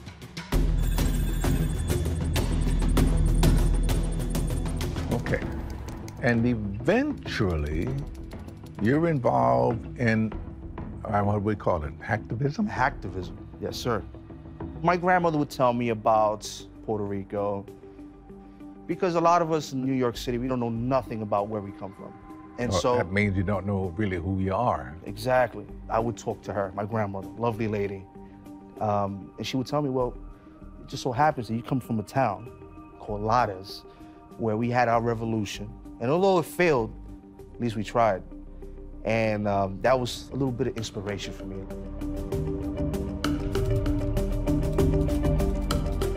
In 2000 is when I did my first activist operation. There was a situation where the Puerto Rican government allowed the U.S. Navy to bomb the island of Vieques. The problem is the shells they were using were depleted uranium shells, cancer-causing shells. The island is full of people. I thought that was wrong, and I'm like, what can I do to help? What I ended up doing was just breaking into the U.S. Navy servers and defacing the website. I replaced the front page with my own message. Okay. It was kind of like, well, you know, you gotta show respect to the island. There's people living there. You can't use depleted uranium shells. You're actually killing people. The Navy ended operations on Vieques in 2003.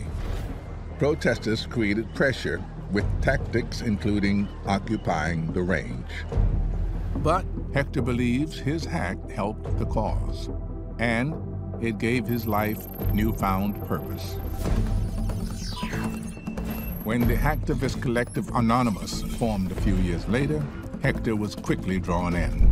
I became involved with Anonymous. It's a decentralized movement. It's a concept of people working together as a crowd. The group first made headlines in 2008 when it shut down the website for the Church of Scientology. It's kind of like modern rebellion. Instead of you running into the streets, it's your computer connecting to another computer. One of the driving ideals behind Anonymous is that information should be open and free. Anyone who stands in the way of this is a target, wherever they are. When the government of Tunisia started blocking internet service for normal Tunisian citizens, it's a form of censorship. And what we ended up doing was shut down their access, government access, disrupting their cell phone systems, disrupting their email servers. Hector's success fueled his rebel spirit and led him to take part in ever more daring cyber attacks. So now we reach a point where we're hacking into things that are way too sensitive. We started attacking federal contractors, which you know are very close to the government. That's when things changed. And that's when we became wanted criminals.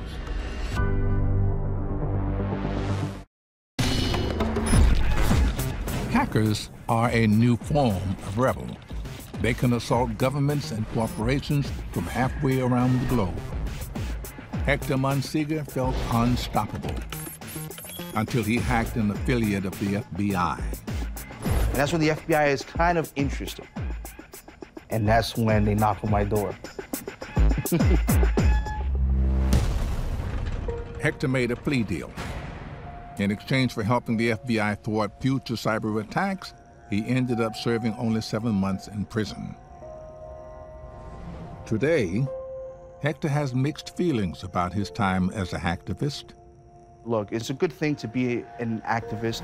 I appreciate activists in the street, but I think that hacktivism gets a little complicated. The deeper you go into something like that, the more radical you become and the more toxic the environment. There's no structure, there's no hierarchy, so it's all chaos. You're breaking into something and destroying it for the purpose of causing chaos. What are you doing now? Well, I'm hacking, legally. I'm helping customers with their security and helping them fix these problems. So I took a really bad thing and was able to convert it into something really good.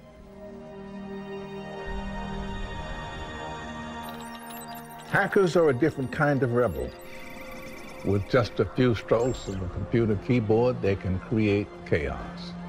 But is the power to disrupt just a new digital form of mischief?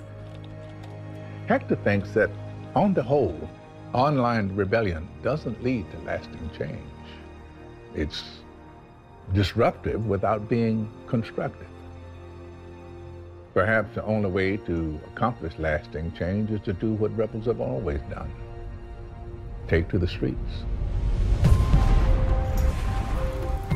The internet may not be an effective way to create rebellions, but it can add fuel to them. In 2010, Mohamed Bouazizi, a street vendor in Tunisia, set himself on fire to protest police corruption. His desperate act inspired people in his town, Sidi Bouzid, to take to the streets. And thanks to social media, their protests went viral. They demanded regime change and a democratic future. We want all the power to the people.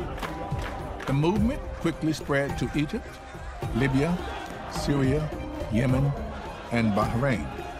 It became known as the Arab Spring. I'm in London to meet with Mabrouka Kedir, a Tunisian journalist who risked her life to show the rest of the world what was happening in her country. Well, hello, Mabrouka. Hello, lovely to meet you. Now, tell me this. Why do you want to meet me here? This is where journalists, when they want to do their stand-up, they come here to do it near to the parliament, which is a little bit different. In Tunisia, especially before the revolution, we cannot go to the parliament to do anything. During his 23-year reign, Tunisian President Zine El Abidine bin Ali clamped down on freedom of speech and freedom of the press. All journalists needed permission to film news stories, making it impossible to criticize the government. Mabrouka was working for a German news outlet at the time and was subject to the media censure as well. So, how did you get involved in the revolution in Tunisia in the first place? I suffer a lot because I was not allowed to speak about human rights, to speak about civil societies. But on 17th of December 2010, Bouazizi take fire on himself. So it was like Bouazizi gave us the courage to fight against the regime of Ben Ali. We had a lot of protests in the street, The Ben Ali regime in the beginning tried to hide What was going on? Yeah, because they are afraid to show others people what's happening. Really happening. Exactly. The national TV channel, they tried to give us a bad picture about these people, saying that they are criminals and they want to make fire in the country, but it was not the case. I had to go there to show the world what's happening. Mabruka felt that the rest of the world needed to know about the rebellion for it to have any chance of success. So, without government permission to film, she went to the epicenter of the protest in Sidi Bouzid to cover the violent clashes. What did your family think? They asked me to stay at home because they were afraid that maybe I can be killed. And I write them a letter, and then I record that letter in front of the camera, saying that I am on the way, and it's my duty to show the real picture of people who protest there. And you were out there with your camera. Wasn't that dangerous? It was very dangerous. People were in the street to protest. And when we approached them, they thought that we are from the Minister of Interior. And Spies or something. Yeah, and they started to throw rocks. You don't drive away, you don't run. I am a journalist, so my duty is to be in the street.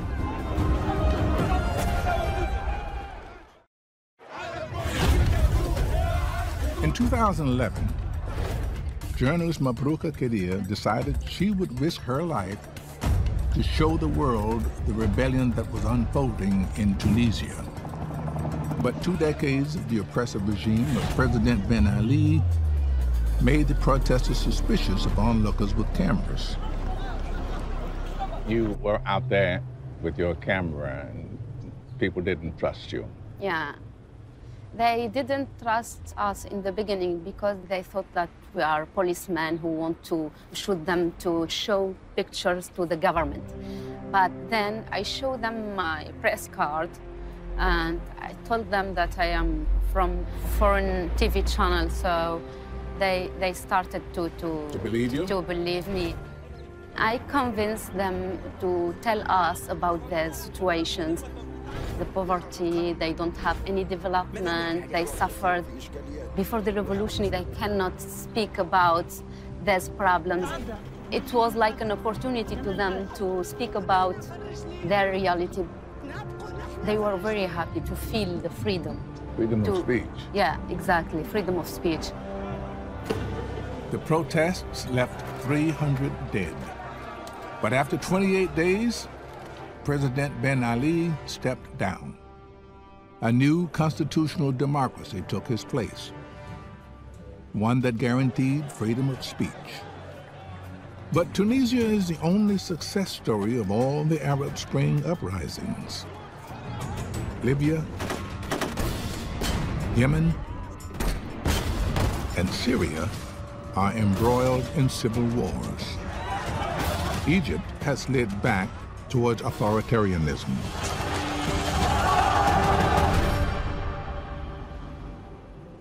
Why do you think the revolution in Tunisia is doing better than the revolution in any of the other Arab states? Why Tunisia? We have cultivated people, they are educated, and we have a strong civil society. So I think all the things make the revolution in Tunisia better than others. You have a budding democracy going on there, right? Sort of. We are on the way to the democracy. We don't have the real democracy until now because we're still fighting against corruption. I think the constitution is something we have to make real. We have to work together, all people together, civil society, journalists, citizens. We are obliged to fight. When they want to touch our freedom, we go on the street and we fight against. Of course. Yeah. Well, listen, fingers crossed. Thank you.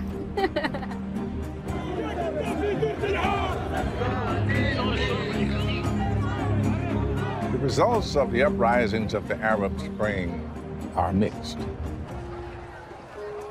Revolutions don't always succeed.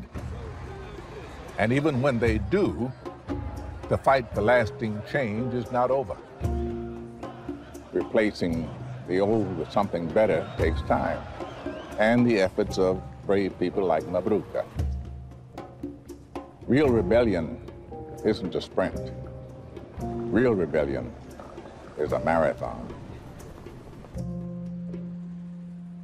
100 years after Abraham Lincoln abolished slavery, African Americans took to the streets to fight for the rights that were still being denied them. Another half century later, that same fight continues. Black lives matter! Black lives matter! But the struggle has found new energy, both on the streets and online.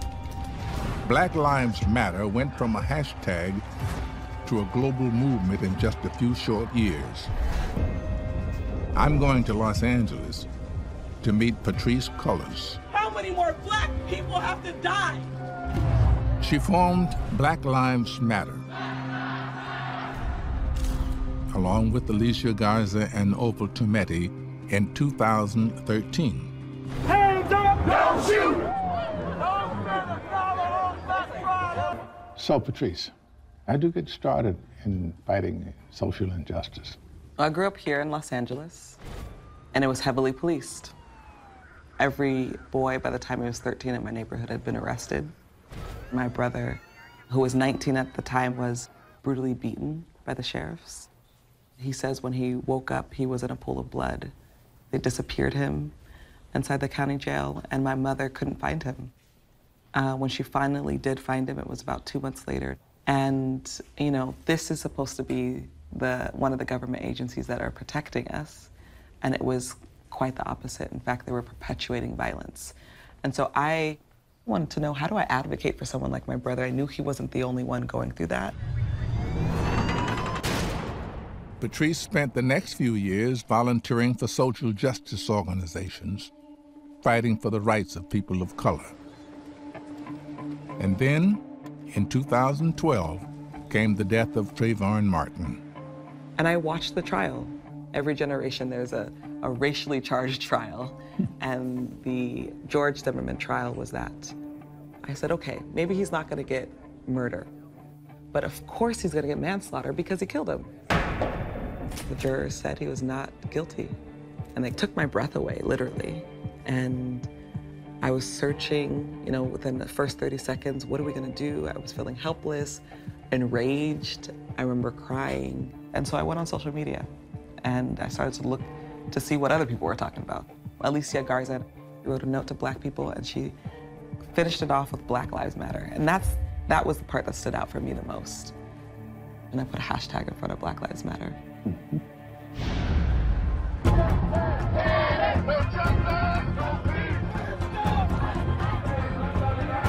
So we have Black Lives Matter.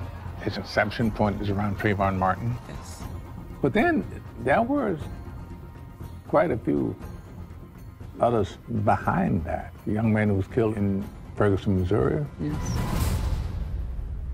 After Mike Brown is killed, we're like, it happened again. And the people of Ferguson rise up.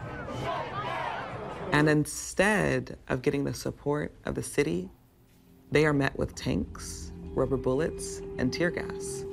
And the whole world is watching on social media.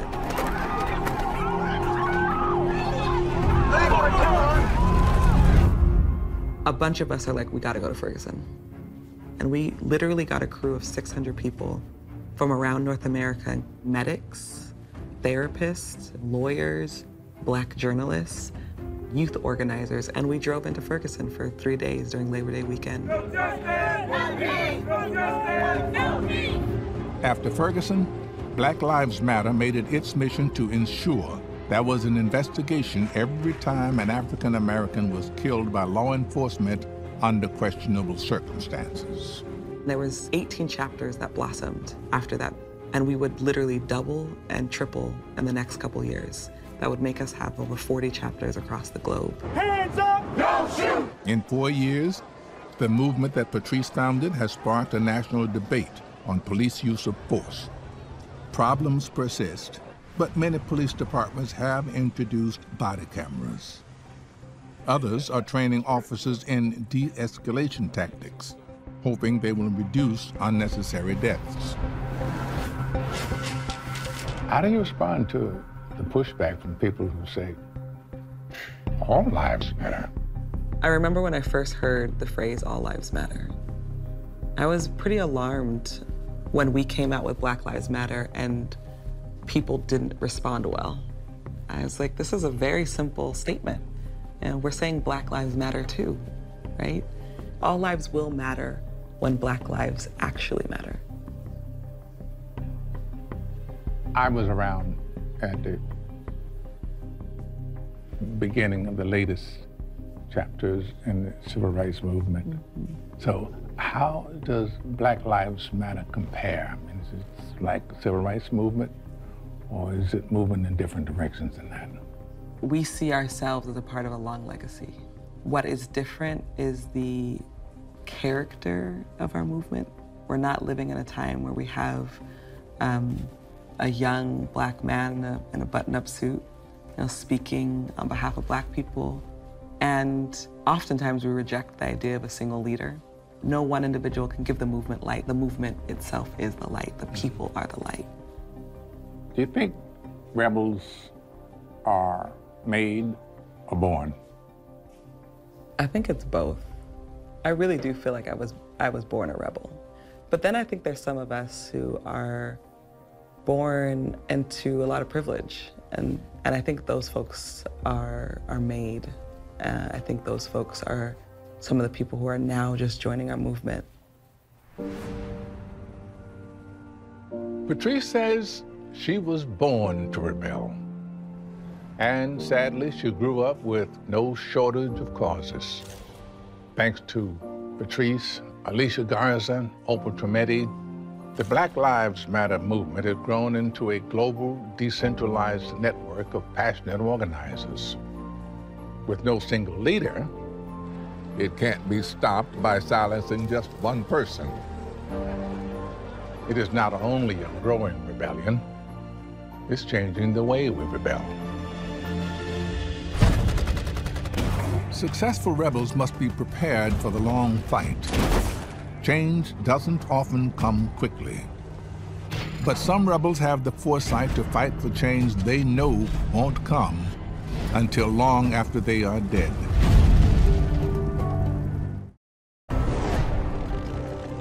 When Afghanistan came under Taliban control in the early 1990s, millions of women faced a radical change in their rights. They were forced to wear burqas in public. They weren't allowed to work or go to school. They no longer had legal recourse against domestic abuse. Most chose to go along and live by these rules, even if they disagreed with them. I've come to Berlin, a city with its own history of rebellion, to meet someone who's fighting for the rights of Afghan women.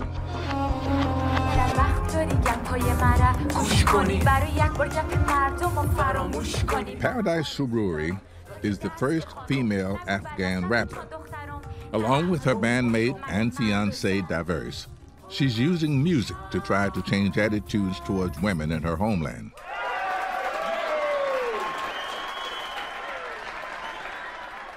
I'm really fascinated by the music you make. What made you get into music and performing? When I was a child, my father used to play keyboard and for fun, and I used to sing, and my parents always told me that you will be a superstar, and right now it's my dream. It was 2008 that I met Paradise, and we realized that we have a common interest for music, and we said, let's make it happen. Let's make music in Afghanistan. It was so hard. You have to hide from the neighbors all the time. For women, making music is extremely forbidden. So you will be caught, you will be jailed, you will be stoned, and whatever could happen to you to make you stop. Were you ever attacked? Yeah, several times. Several times? Yes, and one day I came back with my little brother, and suddenly we were surrounded by motorcycles. 10 men confronted Paradise and her little brother. They tore off her hijab and screamed at her, saying she was a terrible person because she was a singer. Paradise was scared for her life and called out for help, but people just turned their heads and walked away. I was at home waiting for Paradise to come home. I was shocked because I saw her hijab was torn away and he had some bruises, blood here and bruises, and for me it was very shocking. And I asked her what happened, and they realized that we are making music. And I said, like, okay, then let's go to the police and let's just tell them what happened. And we went there, we told the story, and they were like, okay, so don't make music anymore. Why do you want to make headache for yourself? We are not here to support you or to protect you. If you want to leave, just don't make any music anymore. The police just condoning you guys who beat you up. They're pretty much like saying, yeah, it's cool. Did you consider quitting? No, of course not. Give me more power to take it more serious and make more music. Paradise and Diverse continued making music and performing. They moved from their home city of Herat to the more cosmopolitan capital, Kabul. They started to become very popular, but life for women in Afghanistan was becoming increasingly difficult. Unfortunately, I faced with a very bad news. My aunt told me that something happened to my cousins. Paradise's oldest cousin, who was 11, was set to be married off to a 60-year-old man. Rather than face this fate, she set herself on fire. Paradise's 9-year-old cousin did the same. The oldest one said, let's do it together, because after me, father will do it for you too. So she burned herself, and unfortunately she died, but her youngest sister, she is alive, but half of her body is burned. I didn't believe it because it was my relatives, and I decided after that to make and write a song about my relatives and the people and women in Afghanistan that's suffering.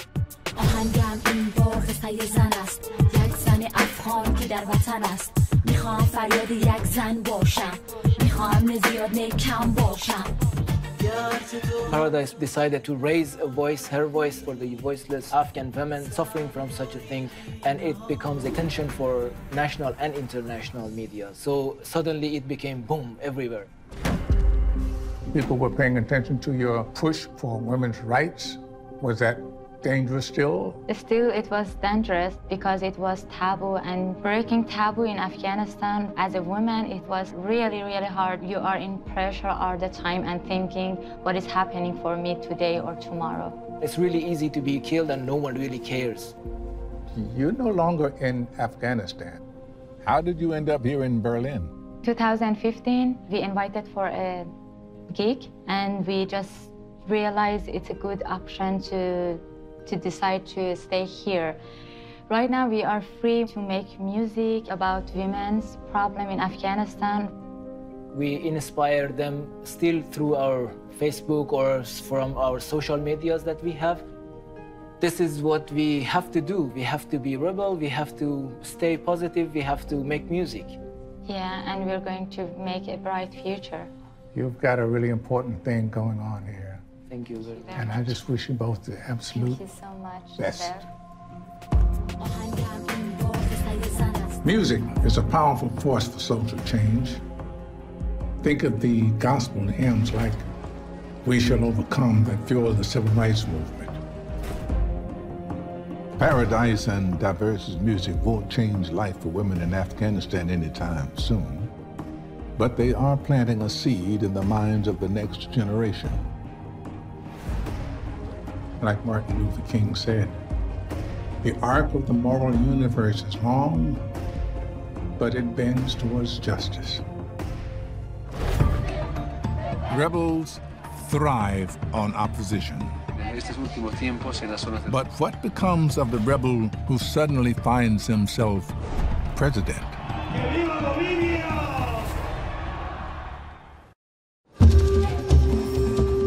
Bolivia.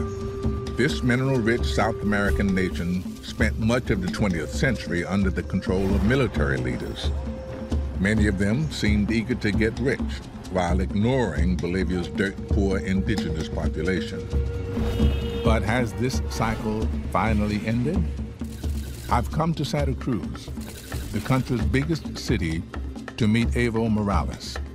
He's the first indigenous president of Bolivia. But before he ran his country, he was just a farmer. How do you want me to refer to you? ¿Cómo quiere que él se dirija a usted? Evo. Evo. Morgan. I want to know how this man from humble origins succeeded in toppling what he saw as an entrenched political class. So, Evo, tell me about you. My father, Dionisio, and his wife, they had 7 children. Of those 7 children, only 3 survived, and of which I'm the youngest. Eso es más o menos. That's basically the standard of living that we had in the rural areas in Bolivia. Evo grew up to become a cocalero, growing the plant which has been central to Bolivian culture for centuries, coca.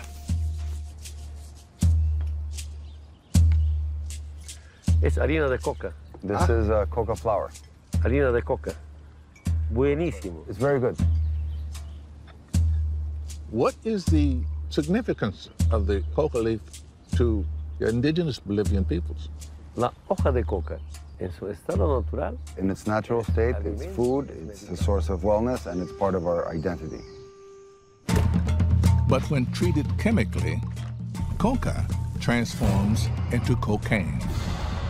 In the 1980s and 90s, under pressure from the U.S. and its war on drugs, we will defeat that scourge. Let's go to work and get this done together. The Bolivian government began cracking down on coca production. Evo, like all coca farmers, was angry at losing his livelihood. But he was also incensed that Bolivian culture was taking second place to the needs of foreign powers. I remember when the government came out with this edict that there would be zero tolerance for the drug trafficking part of it. El consumidor de la hoja de coca. The person who consumes the coca leaf, whether tea or whatever, is considered a consumer of drugs and or narco-dependent. Esa es la política del gobierno de Estados Unidos. La política. But that's basically the North American projection in order to penalize something that is part of our culture.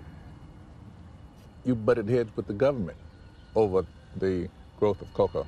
Como llegamos al año 1980 en plena dictadura. So in the 1980s, I become a part of the coca growers syndicate.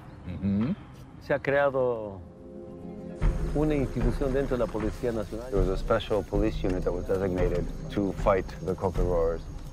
A un hermano campesino. A fellow coca grower, a member of the syndicate, was burned alive by the forces of the dictatorship.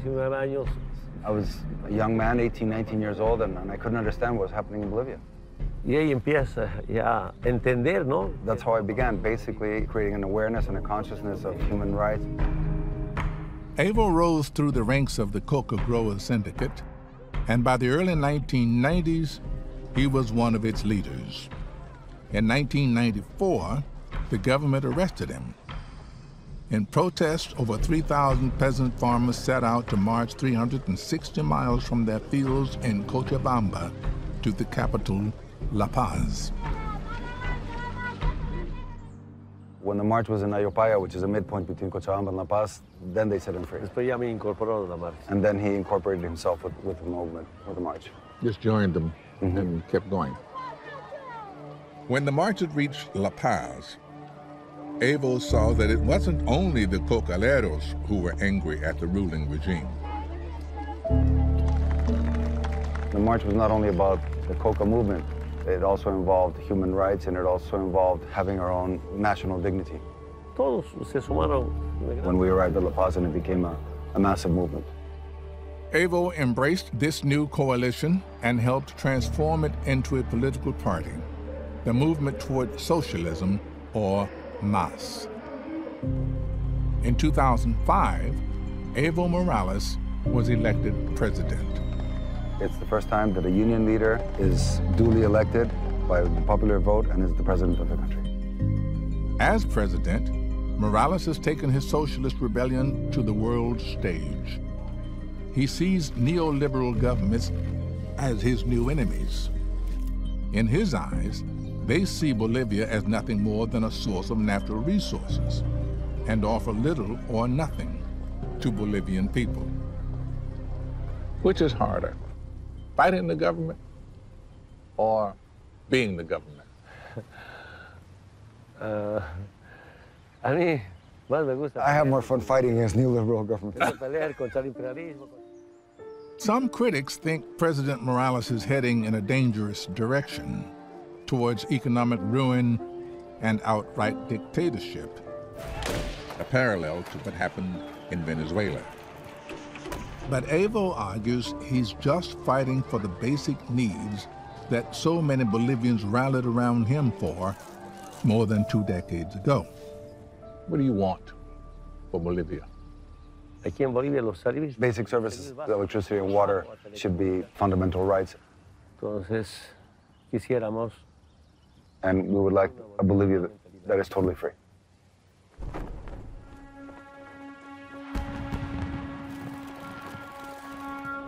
Evo Morales went from resistance leader to president of his country because he worked hard forming a broad coalition of Bolivians. The most effective rebels know they can't go it alone. Evo needs to continue to make his case to the widest possible audience if his vision of change is to carry on into the future.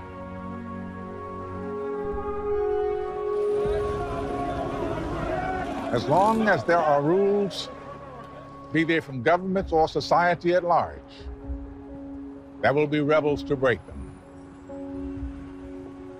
I learned a lot from the rebels I met on this journey. How to achieve lasting change. It takes courage to stand up for what is right, perseverance to form coalitions to keep up the fight, hope that change will come even if it's not in your lifetime. But most of all, successful rebels have a vision of what the world could and should be, and share that vision with people around them.